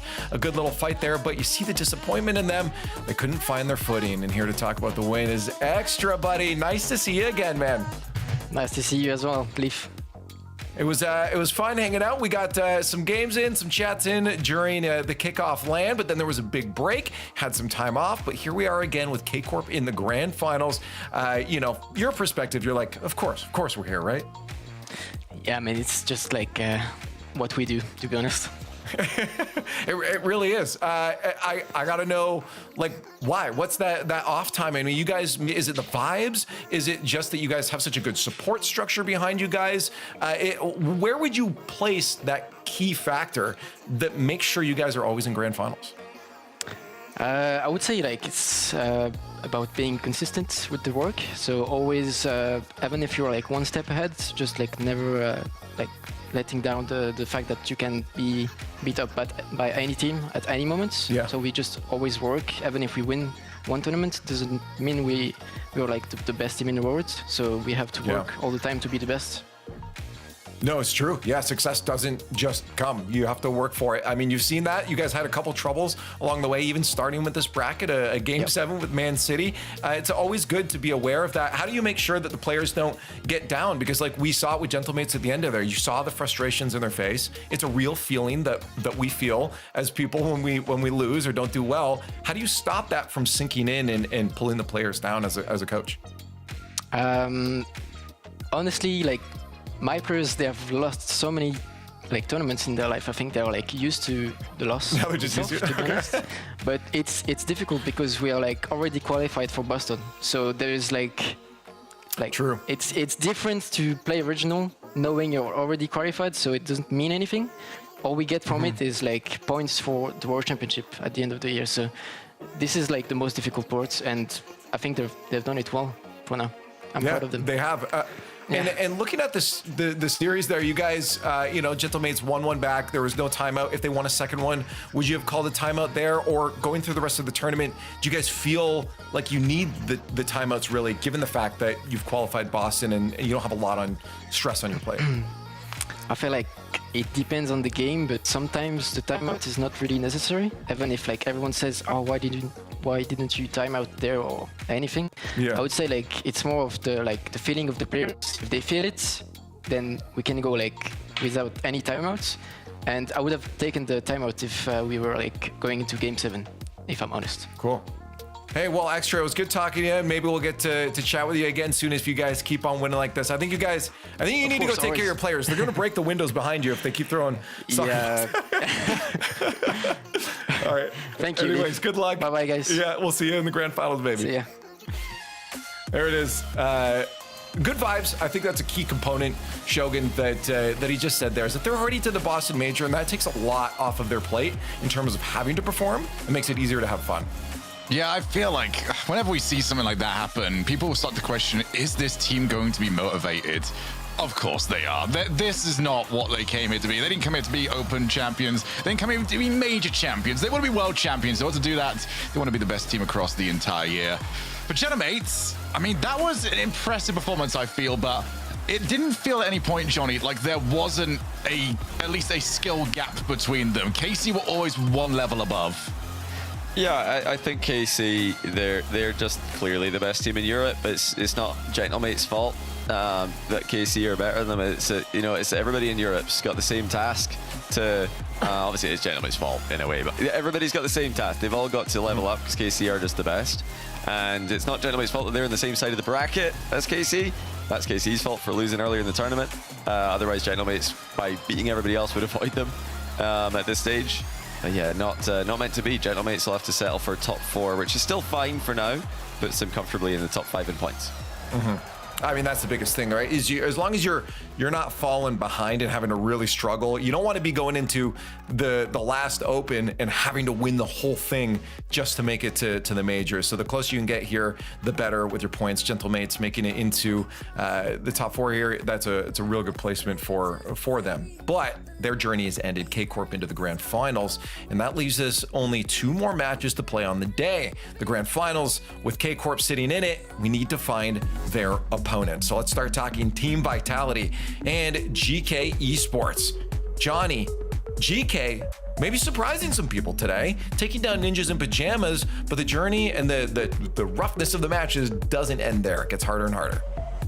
Yeah, in a way it does, but Joyo gave us a clue in the post-match interview that, it's not all bad here for them having to go up against Vitality. Jack actually had a great record against Vitality last season with Dignitas, so I'm sure he's got some tricks, he's got some strats that he can bring to this new team GK and help them improve their record, although GK did beat Vitality as well last season. So yeah, Vitality have added Stizzy, the fact they've got a new third, but it is still 2/3 of the same team, and they've still, of course, got Zen as the talisman. So they're they're more or less trying to do the same thing but better. So maybe Jack and GK can find the counter to the playstyle. Yeah, not gonna be easy though as Vitality continues to warm up. Shogun, and a big thing for them. I mean, Vitality's got a lot on the line here. Well, not a lot here, but they're definitely focused on a singular goal. I mean, they can clinch if they can win this regional for that Boston major. So, they have a lot that they're working for here. But Vitality, it's getting out of this stasis that they've been in for the last year and a half, really, of their top 2, top 3 in the region, and that just hasn't changed. They've been stuck here. They've changed personnel, they've changed tactics, they've changed ideas. They're still in the exact same spot, so they'll see this as a threat to maybe knock them out of that stasis in the worst sort of way, where it pushes them further down. But Vitality, I mean, they're playing good at the moment. This is all about establishing, are you good enough for both of these teams to go and challenge KC? I think no matter what happens here, they are going in as the underdogs. But we'll find out, because Rocket League Maths does not seem to be working for us today. Otherwise, GK would not have won, but it's a brand new day, and GK played so well earlier. Well, we started the count. The progressive fan vote's up. Hashtag GK, hashtag VIT for GK or Vitality, respectively. Again, Vitality continuing to warm up here. In terms of stock, I mean, for you guys, Johnny, I'll start with you. Of Stizzy. I mean, Stizzy's a solid player. Sometimes we see a little bit of rough patches on the field here, but the more he warms up with the team, the better he seems to get, in my opinion. Yeah, I think people are being too harsh on Stizzy too early, and they're being too harsh on the acquisition of Stizzy too early, because last season the same thing happened. Stizzy didn't have a good event one with Dignitas. Everybody was saying this isn't the right player to play with Jack and Joy is. Then after that, they do great. They have a phenomenal season. So I mean, you got to see more than one event. We've only seen one event so far. Let's see how this event goes for Stizzy. They're still in it. They can still win. Did I miss something? Was everyone having a go at Stizzy? Did I miss this? It happens it happened last season. It's happened this season as well. Vitality have one bad event, and everybody says yes, Dizzy's not the right player for the team. We've seen one event, guys. We need to calm down here. And they say we have recency bias, but no, it's like they look at one and that's fair. I mean, but who doesn't really at the end of the day? But yeah, chat needs to look back on themselves sometimes too here. We'll see what they predict in a moment here, but we got to get predictions from the desk first here. GK, I think the fact that they surprised us probably would put them as the underdogs. I'm guessing for the desk. Is anybody thinking GK is rocking through to the grand finals? That's the question here. I didn't. I mean, I don't like to change my prediction. I locked in Vitality during mid series in GK versus NIP, because GK versus NIP looked so sloppy. I think Vitality beats either of these teams. But now that GK have won it in the way that they did, just throwing caution to the wind, getting really, really emotional on the camera, I'm thinking, okay, maybe they do have a chance. Maybe I did jump the gun on that, but I'm going to stick to it because that's what I put in. So I'm going to leave it at Vitality. He also put it on my part of the spreadsheet as well. I did. So you wrote it in for you. Who am I to go against such great knowledge? So I'm stuck with him on Vitality. I would have gone that way either way, but hey, solidarity. I mean, here's the thing. Not a single one of the analysts have gone against Vitality right now, which could spell a problem considering we all went for Ninjas in Pajamas before too. So maybe we got that curse today. And with chat joining us, watch out Vitality. But realistically, it is GK that needs to prove to us that they deserve that grand finals right now. We'll see if they can do it as the match is about to begin. A best of 7 to determine who joins KC in the grand finals. GK Esports tried to continue that journey towards the end, whereas Vitality wants to lock their way to Boston. Let's see who wins right now.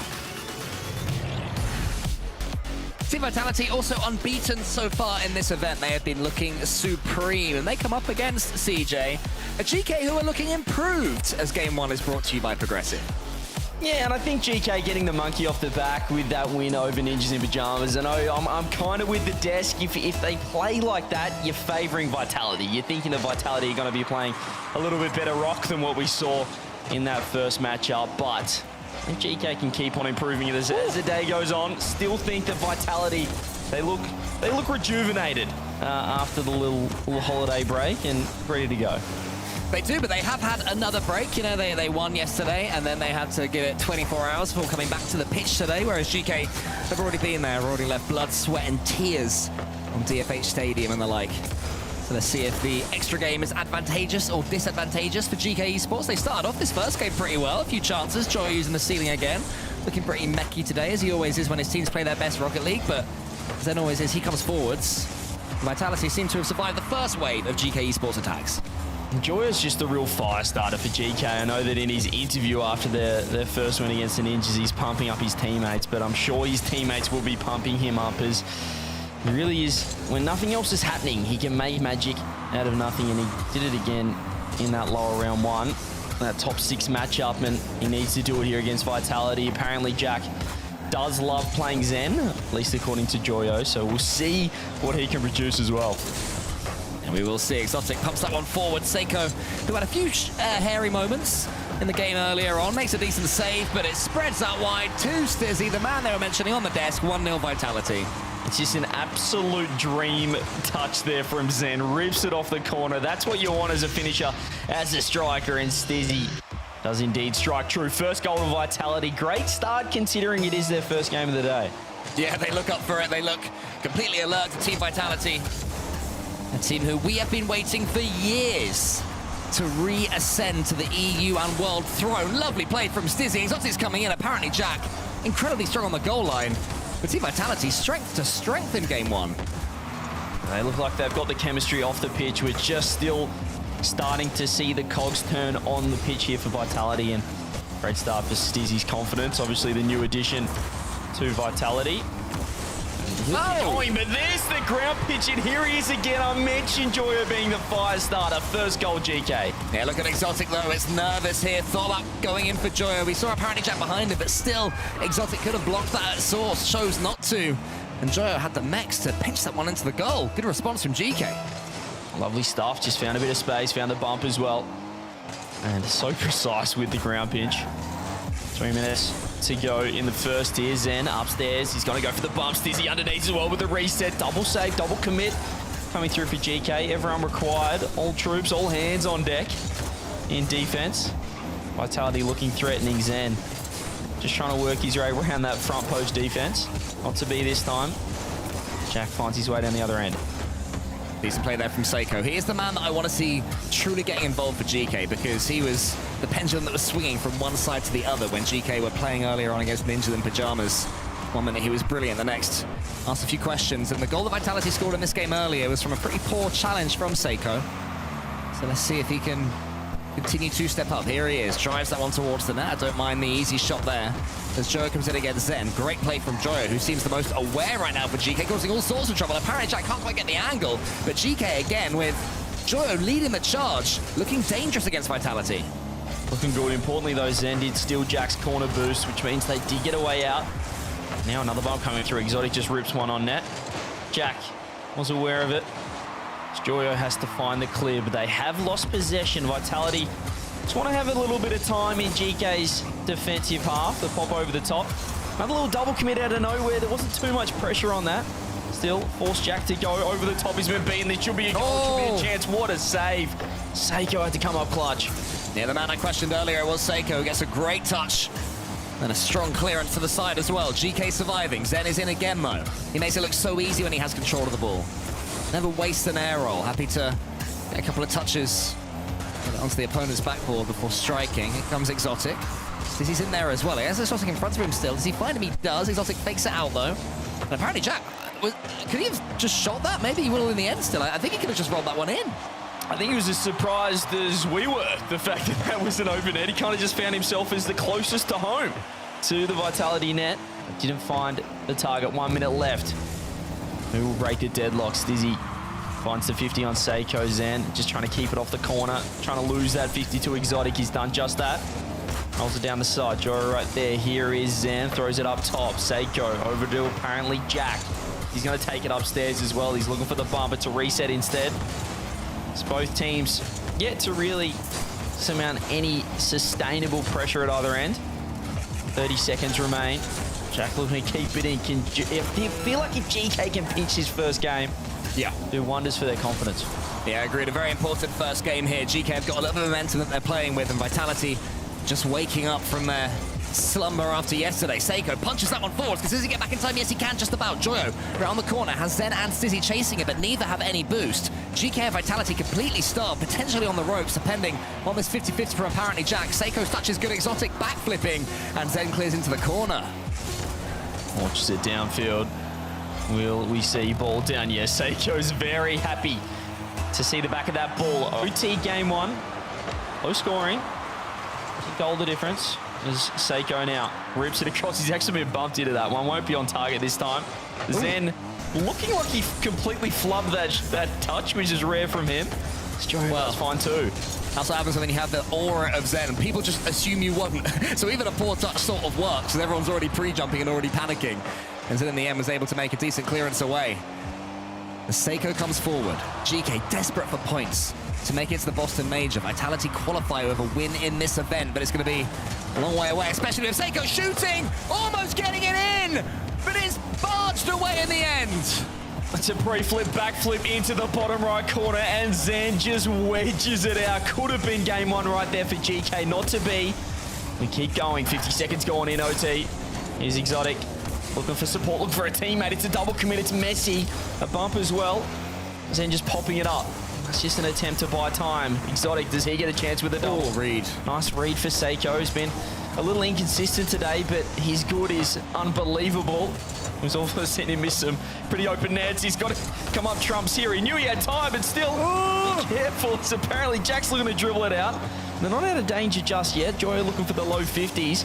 Vitality circling. Exotic, you can see he's just biding his time to keep the ball locked in this GK half. Yeah, Vitality staying slow, staying deliberate, not rushing into anything. GK had the ball on their own goal line there, and Vitality weren't exactly diving in to attack it. They realised that they can approach this one methodically. Stizzy is going to end up with this ball, and he has 100 boost to play with as well. Apparently Jack avoids the swipe from Exotic. But Seiko's up quick as well, and he's playing with some confidence now. Joyo has this one. This is a real chance. Joyo pass one. There's Zen. Pinches it towards apparently Jack, who finishes it off. And GK do pinch that first game. The GK playmaker, Joyo, does it again. He beats one, forces the poor touch from Zen. And apparently Jack too good. The positioning fantastic. rolls that one home. You can see how much it means to the boys as well. They loved it. And Joe, he was gassing up his team earlier, and he was the one who unlocked the Team Vitality door in the end in overtime there. But I mean, both teams, they survived some hairy moments. CJ, Team Vitality, they were able to get the ball away, they were able to bundle it, and GK themselves taking a few more touches in front of their own goal line earlier on than they would have wanted to do, but they both survived. But it was Joyo in particular that was the one that stepped right back up for GK. It's a fantastic play when you need someone to get this team going. It's Joyo more often than not, but Jack versus Zen, advantage to Jack, which is what Joyo was looking forward to, that matchup. He's loving playing with this team. We love this team as well off the pitch. So likable, but they'll take that. I think that match against Ninjas in Pajamas, just like two teams that nearly wanted to win too much, that it was just bad gameplay. So I'm liking the fact that they could just brush that off and come out fresh here. That match from GK, the opening game in this series, that was not like the end of the last series. That was back to the much more controlled play style they've been trying to do, you know, spacing out around the pitch very well, making sure there's no double commits and nothing silly. And in the end, when they did strike, I think that's the key difference of GK, you know, choosing when to chuck that second and third man forward. And they seem to be getting better at it. They seem to be learning that.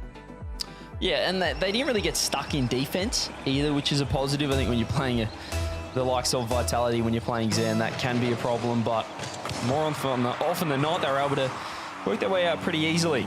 So still yet to see the chemistry we're seeing from Vitality off the pitch as they do on the pitch, and there it is again, off the rip. Apparently Jack with the goal, Seiko getting to work. Yeah, apparently Jack with the goal and the gulp as well, the insta sip of water, staying completely calm. No silliness just yet. And we're roaring and chanting and cheering at the end of their last series. For now, they're trying to stay as professional as possible. It was Seiko that time who didn't quite have the finishing touch, but he was able to break through Team Vitality's defense. And apparently Jack is looking like a goal poacher this series. It's working well for them. Yeah, he's a tap-in specialist. Bit of Archie. He might have learned from him, FIFA. He might have. He's quite enjoying the new role as long as the fellas keep providing. This time it was Seiko getting to work. There's Stizzy keeping the ball in. Look how high that third man's sitting. I love this play though. It's just Stizzy exotic needed to be there, but just a step behind. He was caught flat-footed or perhaps on the wrong foot. Yeah, so close. Zen's going to go for the skin. Gets the clean touch into the corner, but Joe, of course, respected it from Zen. So actually, the defending is easier than it probably would have been for other players because they just assume that Zen is going to sink it. Joyo, he's going to attempt to redirect of his own. Zen was waiting for that one. Seiko's in. It's a step up from Team Vitality. They didn't quite get that goal and they had all the pressure. They are looking the more likely now. Unless GK are able to counter, that's what they'll be hoping for. I haven't seen Zen do that yet. The ball can go anywhere. Literally any angle. As long as he skims it with the most finite touch possible, that's all it cares about. It doesn't matter where it goes, the trajectory, the direction. Apparently Jack tries to get one, tries to get two. Stizzy with the save. Jack nearly creating magic. Here's Zen again on the double. Not the best clear though from Seiko, but Zen doesn't find the back of the net. There's actually a player that we've called into question a couple of times. It was Exotic who made that save, and he's such a confidence player that it could be a big moment for him because that was not a simple block. Zen comes forwards. He's always got confidence, but it's a great challenge there on the backboard. So GK defending well against Team Vitality. Zen could be in again. Gets a pinch against apparently Jack. Decent dunk. In he comes. Joe clears it. Exotic will have 100 boost. But again, every time GK break forwards, there are gaps in this Team Vitality defense that they can attack. I always appreciate just how hard Zen rips a flip reset. We saw it there again with the low 50. The confidence player just outsmarts the defense, and Exotic one step ahead, low boost, no worries, no problem. He had zero, and he finds the equalizer. That's what happens when he gets his tail up. He's pushing forwards. He's not thinking backwards. And all the simple things start to work. It was just as you say, a low 50, a clean challenge, and it rolls agonizingly for GK into their own goal. Seiko, though, gets this one, shoots this one. Stizzy towards Zen. Zen leaves it for Stizzy. And the Stizzy called off Zen, or Zen told Stizzy to keep the ball, remains to be seen. But either way, Team Vitality building upon their own momentum now. Yeah, nice to see Exotic getting involved at his peak. You know, looking at the BDS days, a world's MVP. He is just one of the best shooters in the world. He knows exactly where to place the ball. That was no exception right there. He just knew the panic would set in, and more often than not now, we're, 10 years into Rocket League, Cole, the worst shots are the ones that go in, I feel like. You shoot top bins, that's expected in today's Rocket League. If I ever shoot top bins, I'll let you know. Yeah. I'll try. I'll keep on trying, mate. One day, I'll be Maybe accurate. year 20. Maybe year 20. We'll see. Under 2 minutes left, 1-1 again. Very similar to game one, where we did head to overtime with this scoreline. Series Zen didn't get that corner boost. Won't be happy about that. Has to leave it for the man we've been talking about, the lone goal scorer for Vitality Exotic. Want to be that time. Low dribble for Seiko. World champs galore across this pitch. Vitality are doing a lot with zero boost at the moment. They're not afraid to put in a 50-50 when they have nothing in their tank, and they're not afraid to move forwards when they have zero boost. So it's leading to a really aggressive game for Team Vitality, where GK is spending a lot of it on the back foot, but as we know, it's the team that is more than happy to counter-attack. Maybe they were watching how Man City performed against Kami in Corp yesterday, and using that as a blueprint. Zen into the back wall. Seiko has to backflip to try and get something on it. Stizzy is in now, and this is a really nice play from Team Vitality. Moving this ball forwards deliberately. Again, not rushing, not wasting any touches. They know that GK will get some. The ball keeps falling for them when they do have boost, and Zen is able to march it forward. Joe just about gets a touch to put that one high. Stizzy's a player that he can get hot, and he hasn't got hot just yet, but he can win a game off his own foot. Have a look at Exotic, he staunched everybody. And the ball sat there for long enough for Zen to poke it home. 2-1 Vitality. He's got zero boost again, Cole. He doesn't care about it anymore. Mate, I'm all here for basics Exotic. It's like, you know, he's a shooter normally, but right now it is just clean challenges. The base version of the game is what Exotic is playing. And GK here are expecting Vitality to be stylish and really struggling, but they do have an attack of their own. Apparently Chuck tries to get the dunk, does get the dunk. There is Zen, he gets it to the side, and Stizzy finishes the clearance. So close for GK. Exotic, the basics man, Mr. Fundamentals. Mr. Fundamentals. Putting the fun in fundamentals. He's putting everything right now into the back of the net. That's what he's doing, Cole. I'll tell you that for free. Exotic, fantastic player.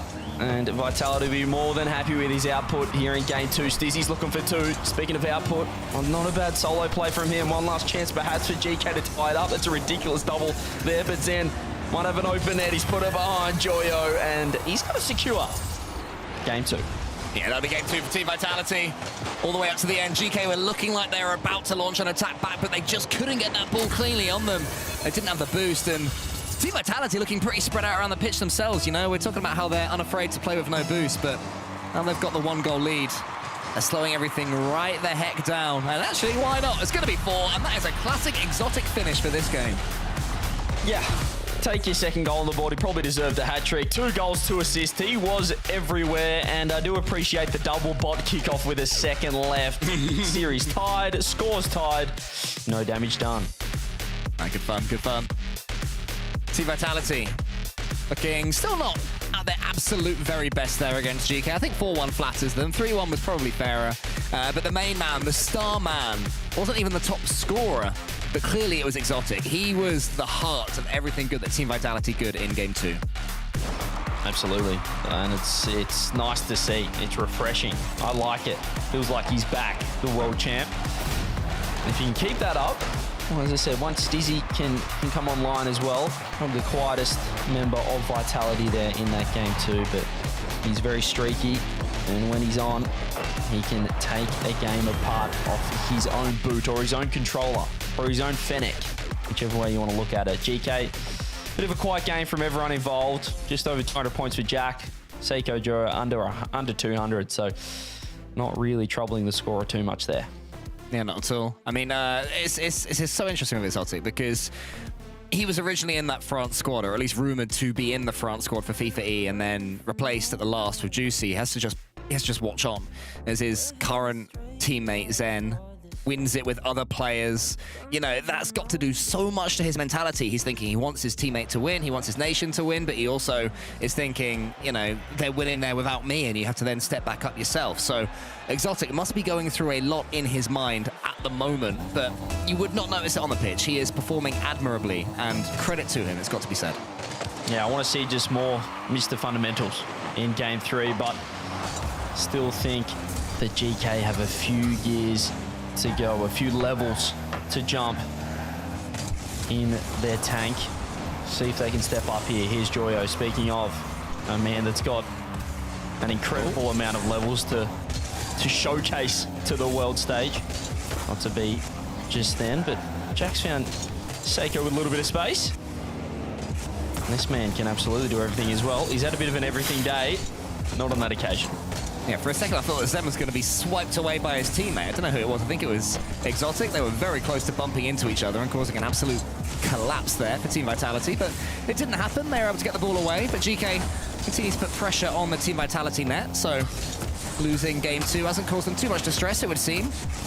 Nothing like the sadness that we saw from them yesterday. Still looking like a decent enough team against Vitality as Stizzy gets this 100 boost, but great challenge there from Joyo. Now he is in, wants to go to the ceiling yet again. Zen and Exotic tracking. Neither of them get the ball, and just for a second, it looked like it was rolling into the orange net. Yeah, Stizzy knew exactly where that ball was landing. Zen launches it forward. Joyo pops it up. Here is the man we've been talking about, Exotic. Just keeping the ball forward, and he's doing some more zero boost shenanigans as he rolls across the net looking for some bumps. Joyo with a reset. Jack right there to help out as well. Only in the lap of Stizzy. He does have Exotic underneath, has Zen on the right as well if he can find the 50, but Zen did bail on the play, means Jack gets the free touch. They can work the ball forward. Yeah, Joyo's forwards though, and he's been causing so much danger this whole series. Zen can't do anything with that one. It's going to fall to Seiko, he just has to watch. Stizzy to the side, Joyo in the perfect position.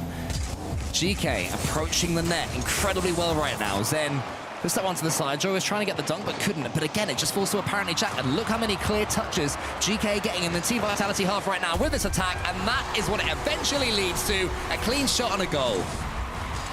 Beautiful from apparently Jack. The ball somehow went backwards, but Joyo ground pitching this. He's gone underneath Zen to the right and ripped that ball 115 clicks an hour into the back of the net. Great response, GK. Very back and forth game, and it's easy to say, but it really is. He's always up here against Seiko. Great skin there from Seiko. City towards Zen, but the pre-jump's not going to be enough because Joyo again is at the end of it. Joyo's certainly the bravest player for GK. Always in the air for them, it seems. Pre-jumping and taking control of it all as Zen comes forwards. Over the top of apparently Jack. Joyo was the last man there in the air. Of course, the concern with Joyo there. And Zen thinks about using this 100 boost. So Team Vitality, how do they look when they're chasing the game? Pretty good so far, but still yet to see a goal from it. Have to be careful they don't overcommit here, but they seem to have done well because Zen's heading back. Yeah, I like to see when Zen does slow it down, but Seiko's looking to speed the ball up. He goes for the fake. Apparently, Jack just a bit slow, second man. And now the counter-attack is on. Exotic missed the zero boost. Oh. Does he do it again? Not this time. It would have been ridiculous. 3 chances, 3 times the zero boost. As Dizzy's put that thing in reverse. Someone help the man out. Exotic is there, but more demos coming through. GK looking to punish. Zen found space, and Exotic looked to, or Seiko should I say, decided to turn around, which was dangerous, but he made the most of it. Yeah, I mean, earlier on, it was actually a fantastic save from apparently Jack. He had a player nibbling at him, and he had to avoid him and get the touch. Did both things well and kept the ball away and kept GK's slender lead. Zen to the ceiling. Seiko is there and gets it as far as he can. Stizzy, clean touch from him to really come online, particularly so far this series. Not to say he's playing badly, but it's his teammates that have had more of the play. If that can happen, then GK could be in a little bit of trouble. But now they're looking good. Seiko couldn't quite get that touch. That was a chance, but it had to be perfect. Apparently Jack's gonna have to back off. Zen, instant reset, carries it over the top of Joyo. Seiko just has to wait on this one. There's 2 of GK stuck front post. It's not the perfect positioning as Seiko did have Stizzy on top of him for a second there. He does rotate back. Zen pops it around 1. He's looking for the bump. He's looking for support. Stizzy's a bit slow. He does find the dunk. Seiko has to get it to the corner, does well. Yeah, again, the fundamentals good from Seiko. That's not the easiest read in the world, but Seiko hit it securely and he made sure it went all the way to the far corner. The safest place on the pitch for you is your own goal's far corner until you have got Zen in there, pulling it away, and there was Exotic. The form that this man is in, Exotic, he is finding the back of the net time and time again. Zen basically teed it up for him, and he hit a little stinger into the right-hand post. 1-1, they find that all-important equaliser. Oh, but for a second it looked like GK would have had something from the kickoff, but instead Exotic gets another block. More good work with zero boost, sacrifices his car. Zen up against Seiko. Exotic's all the way back now. He does have 100. I mean, I can't imagine him doing an aerial the way he's playing this game because everything is so grounded for Exotic. I've not seen him in the air once, now you mention it. But it's working for them at the moment. 20 seconds left, Seiko. He gets a chance, he pops it over one. Off the bar, apparently Jack was inbound. Exotic for the first time. Did have to leave the ground to make that save, but still not out of trouble at all because Joyo's got his second. That is what happens when Exotic hits the X button. Stay grounded, my friend. You might have survived that one. Instead, it was a great dunk from Seiko. Joyo coming in. Perfect pressure from GK. Well-timed as well. And they're starting to get a little bit more pumped up now, the players. Can they see this game away? 10 seconds. 10 seconds for Vitality or to GK take the lead once again. Zen just has to let that ball roll past him. Stizzy looking for the downfield touch. Zen perhaps with one last crack. Joyo with the pre-jump. He's got it over once. Stizzy's pre-jumped. He has kept it up as Exotic throws it off the wall. Jack's right there. Exotic will be able to pop it. He's ripped it straight onto the net. Fall down. GK take the lead in the series once again. Well played, GK, and the response is that Zen for Team Vitality immediately calls a tactical timeout. So 2-1 down in their series, and they're taking their break now. And that's after one game loss in a row, is that correct? Because they won game 2, didn't they, Vitality? Yup, that is... Thoughts? That's interesting. Interesting for Zen as well to just call it straight away. We'll see. We'll see what they've got cooking, but he's not happy with how things are going right now. It's a low-scoring game. It's a lot of 2-1s.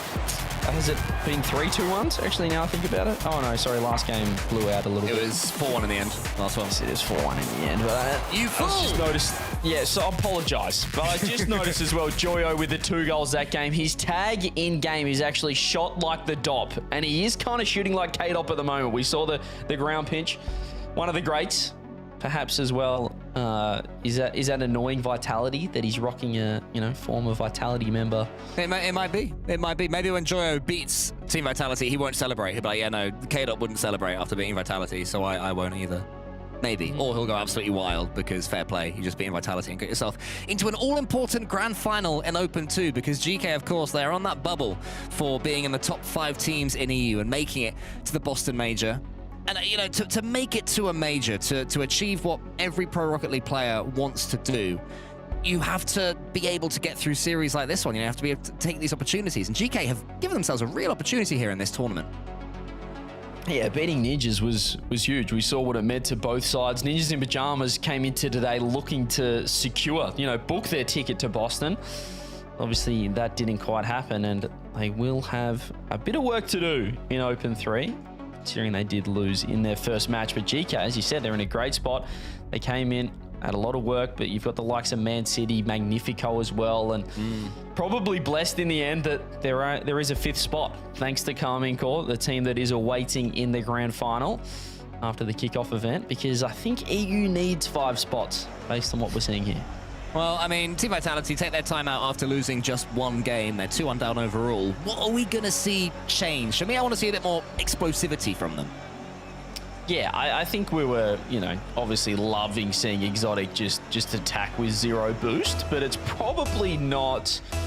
I don't think that's what they were talking about. Let's let Exotic go forward with 0 boost more and not leave the ground and play Mr. Fundamentals. As you said, I think they need to see Stizzy get involved. I've really not seen him do much at all, if I'm going to be honest, at least on the offensive front.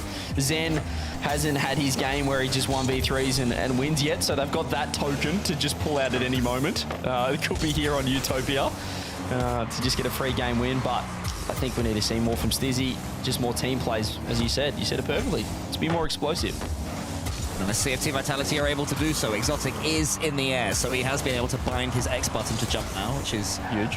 A big tactical shift here for Team Vitality. Step 1. Exactly. Jump. Can they build upon that? I mean, that's a tip for everyone watching. Step 1, bind jump. He's done just that. Zen. Advantage early here. 40 seconds. Oh! 50 seconds in. My goodness, no one's going to be able to get on the end of it, but Exotic. He bound jump, but he's still trying to figure out how it works for now, which he couldn't quite get on the end of that. Join it to the side. Still advantage to Vitality. I was saying it's been pinned in the GK end. Well, they had other ideas. They got it down the other end pretty quickly. An almost own goal. Fake coming through. More panic from GK. Perhaps the timeout just iced this GK defense out because they're looking a little shaky. Yeah, it's all getting scrappy. I mean, that's how GK won it earlier on against Ninja in Pyjamas, but Team Vitality are able to play that game better, perhaps, if they choose to. Great fake there from Exotic. Absolutely took out one GK player, but Seiko and apparently Jack, the two of them are able to combine and get the block. Apparently Jack, if he'd have had better reflexes, could he have redirected that one on target? Potentially, but woulda, shoulda, coulda.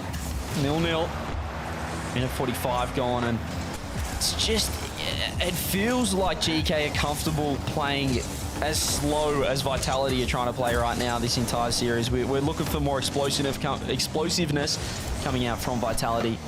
Still yet to see, but that's a beautiful pass. Jack getting tested in the defense. Sitting on the goal line, made a beautiful read in the end. Joyo gets it around one. Stizzy right there, popping it up. Seiko looks for the safety of the corner, but they haven't got their boost. Has been stolen. Stizzy finds a bump. Exotic with a pre-jump just completely deletes apparently Jack, and Zen can keep it in. Yeah, the Chaos seems to have rescinded for now. We're playing a much more controlled version of Rocket League, and so far it's Team Vitality that are having the chances. And they're able to build upon that. Apparently Jack goes to the ceiling. Great touch from him. Joyo to his right. Joyo thinks about going up, but knows that Zen is up. Eventually the shot does come in. Zen gets the block. Seiko then shoots Exotic at the near post. Clears it as far as apparently Jack. GK continuing this attack. Seiko into the corner. Bashes it at Zen. It's actually going to work out pretty well for Team Vitality because that took all the pace off the GK attack. It's just a funny game because it feels like individually players are motoring around the pitch, but the overall gameplay just feels so slow. It'd probably be funny just to listen to the comms. They're probably hectic, and then they'll watch this game back and go, wow, what are we doing? No one's really moving around the pitch at all here. Here's Exotic. So you get a chance. Free double odds on the backboard. But he just goes a bit low. It means Seiko can find the clear. Stizzy pinches it up the sidewall with the 100 boost in tow. And now Joyo keeping the ball in. Either side really overcommitting it all.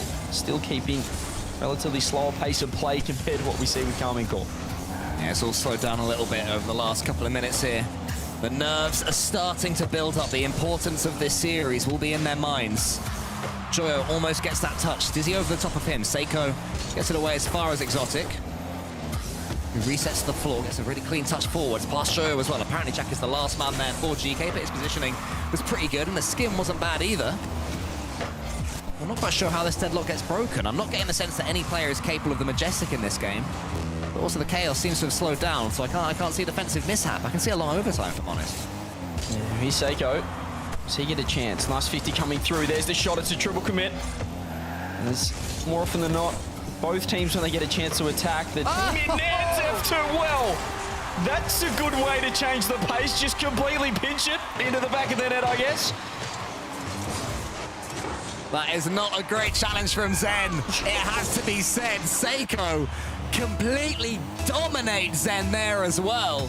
The pinch slams home, and suddenly Vitality are going to have to chase. Can they up the pace? Exotic is left all alone. Joyo versus Seiko. This could seal game number 4 if GK play their cards right. Not quite this time, and Stizzy and Zen come forwards.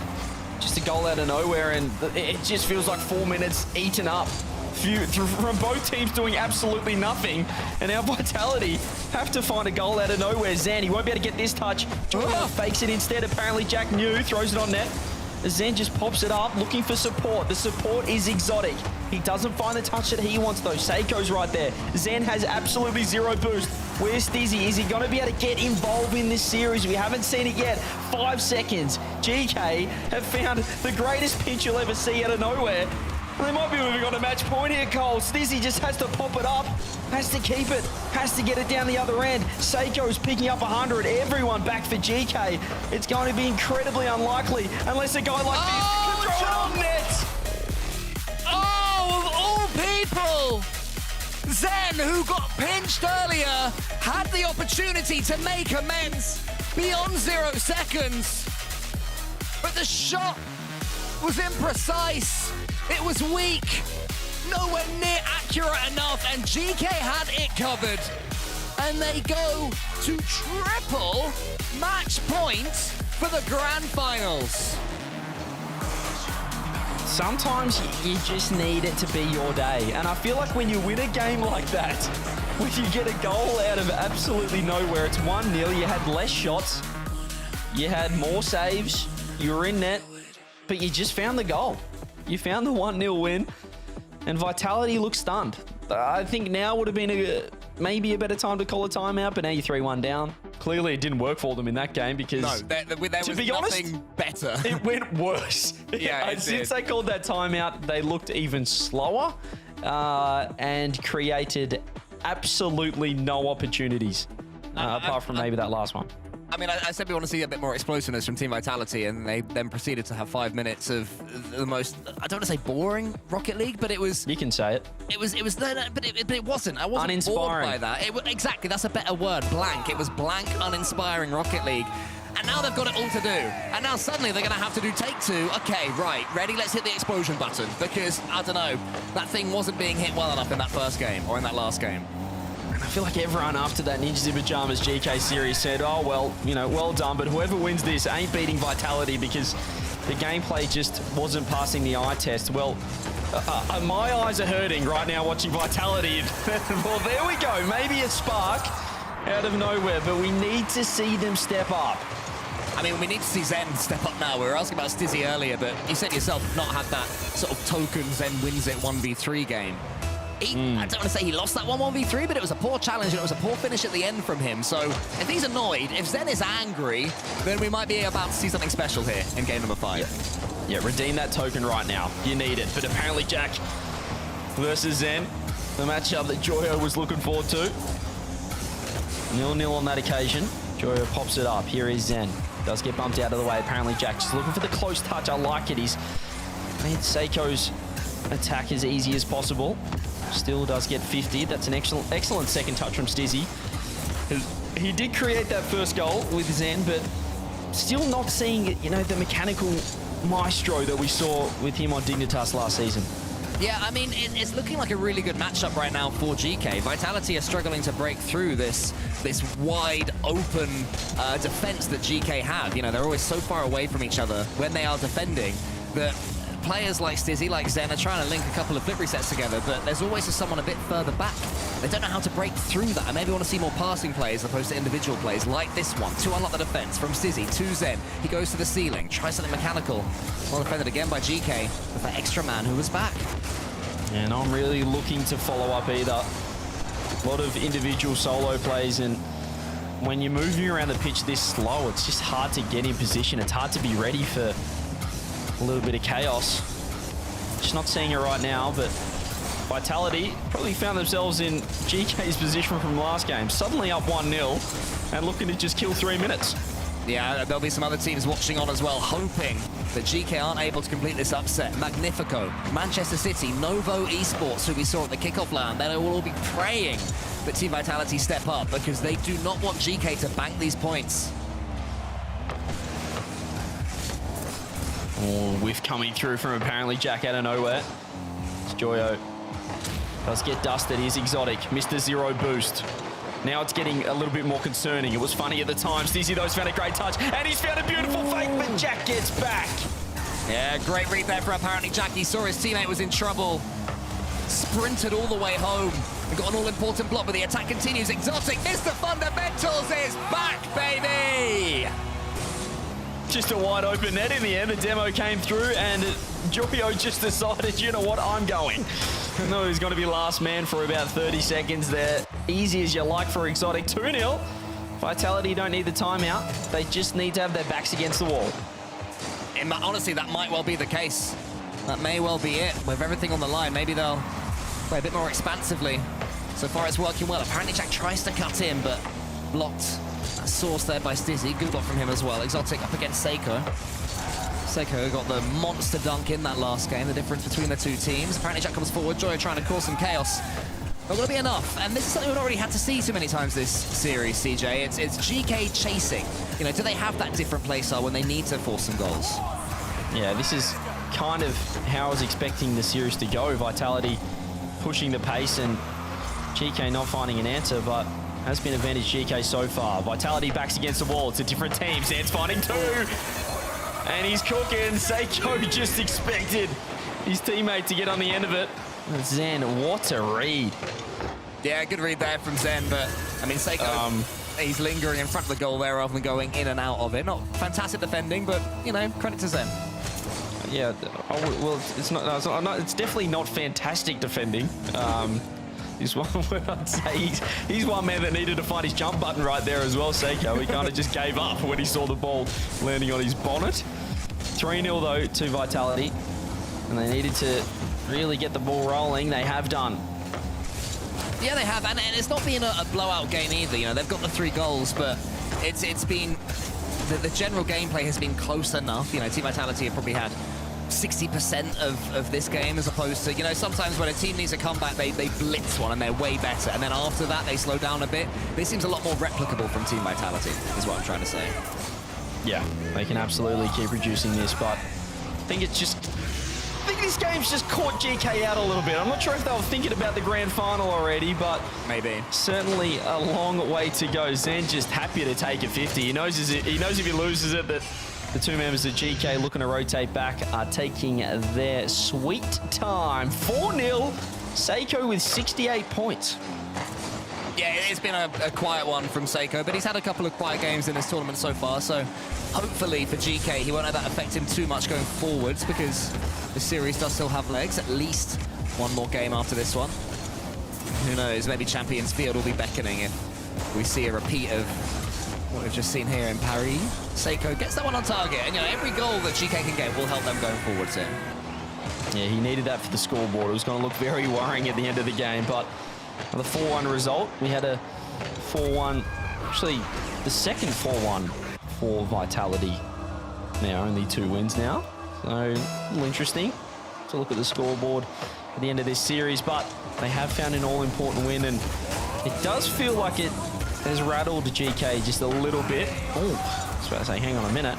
Yeah. We'll be able to hold on. Could have been interesting for a second, but Sizzy says no, and then Sizzy shows us something particularly interesting. That flip reset might have been quite nice. So yeah, Team Vitality are going to get game number 5, and I think this is what they expected coming out of that tactical timeout. They have had a dud game, the one before this, and GK will probably call this their dud game. And I think in a best of 7, you're allowed a dud game really each. Yeah, I mean, you shouldn't want to have a dud game, but both teams haven't put their best performance in a couple of games in this best of 7. Vitality answer back. Kind of just stunned them the first minute and a half, 2 minutes of that game. Got out to a lead, and GK just couldn't find a way into that one. Yeah, GK tried to force it a little bit, and Team Vitality were more than able to punish them forwards. I mean, Zen, top scoring, plenty of points, plenty of goals, saves, shots, all the good stuff, but still not a trademark Zen performance, I would say. The goals that he scored are, you know, things that most of us could do mechanically speaking. That you could do? I think I could tap the ball onto the back wall, follow it up, and hit it in. I think I could. Maybe not against GK. What I'm saying is that it's not like, oh my god, Zen's online, he's amazing again. He's still got more to come if we're going to be saying that in about 15 minutes' time.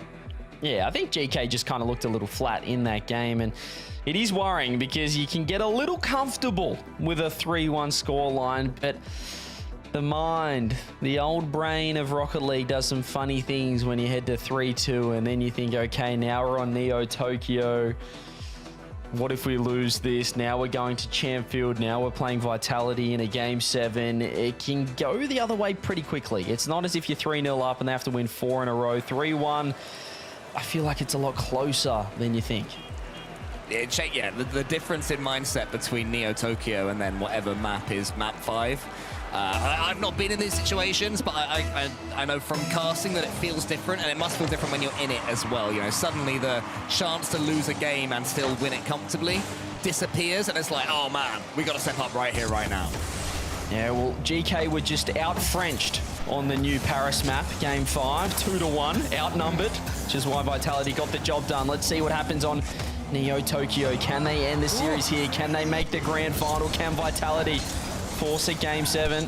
Feels like we're kind of heading that way with this series. There's a shot on. Seiko makes the first big save of the game. Let's see if GK can go back to themselves here. Exotic up against Seiko here on the back wall. Zen coming in. No boost. Forces Seiko down the line. As he's able to get 100 boosts. Does he almost get bumped there? by Seiko. And if he had, there might have been a GK player coming in. Vitality survived that one for now. Zen up with 100 boost. Gets the angle, he gets it on target! Great shot from him, as we said earlier. Those skims from Zen can go anywhere. That one was on target, but well shepherded. Yeah, that's a respect you have to pay the man. As that's a lovely infield to Zen, who rips it left, and that one is nowhere near the target. Steezy looks for a pass with 0 boost, and Zen are ducked out for mid. Let's get dusted this time. Seiko's there. Apparently, Jack looking for the skim. Or Seiko wants a ground pinch. He tries to 50 his way through, and Exotic's there to help out. Yeah, nice effort, Seiko. Exotic's turn this time, gets the bump, but apparently Jack Stizzy's in! And finally, GK are breached. Eventually, the damn wall was going to break. The question was at which end, and Exotic finds a huge bump on Jack. Stizzy close enough. Seiko not back in time. 1-0 to Vitality. It's getting closer. Yeah, more replicable, if I can say that word, goals from Team Vitality, but they ain't going to score that one again. Just gonna take another quick look at this. Joyo's gone back corner. It's the fake, and Zen has completely read the fake cheat kickoff. He's found the back of the net as well. Happy days for Team Vitality. And suddenly GK are going to have to do a lot of work to get back into this one. I asked the question, are they able to change their play style if they're chasing goals in the last game? The answer last game was no. You know, they kept conceding. They tried to go all-out attack, and it didn't work for them. But they don't quite have to go all-out attack just yet in this one. But they're going to have that in the back of their minds of, can we change? Can we change our approach? Can we go more attacking? Because Team Vitality, they're punishing us every time we do. And that's just the worst case scenario. You concede a goal, you go for a kickoff strat and get completely countered by Zen. So that 1 goal deficit becomes 2. Seiko doesn't get the shot on board, and could have nearly been 3 before. Exotic had a fantastic chance to shoot. He just went a little early on the shot. Exotic, a little double commit. Stizzy, not quite sure what Exotic wanted to do with that one. Apparently Jack Wifty comes through. Both players expecting perhaps each other to be a little bit quicker. Seiko wants in, apparently Jack pushing forward. You can see GK just panicking slightly. There's a lot of time in this, but they want to find that first goal to launch their campaign back into Game 6. Yeah, I think that's my overall issue with GK Esports at the moment. You know, clearly they've been improved today compared to yesterday. Clearly they're a good team, capable still maybe of making it into the top 5 for EU, but if they go 2 goals behind with the rest of the game left, are you thinking, oh, they'll have a chance here? You know, they can still come back into this one. They can flip the switch. That's what I think they lack. Yeah, it's a good call, and there's going to be a 3-0 deficit to GK. Vitality absolutely motoring. Well, that 3-1 lead, they've just creaked the door open in Game 5, and Vitality have completely taken it off its hinges. Welcome to Game 7, the way this one's going. Yeah, GK do still have a tactical timeout, I believe, though, so they'll have something. But they need to start Game 7. If it does lead to Game 7, of course, it might still be a miraculous comeback from GK. But if it does, they have to start Champions Field much better than they've started Neo Tokyo. And Game 5 before this as well, because both times they've thrown away a 2-goal lead, but Team Vitality have earned a 2-goal lead. I guess this one they had the kickoff goal, so the second goal was thrown away, which is a real sin from GK. Yeah. They have to make sure they're solid in the first minute or so and not throw anything away again. Yeah, you said it perfectly. It feels like they need the game pretty much on their terms from the get-go. Otherwise, it can just quickly go the wrong way, and they find it hard to kind of adapt towards the end. They love the low-scoring 1-0, 2-1 type games, but once Vitality get a couple of goals, the comeback looks a long way away. Minute 20 now, still scoreless here for GK. Haven't troubled the scorer for a couple of games, or a game and a half now. It's Exotic to work that ball across, and wow, what a turnaround here. Apparently Jack goes for the shot, maybe the last chance if they want to score 3. He's actually going to hang around. He drops it down. Seiko wanted it, but kind of thought perhaps Joyo would have been in a better spot. Nobody there to help him out. If you're Team Vitality here, what's more important, scoring more goals or keeping a clean sheet? Would you rather win 5-1 or 3-0? Keep the clean sheet. You don't want GK to remember what it's like to score a goal into the back of the net. I think you just keep it as solid as possible. Don't worry about scoring too many more goals for Vitality. You want to save your good goals for when they count in Game 7. Team Vitality so far doing that very well. Not looking in any danger of conceding a thing. GK unable to lay a glove. Seiko tries to change that, but Exotic was back. Stizzy here, just completely aware of what apparently Jack is doing. GK looking utterly out of ideas, and these last couple of games uninspired. You know, that's the critique we gave Team Vitality. Remember, after Team Vitality's timeout, GK absolutely had nothing. They offered nothing on Utopia, if I recall. Or was that the one after the timeout when there was the pinch, or was that the one that led to the tactical timeout? I don't remember. Yeah, Utopia was after the timeout, and they did absolute zero. But maybe that's the strategy. You know, Zen called it pretty early there, Colin. Perhaps he said, you know what, let's not implement any changes this game. Let's wait until we go 3-1 down and then completely rattle them. Well, it's worked so far because that is a 4-0 dominant penultimate game in this second semi-final. We will be heading the distance. It's felt like a funny series, but we've made our way to Game 7. I've got to say, I see a lot of comments saying that casters overdo how smart and good Zen is, and tactical timeout GK, by the way. I think that claiming that Zen masterminded, calling the timeout before Game 4, losing it badly, and then using that momentum to win the series, wow, what a genius. I think that's fair enough. I don't think anyone can critique us for saying that. No. I think it just makes sense to everybody watching, and makes sense. The way that look at what we're seeing right now. It's just a dominant game, taking all the scoreboard. Stizzy is now online. You're giving him a hat trick coming into Game 7. You're just letting him start to get to work. It's worrying now for GK. They called the timeout. They're going to take an extra 90 seconds just to think things through, but they need it. They absolutely need it because they're not really scaring Vitality at all right now. No, they're not. Yeah, no. I mean, I can't see GK coming into a Game 7, blitzing Team Vitality, scoring 3 goals, and it's over before 2 minutes. You know, I mean, that's not going to be the sort of game that GK have that sees them winning this series.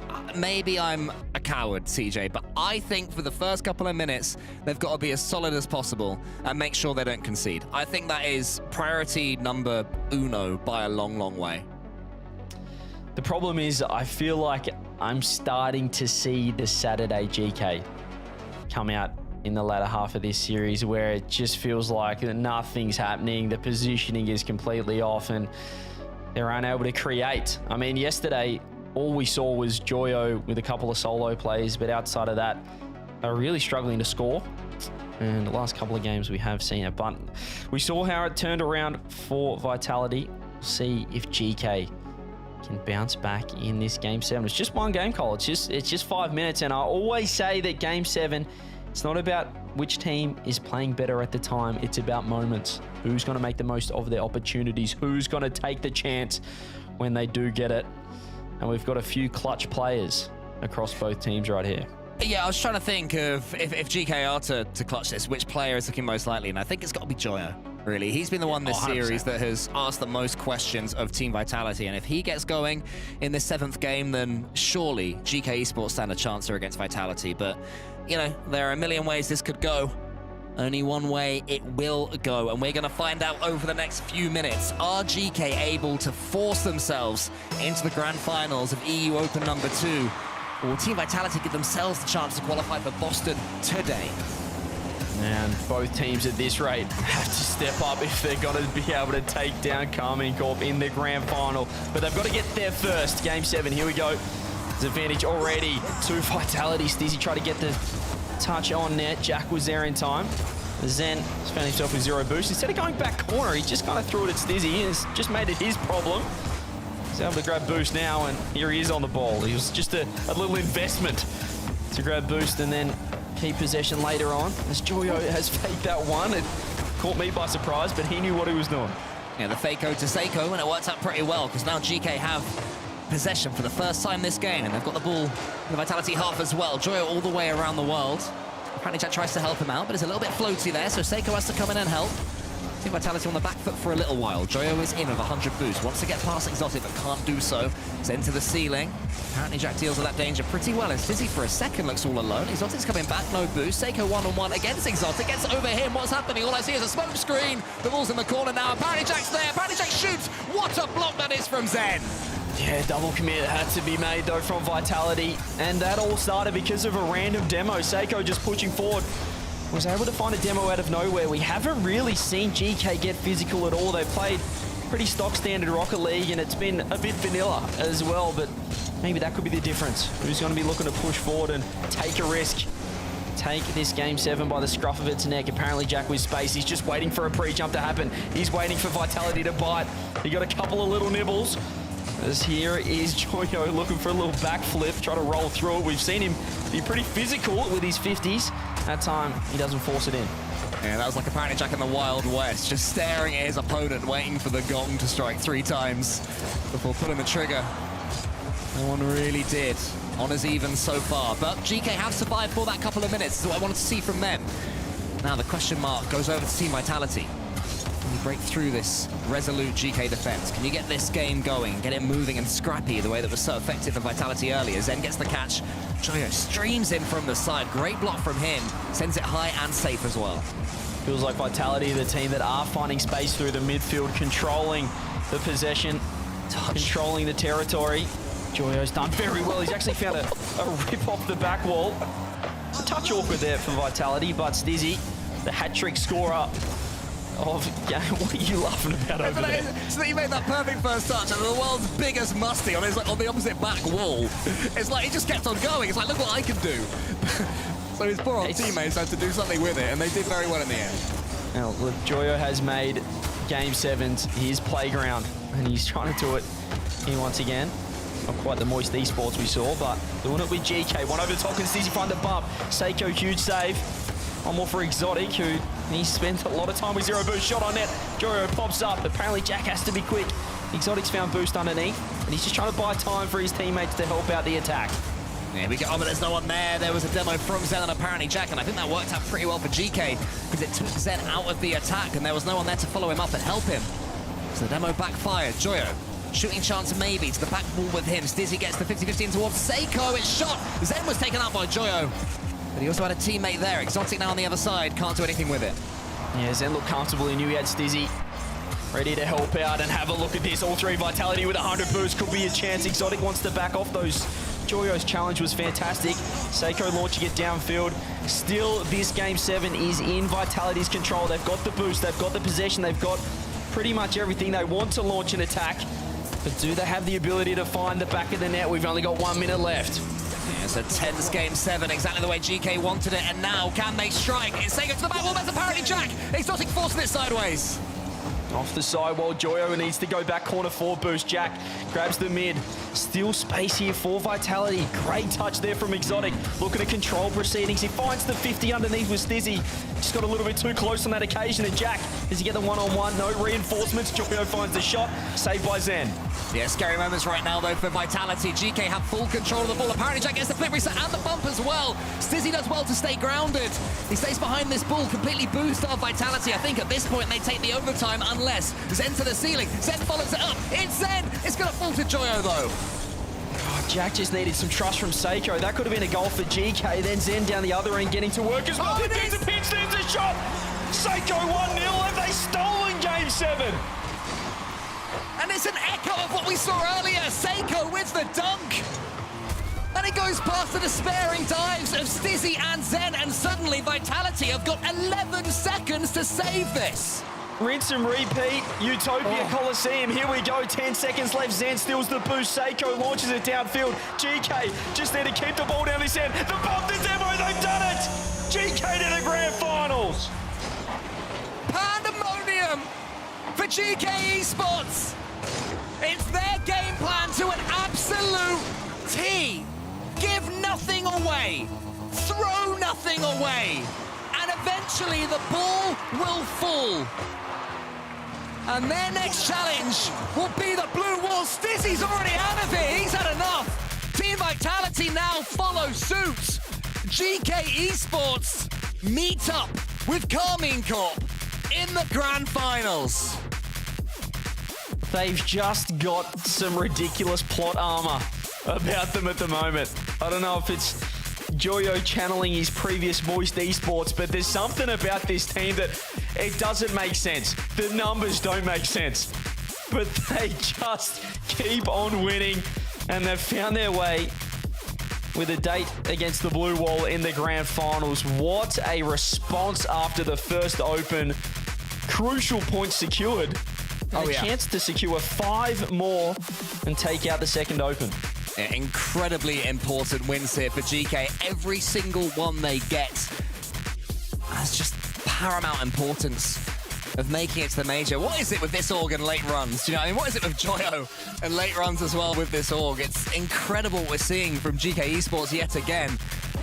I thought Vitality were going to run away with it. I was saying the blueprint, they have to stay solid. I didn't think they could, CJ, but my goodness, they did.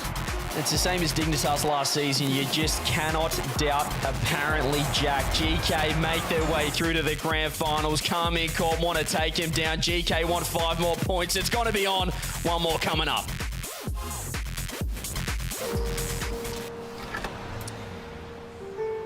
There's a reason they don't call them clean bikes, am I right? Yeah. Because it's dirt bike. Gas stations. Whew. You gotta start at the top and work your way down. You want me to do yours next? Oh, you're from Oklahoma. They have to fill the silence. The bathroom code's 9914. Progressive can't protect you from becoming your parents, but we can protect your home and auto when you bundle with us. Look at this hot rodder! Turning love to dust, 'cause we know it can't change. Feeling what we lost, but we still come back for more.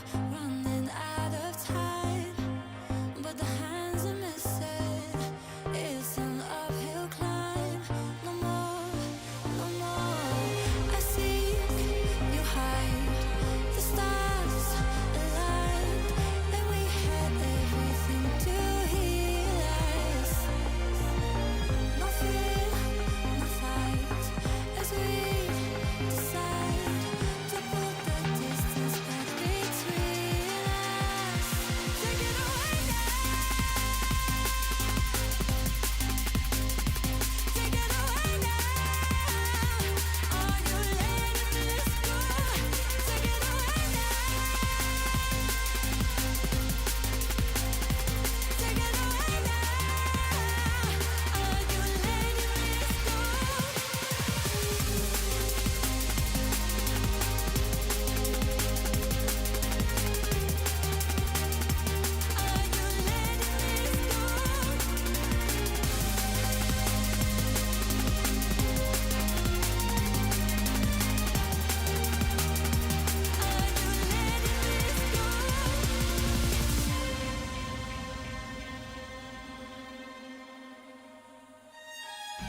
Wandering in this place, how I'm gonna spend my time searching open space, so we still come back for more. Leaving it behind isn't always easy, but how we tried. No more, no more. I see you hide. The stars aligned, and we had everything to heal us. No fear, no fight, as we decide to put the distance back between us. Take it away now. Take it away now. Are you letting this go? Take it away now. Take it away now. Are you letting this go?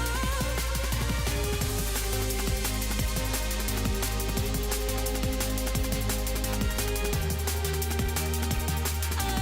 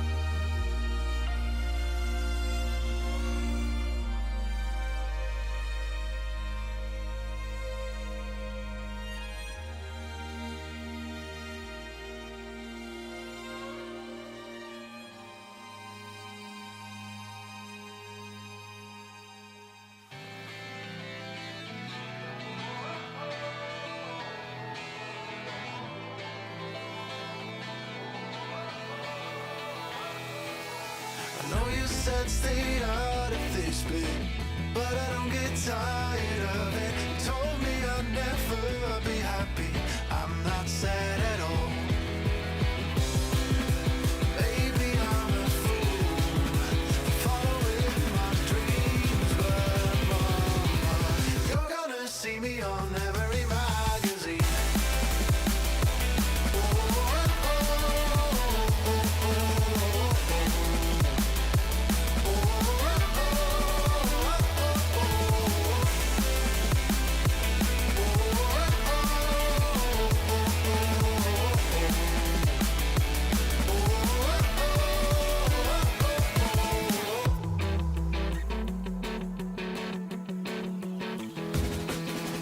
Never meant to disappoint ya. Smart enough to be a lawyer. Don't you waste your time on me, 'cause I don't care at all. Maybe I'm a fool, following my dreams, but mama, you're gonna see me on every magazine.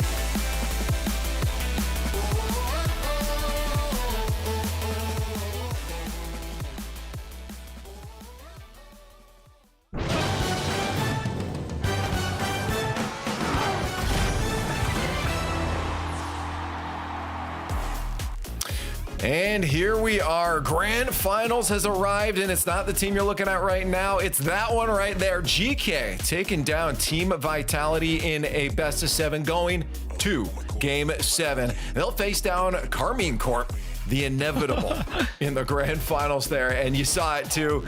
Johnny Jack was getting real hyped up. That was when they scored that goal in the final few seconds there. He was feeling it. He looks disgusted. He looks furious and disgusted with how well they're playing. But yeah, it is great to see. It's terrible if you're a Vitality fan. It's an absolute nightmare scenario because they just can't get that critical win to make them feel like a true contender anymore. They just always fall short. But for GK, I mean, what a way to save their season after such a bad start in Regional 1. Yeah, cool. What happened here? Because I mean, we all had Vitality. It felt like that was a clear winner. Yeah, I mean, Vitality, the games that Vitality won, they won them better. But sadly, the ones that they lost, they just couldn't break through the stubborn GK Esports defense. And it's all well and good winning games 4-1, winning games 4-0, you know, when you win them. But you have to have some consistency. You have to keep on going. And Team Vitality, they just didn't seem to be able to do that. Every time it seemed like they were breaking through, it didn't happen. And I think, Johnny, the game that frustrated me the most for Team Vitality was just after their tactical timeout, where they were, frankly, rubbish. Yeah, they just aren't putting it all together here. They've, you know, they've got glimpses. They've got moments where you think, okay, there you go. That's what Vitality are all about. That's what we can expect to see from them. And then they just have moments where they completely fall apart and they miss opportunities. They make such risky plays in defense. I mean, this whole series, it finished off with an unnecessarily risky play in defense that we're going to see in just a moment. But yeah, I mean, if they could just play their game 5 and 6 a bunch of times, that was pretty good. That was a good segment of the series for them. Right here, though, disaster. I mean, just setting up the dunk.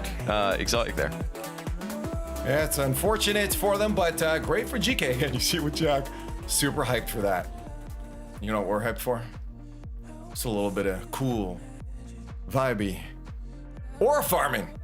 We're at it once again. We're getting in their hands dirty because the LTM is ending tomorrow, guys. If you haven't gotten in there, you gotta do it now. I'd be very sad if you didn't join us in farming and getting those titles in Black Market. That would be so. I would be like on a scale of 1 to 10, Cole. I'd be like a good 2 of sadness. I think happy being 10. It would be like minus 1,000 aura, you could say, if people want to do it. It would be super cringe behavior. Do the kids still say cringe? I presume so. Yeah, probably. I'd probably be like, I don't know about. Right Well, 10, probably like, I don't know, 6, 7. Yeah. So some. Okay. Get these off. We're moving on. I'm sorry. I actually can't see a thing here, so they're not going to want to join us in Boston. Can I just keep my eye? I'm quite enjoying it. The lights are bright in here. They're not going to want to join us, guys, if we keep doing this stuff. Okay? But I'd love you to if you could. Come on over, get your tickets. You saw the link down there. Join us in Boston. Join up. But let's start moving on here because we still have some competition to get to. And after that, there's some teams are very sad. Looking at the points now, Johnny. You know, I'm looking like Man City some and happy and, teams yeah, as well. Yeah, some. But well, yeah, I'm looking at that 6 to 7 that's not happy. Yeah, we thought coming into the last event that it would be, you know, 4 or 5 teams, all very close to 4th, 5th place, but there's a big gap opened up now with Gentlemates and GK both making deep runs today. GK in particular. We've got a 4-point canyon to Magnifico and Manchester City now. Novo as well, 5 points back. So big difference now going into the last event. We're going to need to see some incredibly deep runs from Magnifico and Manchester City to close that.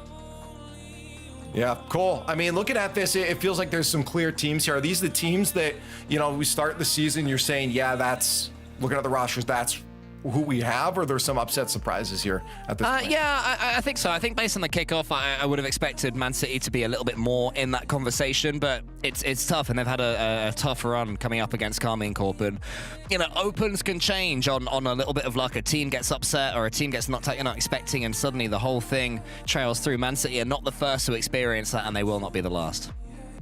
That's true. Well, hey, we have the inevitable. K-Corp sitting in the grand finals. That was not a surprise. GK, maybe a bit more of that surprise. You look at Ninjas in Pajamas that they went through, Team Vitality, Cole. These are solid teams. At this point, there has to be no doubt that GK is actually finally locked in. They found their position, what they need to be doing out there on the field after having missed that kickoff win. Yeah, I mean, I still maintain that my issue with GK is that if they go a couple of goals behind in a game, do you think, oh, they'll find a way to get back in? That's the last piece of the puzzle, in my opinion. They can win games that are close. They've got a clutch factor. They're more than capable of scoring scrappy goals, you know, but can they come back? I don't know. We'll see. They're going to have practice against KC, because there will be at least one game where KC get 3 goals before a minute and it's over and they can just... Fair. Well, we'll see if that prediction comes true as we start talking about it. The grand finals is on its way. Ladies and gentlemen, one more best of 7 in the open. Number 2 here in Europe. GK and K-Corp are going to run it down. This is a big battle now. I mean, the adrenaline's definitely going. You saw it in the camps from Jack before, Johnny. You know they're on a high right now, coming off those 2 wins. They got to be feeling good going up against K-Corp. You need everything you can to take down the blue wall. Yeah, absolutely. You know, but Joyo will know what it takes. He did it last season. He did it with even more high stakes, needing to win in order to qualify for the major. Managed to sweep KC with GK, actually, the previous GK lineup. So he'll know what it takes to do this, and he won't be afraid of them. You know, since Ixos as well has joined up with Joyo, they've had incredibly good results, a really big jump up in class from them, and consistently making deep runs in tournaments. So they'll know what it takes here, and I think the relief of making the final and having that 4-point cushion over 6th place in the point standings, I think is going to make GK feel a lot more comfortable here, because they know they don't need to win here. This is, you know, just a bonus, I guess, just winning a regional, being even further ahead, but they're already ahead, so they're going to feel really good. For sure, they're playing with house money. I mean, this day has gone pretty much as well as could have been expected up to this point already. And, you know, it's Joyo against Vatira. He's going to want to sort of dent his confidence and do well. And as you say, Johnny, GK did beat Carmine Corp last season when everything was on the table. But it's a freebie for them, Leaf. So I hope they experiment in it. You know, I hope they play a slightly different play style and we get to see how they can adapt to that. Are they going the whole way, chat? Hashtags in the chat, progressive fan vote up now. We are counting. You guys have been, honestly, right down the middle for a lot of these different series here. I am curious if we got the vibes behind GK, though. Again, we know these got some fan favorite players on there, but man, there's a lot of fans behind Blue Wall as well. So it's time to battle it out. And this is hard, because it's not hard really. I guess I know where I'm going. I know what I'm predicting here, but it is also like there's part of your heart that wants to see an upset, but that's what I'm saying. It would be an upset. I think K-Corp has to win this, right? Earlier on, I said that only sort of like handsome, intelligent people would predict Gentlemates over Carmine Corp, and I stand by that. But now only only real cool dudes would predict GK over Carmine Corp, and sadly, I'm not one. So I'm gonna go Carmine. Where are you going? I think I can take this one.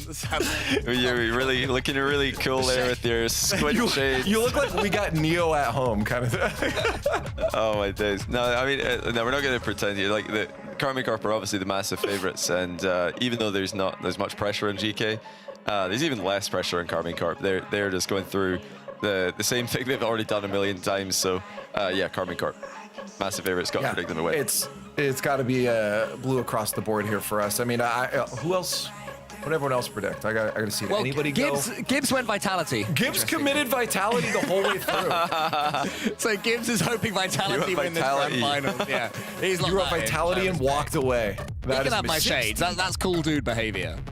Oh my goodness, that is a little bit further on the side of GK than I thought. I knew that it'd probably be on the side of GK, but it's over 60%. You guys have the belief. Want to find out? Let's do it right now. Grand Finals are here. Ladies and gentlemen, European Open #2 Grand Finals has arrived. Who else to represent one of the teams than the blue wall but is GK upsetting along the way? Let's get in, have some fun with our last Rocket League match. Oh my goodness, what a difference a month can make. 1 month ago, GK were in the pits of despair, looking at a Boston ticket that might have just gone up in smoke in front of them.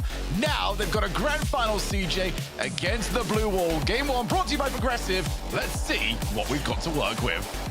I'm trying to lock in for this grand final, but I can't stop thinking about Cole's wonky sunglasses. He almost managed to put it in his own eyeball. I was so nervous. That is some of the worst sunglasses I've ever seen, but we've got a best of 7. GK have found their way to a grand final. We keep on doubting this team. I mentioned it yesterday as well. I keep on doubting apparently Jack. Even when the eye test doesn't make sense, they get to the grand final. A huge result so far. Could get even better after this best of 7. We are in the cycle. Yesterday, it has never been so over. Today, we have never been so back. GK always seem to find one of these sort of results every season.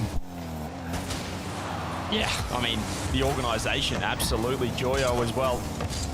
And if you would have told this team that after what we saw yesterday, they'd be here against Karmine Corp in a grand final, you would have said that is absolutely ridiculous. But here we go. They do have the advantage of playing the most recent semi-final as well. So I'm expecting them to be warmed up, ready to go game 1.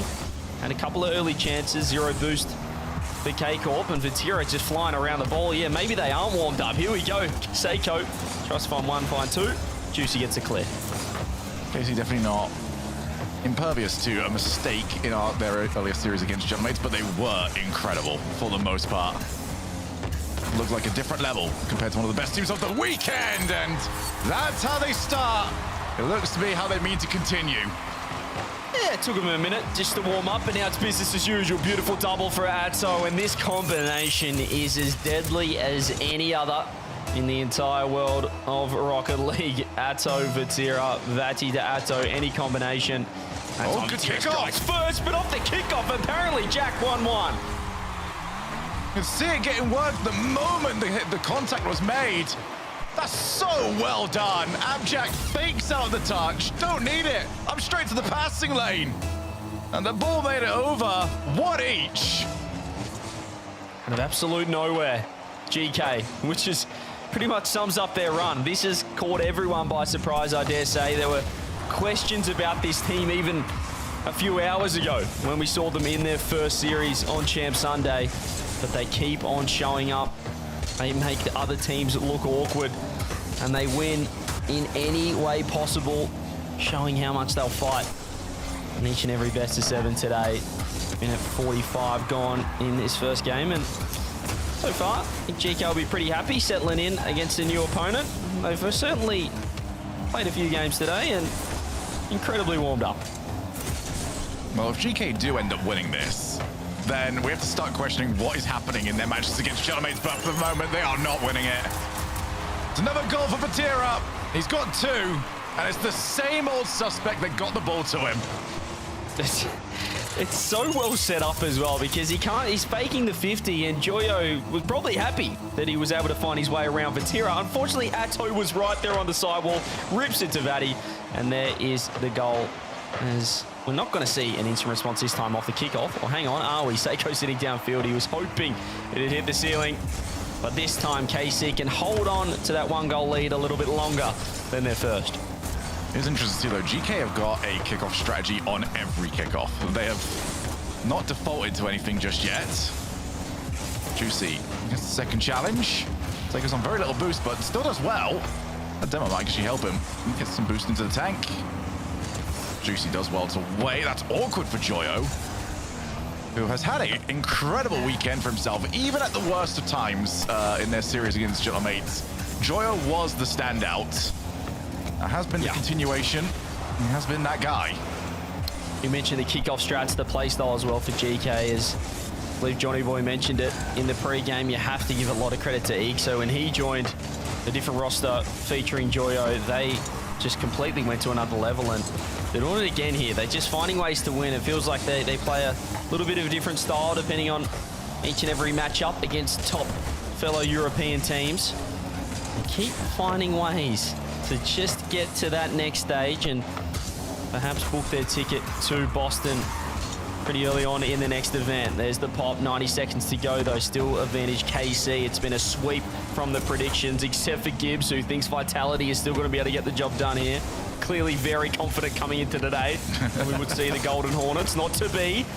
It's maybe a late chance here for GK. Yeah, GK have got to try and figure out how not to get stuck in their side of the field. Ever since that, a second goal for KC has gone in. That's really been KC's game and KC's rhythm. Just boomer ball. Joyo on the wait. Straight back it down into the path of Juicy. Atto looking for the side skim. Doesn't quite get it, but as anybody that has defended that position knows, you just have to step back. You have to respect that it could just go on net. As actually, that's gone long, and Atto just palms the ball over to Juicy. So much respect.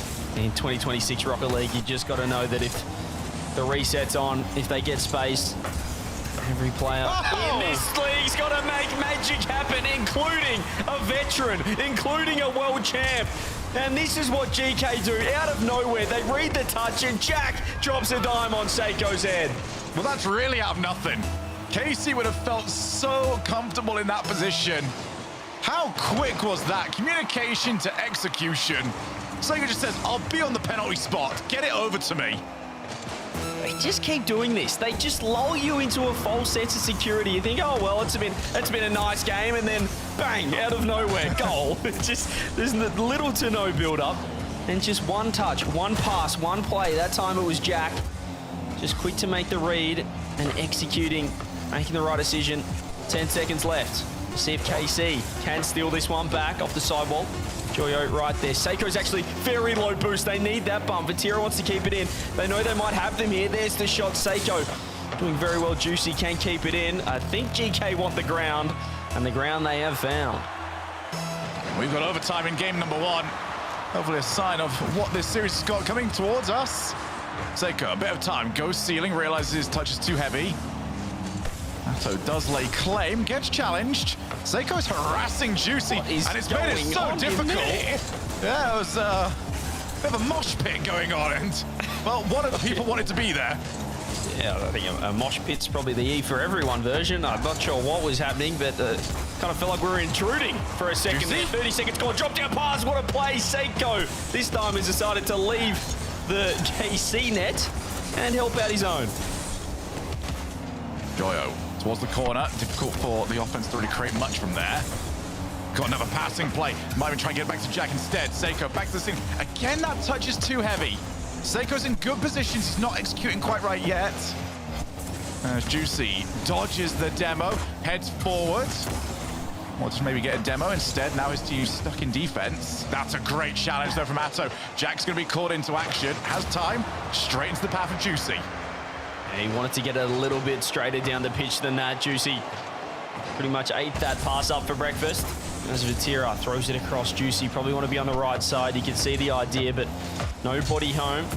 Juicy throws that one on net. KC looking to pin. You can see them setting up the infamous KC structure.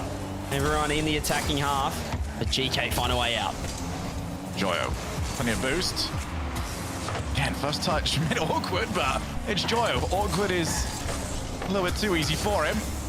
Juice is on the breakaway. Seiko has to make sure he gets the ball and doesn't get demoed. He does get the ball, he does get demoed, so apparently he's going to be able to manage both. As on the way up comes Joyo. He's not going to be fast enough. Oh, Seiko! Oh, Seiko!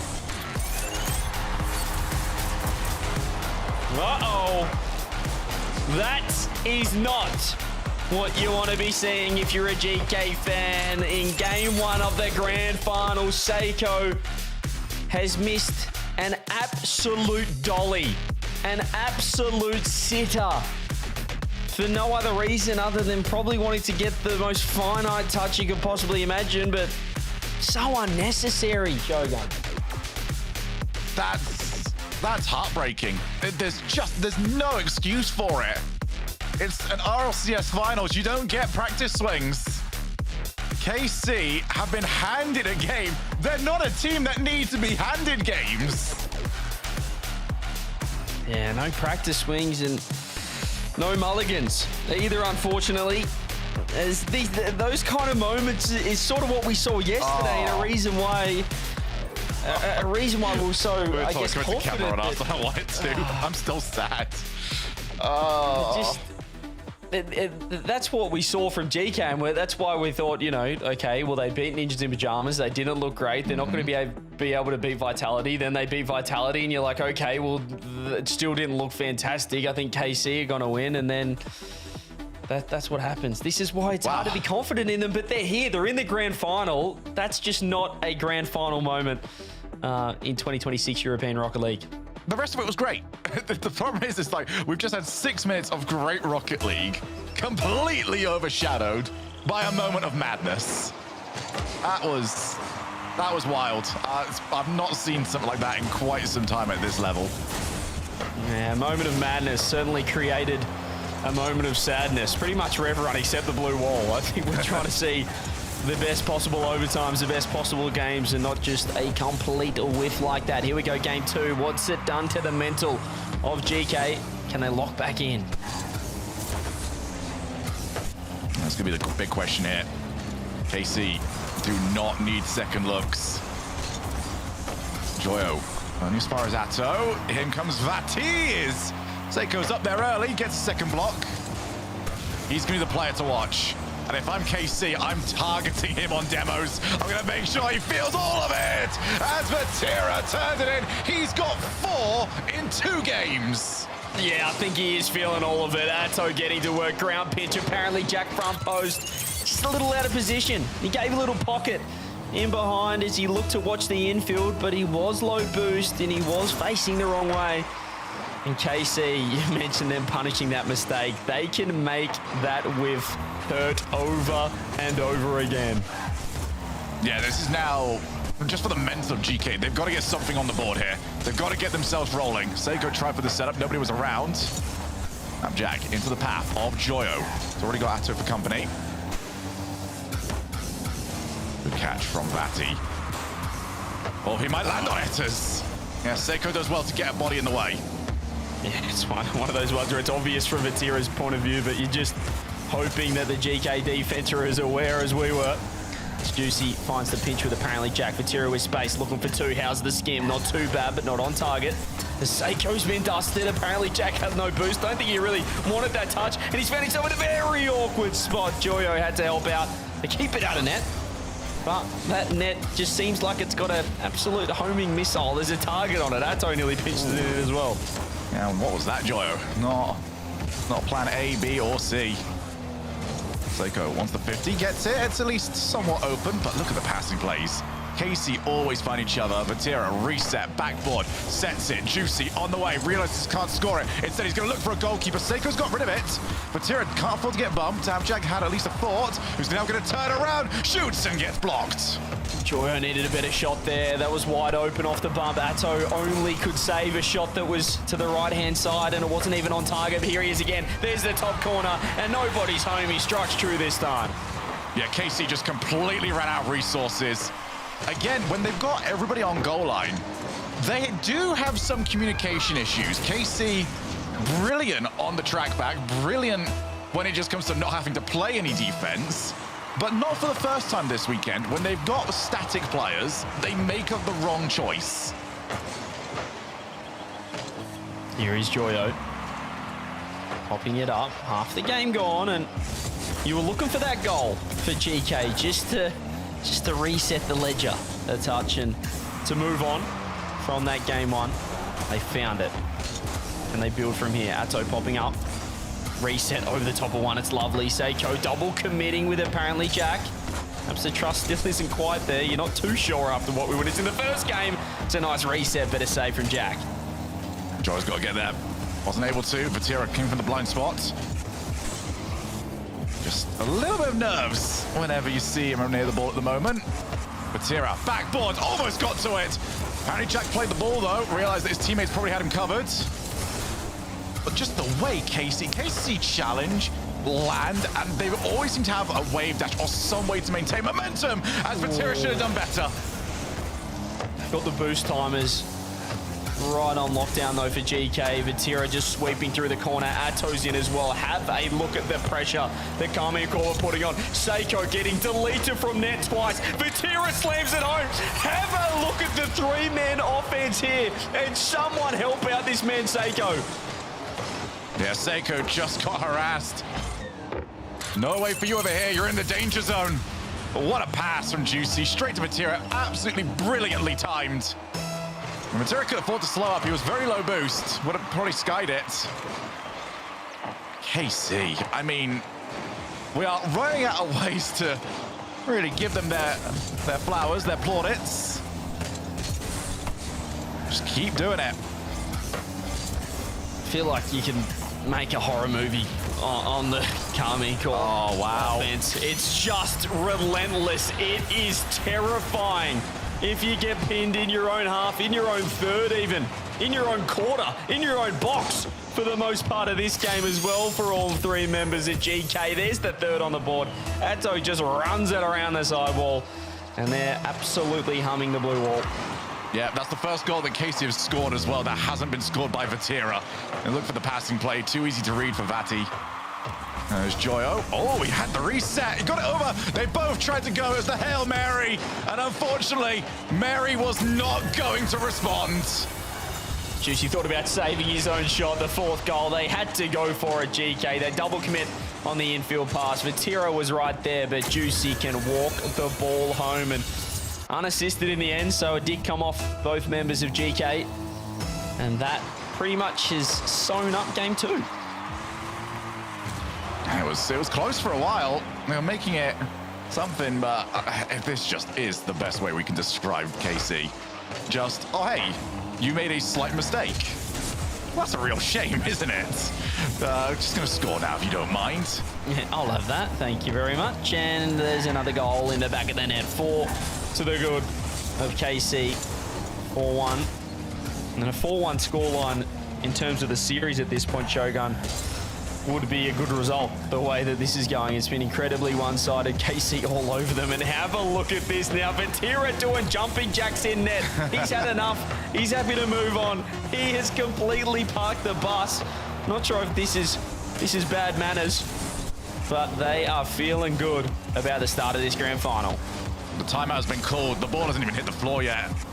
Joyo wants it. Jack wants it. The timeout is actually been confirmed by our admin before it's even hit the ground yet. That's how dominant that just was from KC, who have now won the last 3 games that they had in our first open qualifier against NIP, 4 in a row against Shopify Rebellion, sorry about that, CJ, and 2 in a row against GK. They are on a 9-game win streak in grand finals this season. Yeah, they go all right. This new Carmine Core team organization, I've really heard of them coming into this event, but I think they've got potential. I think they've got a lot of potential. They might be all right. And I tell you what, it must feel good to, 30 seconds out from a game in a grand final to just basically put your controller down and I guess assume that the other team's going to be calling a timeout because it was just that dominant, and a timeout was indeed called. Carmine Core absolutely all over GK, who are struggling to get the ball even out of their box. Joyo has left the lobby. I'm assuming we're off for a new car. What are we expecting? What's going to be the change from Joyo? What's the placebo? It was a quick leave and rejoin, so whatever he had, he knew what he wanted. Look, as an OG of this game, there's only 3 cars, and that's Dominus, Octane, and Fennec. There's about 348 others. And there's one of those he's not... well, no, it's Joyo. There's another one in there.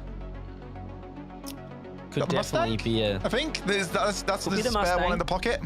He's got a few planks that he can indeed implement as well. He's a man of many tricks, and he's going to have to pull out pretty much all of them the way that this grand final's going. But gee, we've seen some similar things happen so far. I mean, the GK just community response, even, you know, throughout a series is hilarious to watch back on, because they lose these 2 games and we're thinking this team is terrible, and then all of a sudden they'll just come out and win in 7.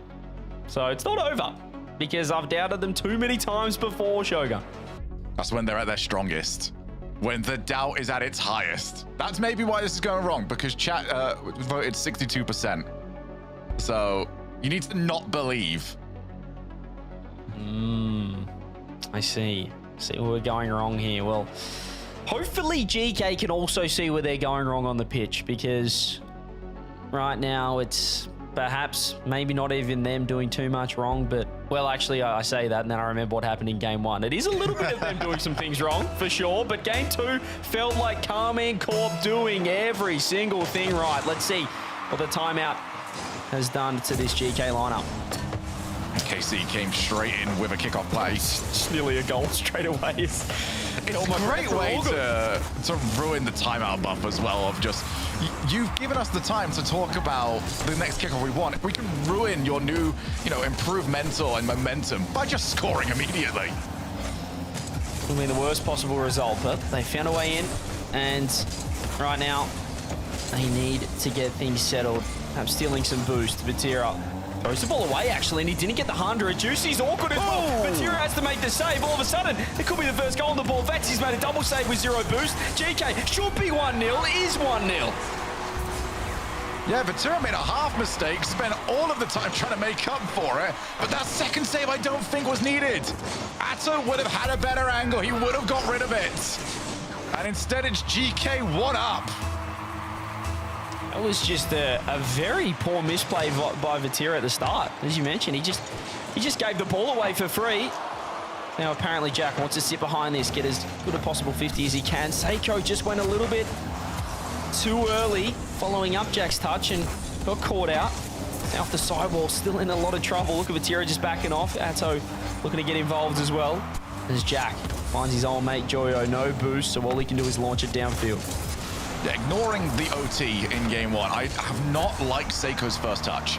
He keeps trying to control the ball, but he's popping it every single time. He's inviting KC on to challenge him, and usually he's not the first one up to that. So Jack's gonna call for the ball. Joe's got to avoid some cars. That's exactly that. And they're gonna need some really good play now out of Joyo. He's provided so much for them. They're gonna need a little bit more as Juicy's touch is not great. He needs the pinch. He's going to try and find Vatira, who can turn that ball around. We've gone for the lateral, and it's worked! That's just way too easy. Way too easy. This is what happens when KC opt to, instead of going the direct play, just work the ball around every single member of GK. Apparently Jack ended up backwards. That's how confused he was. An absolute sitting duck in net in a 2v1 play. His teammates did nothing to help him out either. And there's the equalizer. Another lead just disappears. Seiko back down. It's into the path of Vatira. Puts it too high. Seiko almost turned it into his own net. Atto will show him how it's done. They just score at a ridiculous rate of knots. As soon as they get the ball rolling, Carmine Corp, they keep on moving. And Seiko, you don't want to harp on it too much, but that needs to go somewhere else. Better than that. Yeah, the original save has to go somewhere else. Yeah, he just hasn't got anything on it, really. It's not good enough. Now Jack, now for a trailing GK squad. Vatira's earlier mistake, distant in the memory, as he's now on his way to the ball. I think he's going to try and go for the basketball shot instead. Just a little bit too far away. There's a demo as well. KC looking to put up a second, and they've got themselves the buffer. He gave a little bit of hope at the start of this game, GK. A slight misplay from Carmine Corp, but as great teams do, as perhaps the best team does, they find 3 instantly. Still more than half the game left. Still time for GK, but so far the timeout looks like business as usual. Not much has changed. It is still a dominance up front. And here he is, Joyo. He does find 2. Hang on a minute. It's just what he's done this weekend. GK are out, and Joyo just drags this squad back in. That's unbelievable. Crisp, clean, to the point. Joyo at his best. What a catch as well. What a first touch. He just rotates, he air rolls and keeps the ball as close as possible. Finds the extra pop once Vatira commits to that line. And he gives GK a chance. He keeps the game alive. Underneath is Vatira looking for that low 50. And he backs off as Juicy gets involved as well. Downfield now to apparently Jack transition play. He does get the reset. Atto with the challenge. Seiko off the wall. Won't be able to follow that one up, Joyo. He's playing a bit of that third man role, as we often do see the mechanical players of either team. You know, you look to the likes of a Daniel, first killer perhaps from North America. Zen as well. Liking to play third man. That's where Joyo's finding himself more often than not. Seiko really wants to go, but he's got no boost. Vatira almost found a way through. Juice is also on nothing, so he won't fully commit. Well, I think wanted the infield pass. Nobody would have been available even if it did work. Seiko gets a 50. Vatira very comprehensively wins that one. As Atto looking for a player. Nobody around. Good chance to clear. Vatira's just popped it over into the corner. Should be nice and safe as long as Juicy does well, and he has. Didn't find the huge flick though, but as Carmine Corp do, they like to lose the 50 behind. They know they've got a teammate in support, looking to push the ball forward. It's a great way to just get rid of that challenging opponent.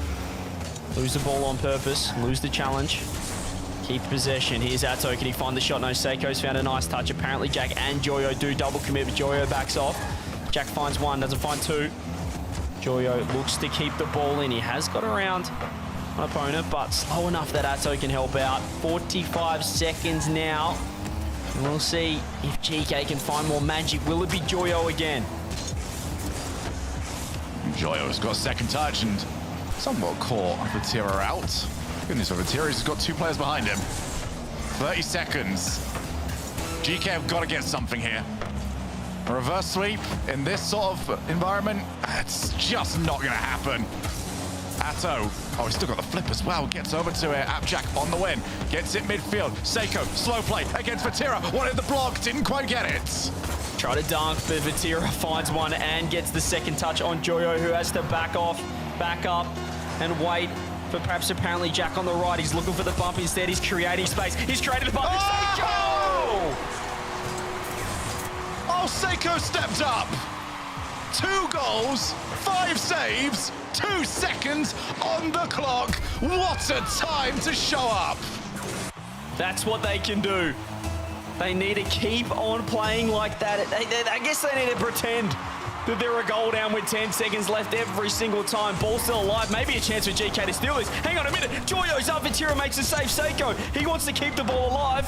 Will it pay off for them? Juicy's up. Joyo's still pre-jumping up. Coming Corp on the floor because they didn't have much boost at all. We found overtime out of nowhere. Now the kickoff play. Joyo going to try and get it with Juicy. No, instead, Juicy didn't get the best first touch. Abjack leaves it for Joyo on his way. It's a crushing challenge from Vatira. Seiko's got time. Well, not that much of it. Atto gets to him. Backboard. Here comes Juicy!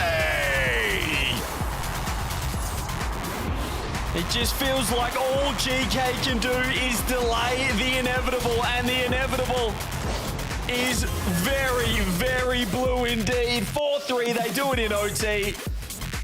A bit of magic from GK, completely undone in 18 seconds. Vatira getting to work, Juicy, Atto. You can see a couple of sausage rolls, a couple of goals to Atto as well. And even though Seiko's put in a shift, 682 points to his name, a couple of goals and 5 saves, it's not enough. Yeah, that's the one he'll feel like, okay, well, I deserve to win that one. And just, again, as you said, it isn't enough. Vatira has been just so good this series. Been the absolute thorn, but striking from Juicy today. I don't think he knows how to not hit top bins. Like, that's all he has done all day long. He's gone for it, and that is now 11 wins in a row. Or, no, it's now their 10th win for Casey in Grand Finals. That's ridiculous. That's against the best we've got to offer, and they're on a 10 streak. And their 11th could be yet another open victory for that man, Vatira. Yet another for the blue wall for Karmine Corp. Goodness me. This team already booked their ticket as well. This will be their 3rd win of the RLCS 2026 season. Fun. They took out Open 1. They are on a side quest, CJ. This is side quest season. This is perfect sweep season right now for KC. They took out Open 1. They took out the kickoff gauntlet in Copenhagen to secure a 5th spot for Europe, to secure their own spot to Boston. And now they're just having a good time in Open 2. That's their 3rd overtime win of that streak, by the way. And they've taken 1 against every one of their opponents. NIP got beaten in an OT. Shopify Rebellion beat in game 1 by KC in overtime. They're not just dominant, they're clutch. They are so well-rounded, and they could be back-to-back regional champs. I mentioned it before, Vatira. It feels like they like pressure. They want to play for something. They like giving themselves challenges, and when it is in overtime, it's crazy. They like putting themselves in the fight, oh my goodness, in the absolute heat. And GK cannot stand it. Get out of the kitchen, KC are cooking. Oh, Juicy has just destroyed that entire play. Joyo thought he had a read. Instead, Juicy just lobs the ball into the air. Says, have some of that. Figure it out if you can. There is no answer. Right now, oh, okay, Atto. We'll try again. Atto's now going to go and look for Appjack to make himself feel better. I feel like he feels a lot better. This is what I mean. They're just, even when they make a mistake, they turn it into a good play in the end. Atto whiffs the ball, drives forward, hops on the post, so apparently Jack can't use that as an avenue to create any height, to create a saving option. And Vatira, of course he does the absolute rest. Seiko on the challenge, just hands it over to Vatira eventually, looking for another passing play. Vati goes for Appjack, who is being bullied! Oh, dearie me, help the guy out! Just give it a rest, KC, give it a rest, give someone else a go. It must be tough at the top, because they cannot hop off the pedestal of the RLCS. They love being the #1 team, they love being the hunted, and they keep on stepping up. GK, put your controllers down. I think this one's sewn up. How many times are we going to rerun this script? Season starts, KC is the best team in Europe. We just keep going to it, back to back to back to back. Here comes Vatira. I'm going to try and add the 4th. Well, it's going to be 11. It's going to be 3 tournaments in a row. It's going to be 11 games in grand finals in a row. And we are 18 days into the year. You know, Rocket League, the RLCS has been such a competitive esports since its inception. I feel like it's so rare, even, you know, as a former player, Shogun, to have a grand final where it's easy. But how many grand finals has Vatira played, has Karmine Corp played, that they've just won in the easiest of fashions? How many grand finals have we cast, Shogun, that have been the easiest wins for Vatira? It really reminds me of BDS whilst we were online for everything during Season X, where it was just, hey, that was a really good performance you had, as Vatira's got another one. It's a great performance that you've had throughout the tournament. It's just a shame that you ran into us. I feel like they've got the speakers, they've got the music rolling right now in the KC office, in the prac room, and they're just vibing. They're in absolute flow state. It is just business. They know exactly where to be. They know exactly what to do. And everything is coming off, everything paying dividends right now for this Karmine Corp team. 4-0, half the game left in what is the final game, I'll say it. No chance GK are coming back. They've pretty much put the cue in the rack now. And just yet another dominant open, a dominant qualifier. Doesn't matter what we call it, whether it's a regional back in the day or an open as it is now, it's still Vatira's game. Yeah, we can call it anything we want. For KC, it's a tournament. And that's all the motivation they need. Reminder, this is a team that is already qualified for Boston. They are gatekeeping right now. We got another one. Vatira's got a hat trick. Juicy's not even got 88 points yet. He doesn't need to. He doesn't need to. What is that? How does he dodge the oncoming bump, get under it, flip, and then take the ball away from the second player? It's unreal. The system just keeps on rolling with infinite software updates. These guys just keep on rolling season after season, open after open. They've taken out one, they've taken out two. It's the start of a new RLCS season, and it is once again Carmine Corp's beginning of the year. It hasn't quite been their end of the year just yet. No, we've not had though. We've had two. Do they know how to start a season though? You got to give them credit. Yeah, I feel like there's a definition of insanity. I would almost be hoping that we wouldn't be playing this well if you're a KC fan, because you've seen this story before. All right, so we've got a hat trick on Atto. I'm just playing greed at this point. We've got a hat trick on Vatira. Juicy's got 90 points. So, come on, Juicy. You got to get 100 here. I don't think he cares in the slightest about our mini games. He is more than happy with this victory, and I reckon he's more than happy with his two new teammates, with his new organisation. Let's worry about the 100 first, please. Triple digits would be nice. 3 figures, perhaps. We are genuinely starting to run out of time here, Juicy. Atto, drop it. Good, there we go. Juicy, you got to take the ball. Juicy is on at 90 points. Juicy is still on 90 points. We're setting up the Brazil. For context, Atto's on 710. Yeah, I mean, it feels bad, but I've got to find something here. Juicy is, come on, we want these 100 points. Get that camera on him. I want to see it happen. I think he knows now. He knows now. He's got it. Right, there we go. That's not even 2 more. Atto, get it to your boy. Get it to your boy. Shot on target. He's on 102. He's done it. He has done it.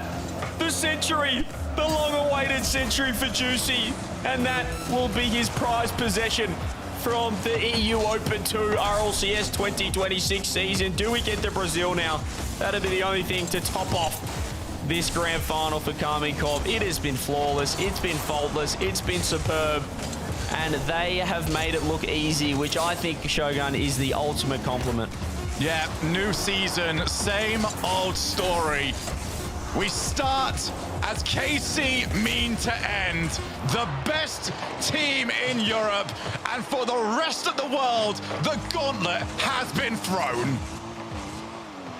Simply outstanding, and maybe one last crack. Talk to me. Oh, God. The roof, anyone home? Nobody. KC 4-0, once again on top. When they start celebrations, I'm shocked that it took them that long. You gonna see it? Okay, here's the huddle, and...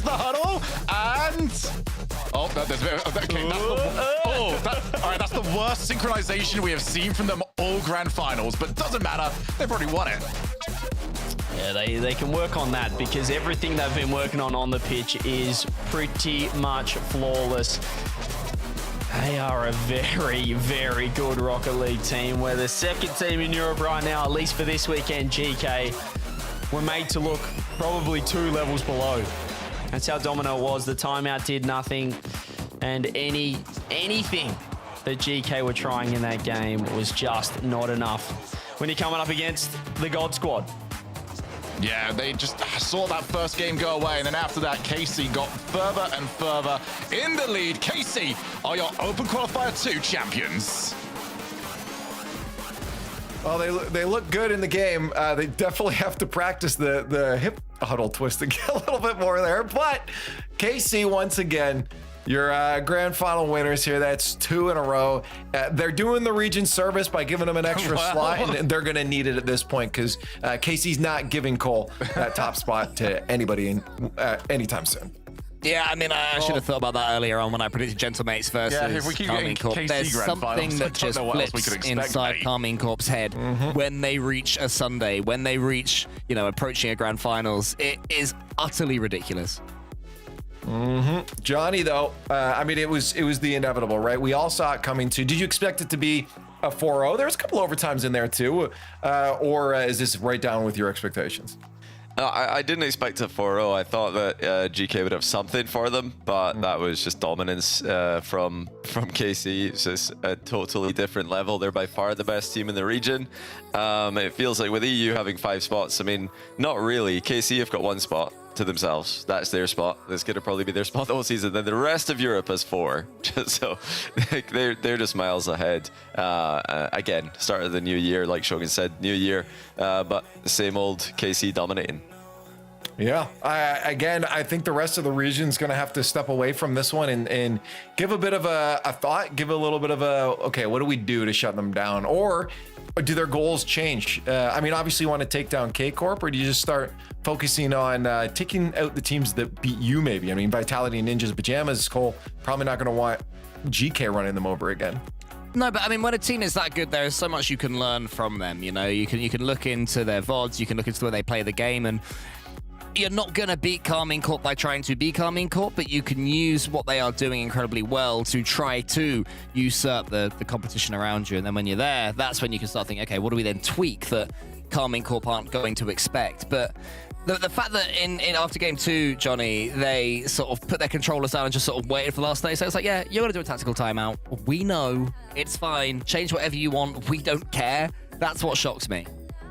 Yeah, I mean, yeah, I think overall, GK shouldn't be too sad about this though, because they did the job for the weekend, which was to take down NIP and Vitality and make the final. Because if they make the final, they put themselves in a great spot to make the major, which is their main goal from this weekend. Is they started off this weekend, I think 8th place or something, 7th or 8th place. They were way back. Now they're comfortably in the top 5. So that's the job done. Winning the regional, beating KC. They can worry about that another day because yeah, that's a different level from just making the major, which they're now favorites to do. Yeah, and for KC, just by qualifying for the next regionals main event, they've got that #1 EUC locked in for the major. So, they're on good track. I have a feeling they'll be fine to just qualify in there. But KC looking so good across this, Cole. I mean, you think they're going to go 3? Yeah, I do. I think that they've already done it on a LAN with this team, so that's always the biggest question mark when a new player is brought in. Are they as good on LAN? We know that they are. Now they're winning online. Yeah, I think they are going to go 3-3. I think it's going to be a long time since we're going to see a EU team take them over. You think about the other semi-finalists, like Team Vitality. Would you have put Vitality against Carmine Corp there either? I don't think so. No chance. Yeah, we're a long way away from Carmine Corp being beaten online in the EU. Maybe Gentlemates. Maybe next time Gentlemates can level up a little bit. They were closer. Overall, there's a lot of good teams, and K-Corp talked about it too. You heard Extra State. You got to respect all teams. Vatira says it all the time too. And speaking of, we've got him on the line right now. Vatira is joining us. Welcome in. Congratulations on yet another win. Thank you guys. Appreciate it. Looking at the series, this felt like you had full control. Sure, there's some overtimes, but felt like you had full control. Did it feel that way for you guys as well? That hey, it was all you? Yeah, I mean, the whole week we struggled to play your game. We saw it when we lost against Magnifico 3-1. It was pretty bad for the whole week, but we managed to change things, and yeah, it just felt like we were flowing in this game. So yeah, we had full control, I think. Hi there, Vatira. Congratulations on yet another win. You guys have brought in Juicy, and it seems that he and you have been playing together for years. You and Atto as well. You're playing together so well. Did you have to tweak his playstyle at all, or was it just instantly slotting in together the way you're playing now? No, to be honest, at the beginning he was really bad. Honestly, it just felt like for 2 years he did nothing. Like he didn't learn how to play freeze, and me and Atto just pushed him to be the best. Every day we try to teach him new things because he still struggles with some things because he's a new player. That's normal. He's been with us for like 2 months, 3 months. So yeah, he just feel like he's stepping up every day. So what was it that made you want to pick up Juicy then? Because you guys immediately, as soon as Drally leaves, you got Juicy straight away, no hesitation. Was it the potential, or did you just want to help out a guy who's struggling, like you said, because he was really bad? He was bad because he had a bad management in the team, but we knew he had a lot of potential. So yeah, we knew we were gonna make him play so much better. Hey, well, you're making him play so much better. He's looking real good out there, and so are you. So is Atto as well. World class right now. The question is, for you, are you going to do 3? Do you feel confident that this is a 3 regionals in a row win? Yeah, absolutely. I think if we keep working, there's no doubt. I think we can easily win the 3rd regional. We will take a little break, and after we'll come back even stronger. So yeah, I feel confident. Perfect. Love to hear it. Well, hey, you just won the grand finals here. It's tradition. We always give you the floor. Your chance to talk out to anybody. Say whatever you want. Well, maybe not whatever you want, but, you know, it's your turn to talk. Ok. Merci les gars, merci la cassette de nous suivre, merci à tous les supporters, merci à Kamel, j'espère que sur la LEC ça a gagné parce que j'ai pas regardé, mais ceci dit, merci à ma famille de me soutenir, merci à ma copine, merci à tous, on se revoit au 3e régional pour faire le même résultat, voilà. Awesome, thank you so much Vatira, congratulations again, go celebrate with the team and we'll hopefully see you again soon. Thank you guys. Vatira, again, no doubt. I mean, you know he's not going to have any doubt, Johnny, that they're going to go 3 in a row, especially with the way they're playing. All 3 of these players looking so good. I mean, you talked to Juicy just a moment ago, but Atto also, Johnny's been standing up so well. Yeah, well, you know, Vatira is synonymous with Carmine Corp because as soon as KC came into the scene, he joined them. He was, you know, on the first KC team.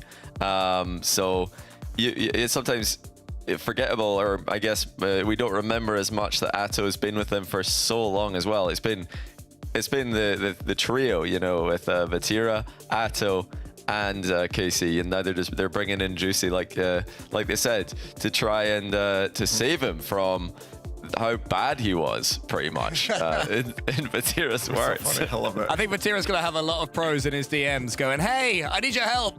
You know, for anyone else, I'll be there as well. Like, help me. I was to say, this is the new challenge for Vatira, Yeah, right? true. It's like, just who can I carry to the top rim? But no, it's definitely not been a carry. The squad is looking so good all around. You just saw it right there. They're the only ones locked in for Boston right now. They could secure that #1 just by making main event next time here. But we have a lot more to go throughout the season. Because we started in 2025, Cole, it feels like it's been going much longer here, and we also had that break. We're just in Open 2. We just finished Open 2. We still have so much more throughout the season. Open 3 and then Boston, Cole, to go. Yeah, very, very, very exciting. Always looking forward to these majors, and then Paris Major on the horizon as well, all leading up to the World Championship in September. So another massive season of Rocket League. We haven't even started 2v2s yet either, so plenty more to come. And 1v1s haven't come back this year, so as in started, yeah, they are coming back. So yeah, lots to look forward to. Yeah, my wording wasn't great there. They are back. They're just not started yet this year. And one last time for the day, I'll do it a lot more in the future if you don't buy out the tickets now. Go over to rl.gg/Boston 2026 tickets.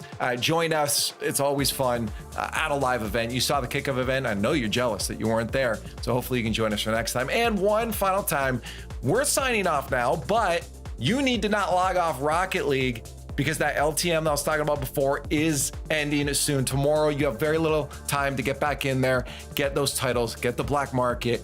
So please don't miss out. Again, I'll be so sad if you can't. Once the stream is done, open up Rocket League and go play. But the stream is done. So go open up Rocket League and play. Thank you guys so much for joining us. This is always a blast hanging out with you guys on the weekend. Cool Cole signing out. Johnny, thanks for joining. I'm Leaf, and hopefully we'll see you on the next event, NA, next weekend. Thanks for watching. Solar eclipses.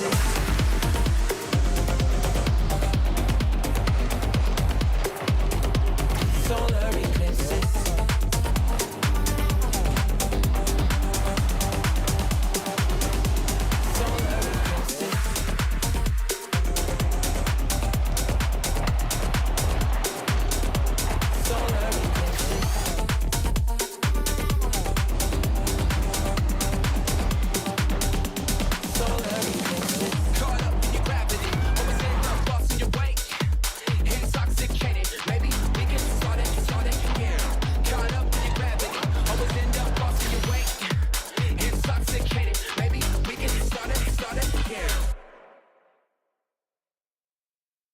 Backing up a bit here. Okay, Luann? Is there a Luann in the house? Remember, you don't work here. Young homeowners love to get involved with everything. Luann going once. Progressive can't protect you from becoming your parents, Luann? but we can protect your home and auto when you bundle with us. Sorry. Luann! T-Bates here, and today I have a special unboxing from Blacklight. It's gonna be something you've never seen before. ASMR. Let's get into it. Oh my gosh! Sorry, oh my gosh. It's cool. These are the instructions. It's a piece of art. Smooth as silk. And now, for the finishing touches. The Athena Pro. Blacklight. Rlcs. Available for pre-order right now.